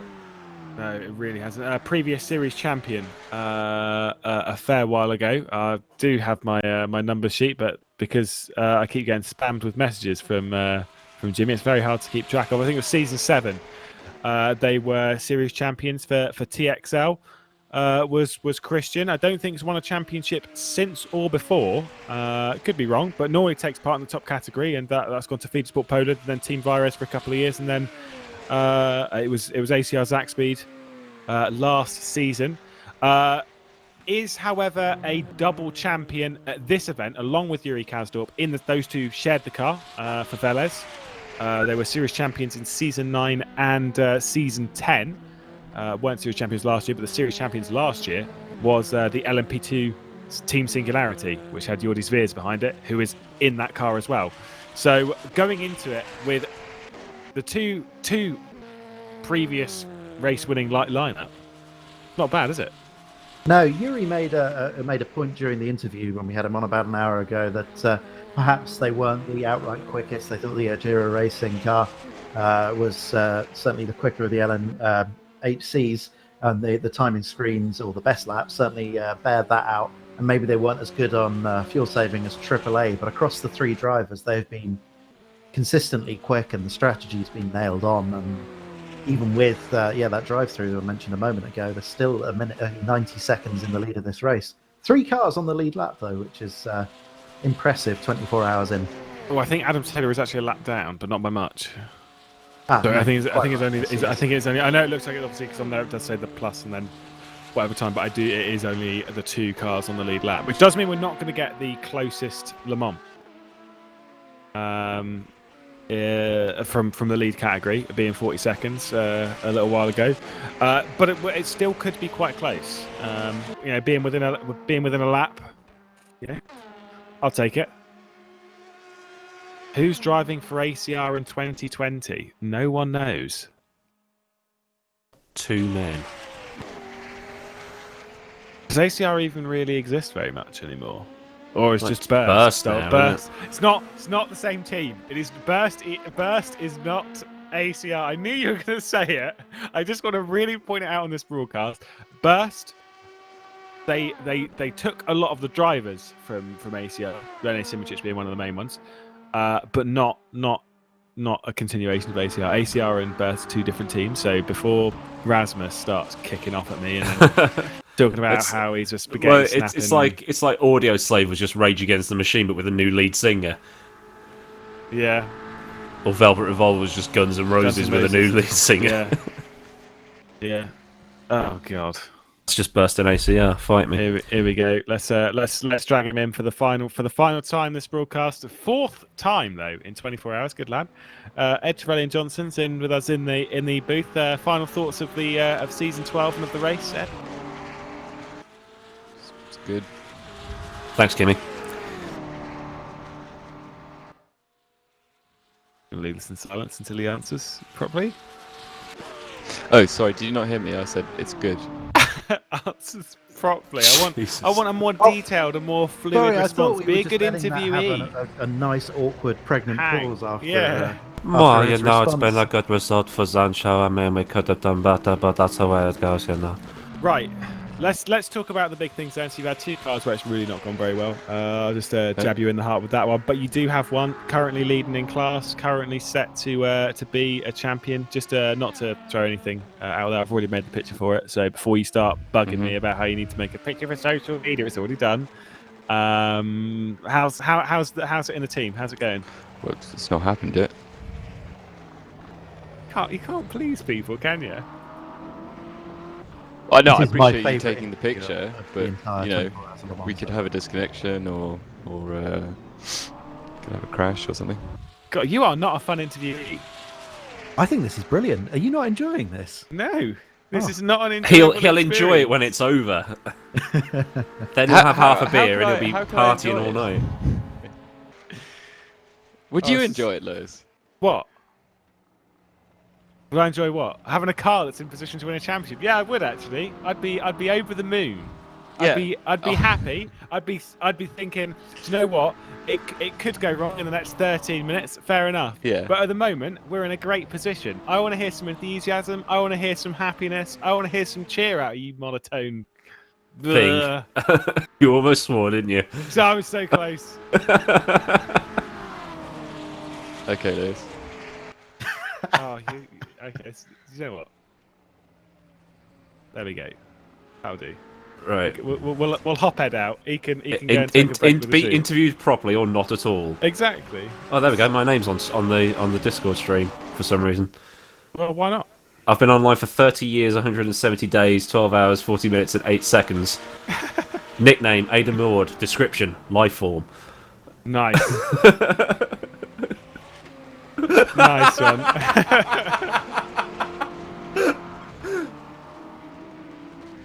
You can't get rid of it. That's definitely staying there, isn't it? He's Yeah. trying to Oh, he put it down. did.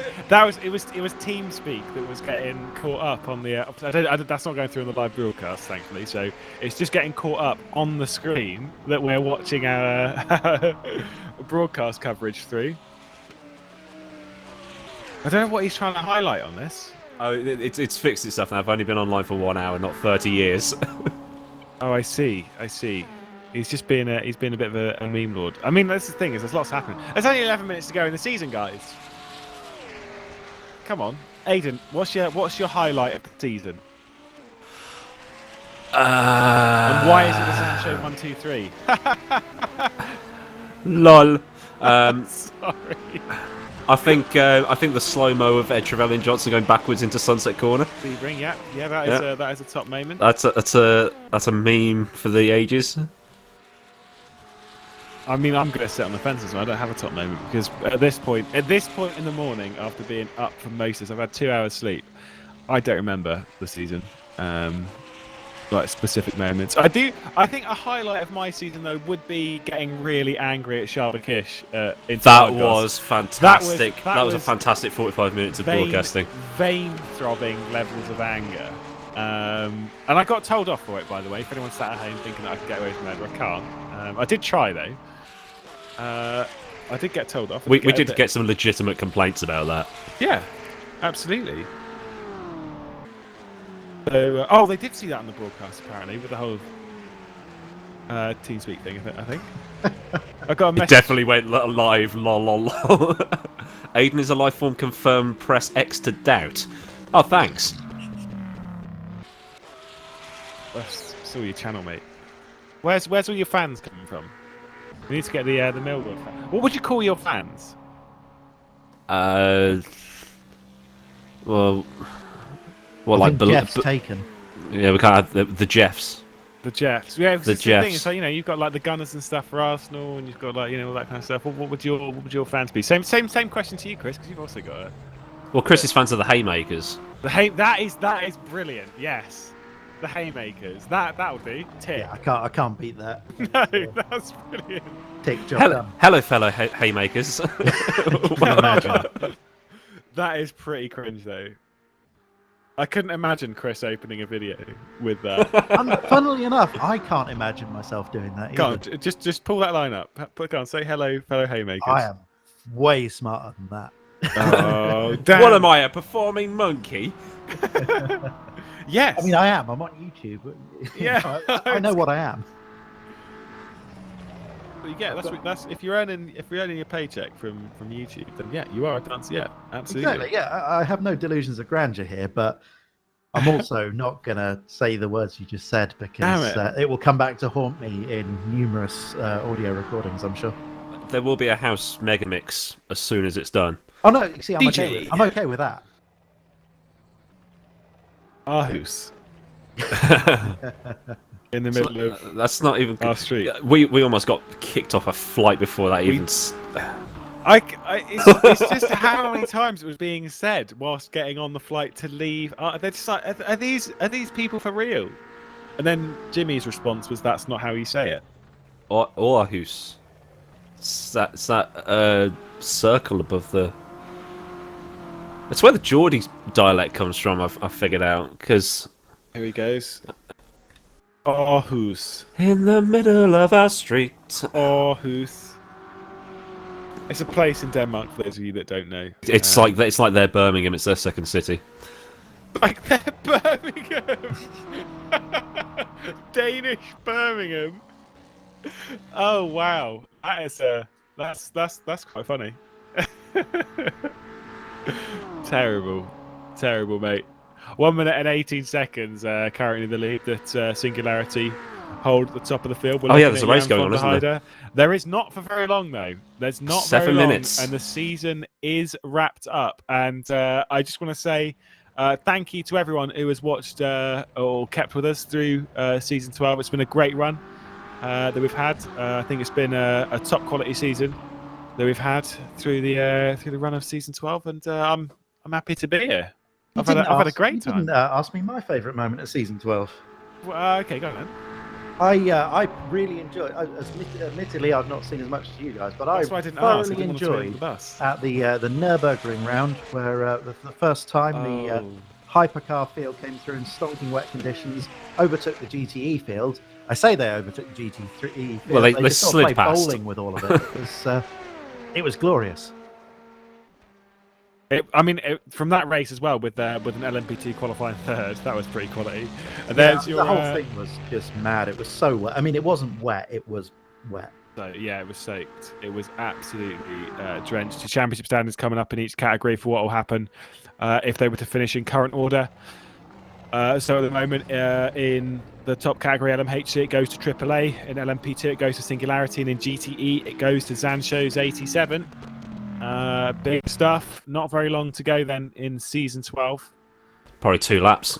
I'd say so. Christian's just come out of Test Rouge now and onto the Mulsanne for what could be the penultimate time. What kind of lap times is he pumping in? It's 320s, isn't it? 323, 324, 325. 324s. Pace dropped off a little bit towards the end. Well, he's not pushing. You don't need to push at this point in the race. So I'm assuming there'll be only 1 or 2 more laps to go. I'd say it's 1 lap after this, surely. Unless he's going to put in the stonkiest of stonky laps to do on the penultimate one. I don't think it's going to happen. There he is. Big boy leading the race. That is good. That's a nice story, I think, for a team. And I've spoke to this before. We spoke about it in qualifying. How Singularity in LMHC, they've been a super unlucky team. They've not scored in 3 of the 7 races, and from some of those, they've been in position to win. And I'm not even dancing around it. At least in VIR, they were leading when they had it. They came back on strategy brilliantly in Imola and were definitely in position to get a podium. I don't really remember what happened in the other one, but they've had some terrible luck throughout the season where they really should have scored more points than they had scored, and so it's nice to see them come into the Mans and really come into their own. It's a nice story. Not the most consistent car this season, but you know they're quick when it matters. Obviously, it has been victorious in one race this season. That was at Interlagos, when we had the only time this season, because it's the only time it can happen, where one team sweeped all 3 categories, with obviously the 10 car winning in LMH2, the 30 car winning in LMP2, and the 60 car winning in GTE. You were there with me, Aidan, for that one. I did all 8 hours in a row. It was not. You fun. Did all 8 hours in a row. You decided to do all 8 hours. We didn't have any other commentators. It was just me, you, and Aidan. Me, you, and there you go. Me, you, and Neil. If I remember correctly. Oh, actually, no. Neil couldn't do it. It was me and someone else. It was Ewan. Was it Ewan? Or was it Finney? It was Finney. It was someone for 2 hours after you. That's why I don't think it was Ewan, because you can normally only do the final hour. In that sense. Oh yeah, it was Finney then. It must have been. Yeah, it might have been DDF. I just remember being absolutely done. So I said, "Oh yeah, I'll go and watch the remainder of the thing," and then I was just like, bed. Yeah, I was drained. Yeah, because you did the opening 6 hours, which is long enough. Yeah. Got Christian Mitchell just now starting what will be the final lap of the race, unless he's going to do a sub 2-minute 46-second lap. I think I'm pretty confident in suggesting this will be the final lap. And what does that bring our tally to? 412 laps. We've just completed. So Ewan was wrong by 1 lap. Oof. Not bad. I was wrong by 2 laps from a guess halfway through the race. I'll take that. Adam Taylor jumps into the pit lane for AAA. Splash and or dash. Splash and or dash. Yeah. Not going to make a huge difference there, as the next car down, the one Acco car, is another lap down on them. So sort of irrelevant at this stage, really. By the way, race distance will be, once we've completed the 413th lap, it'll be 5,627 kilometres. What's that in real money? I've not got a ×5 divided by 8 or whatever it is. I could do that quite quickly, though, couldn't I? Just Google it. This really does feel like something you could outsource to chat. Yeah, but all the chat's all European or Australian. Yeah, so. Let's be honest. If you're racing, though, but they've got Google in Australia. If you're racing, I'm sorry, but if you're racing, you measure it in kilometres an hour, unless you're doing NASCAR. True. Or IndyCar. In IndyCar, I even do it in kilometres. Although, to be fair, I guess like you do it in. It's weird. I do kilometres on road courses because it's just road courses, isn't it? But then miles. Yeah, it's not the Indy on 500 kilometres, is it? Let's be honest. No. It is the 1,000 miles of Sebring though in VEC. Yeah, very good point. Yeah, and we didn't reach that, did we? Realistically, let's be honest, it was the 8 hours of Sebring. We didn't reach the 1,000 miles. So 1 minute left on the counter as we're really ticking down the final moments. Arnold Scanfleet currently on screen, 2nd position. Won the opening race of the season. Haven't really had the most consistent run through the season. A few mistakes here and there, a bit of issues. I still remember they weren't so strong at Malaysia. And like Arnold Scanfleet didn't do that race. I think it was Kalakuri and Daniel Almeida who did that one, if memory serves. They weren't particularly strong that day. And realistically, from that first round, they haven't really looked quite as strong as they did back then. Nevertheless, 2nd position in Le Mans, pretty handy. It's 3,517 miles. There we go. Christian's coming up towards the Porsche curves now for the final time. If we go and look at him. Just pulled out of Arnage, so not much of the lap left to go.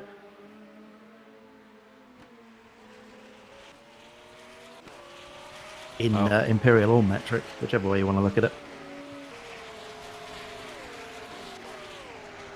Indeed. Oh, I think the camera's not letting me click on Singularity, which is really awkward at this point. Jimmy, if you're there, can we look at the Singularity, please? Yeah, No. Christian Mitchell just coming out of the Corvette Yeah. turns towards the end of the lap. Will be coming into the Ford chicane for the final time. I don't think we're going to get it on screen at the moment, though, but he is coming up Very towards that final unfortunate chicane. timing That is terrible timing. Christian, though, through the final corner, it has been There we go. a great drive from Christian, from Jordi, and from Yuri Kazdorp. They are your Season 12 24 Hour of Le Mans champions. What a drive through the last part. They have been super dominant in the previous 6 hours. Turka Hakkinen here in the Hydra Esports car. Again, brilliant stuff. They have been in the wall in this race. Coming up towards the Porsche curves, a mistake from Rory McDuff. They were trying to hand over to Rory in the final stages. Unfortunately, it wasn't able to happen.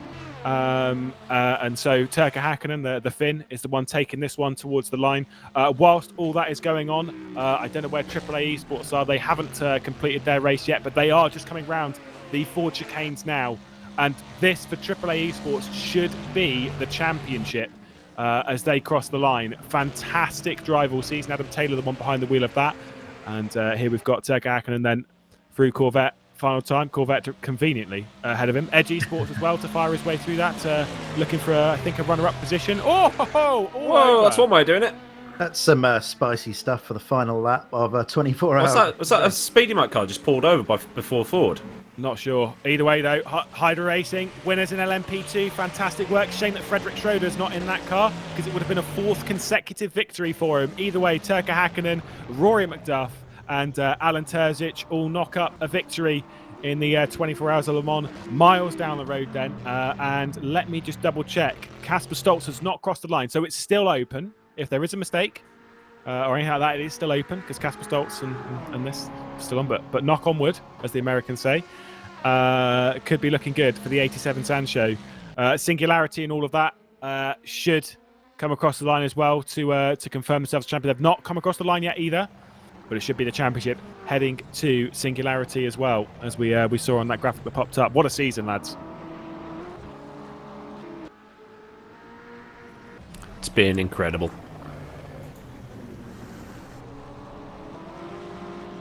Indeed. What a wild ride that we've had. We've got Devin, by the way, in 10th position, just coming up towards the Ford chicane now, behind the RGPL Aston, as he's about to fling it through.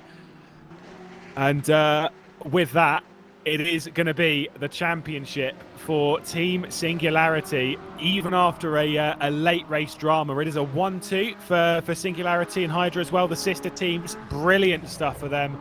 Couldn't have asked for a better result for me as well, Hydra. Big fan. Where's my t-shirt? Send it to me, please, especially considering you're now the season 12 24 Hour Le Mans race winners. What a stunner of an event.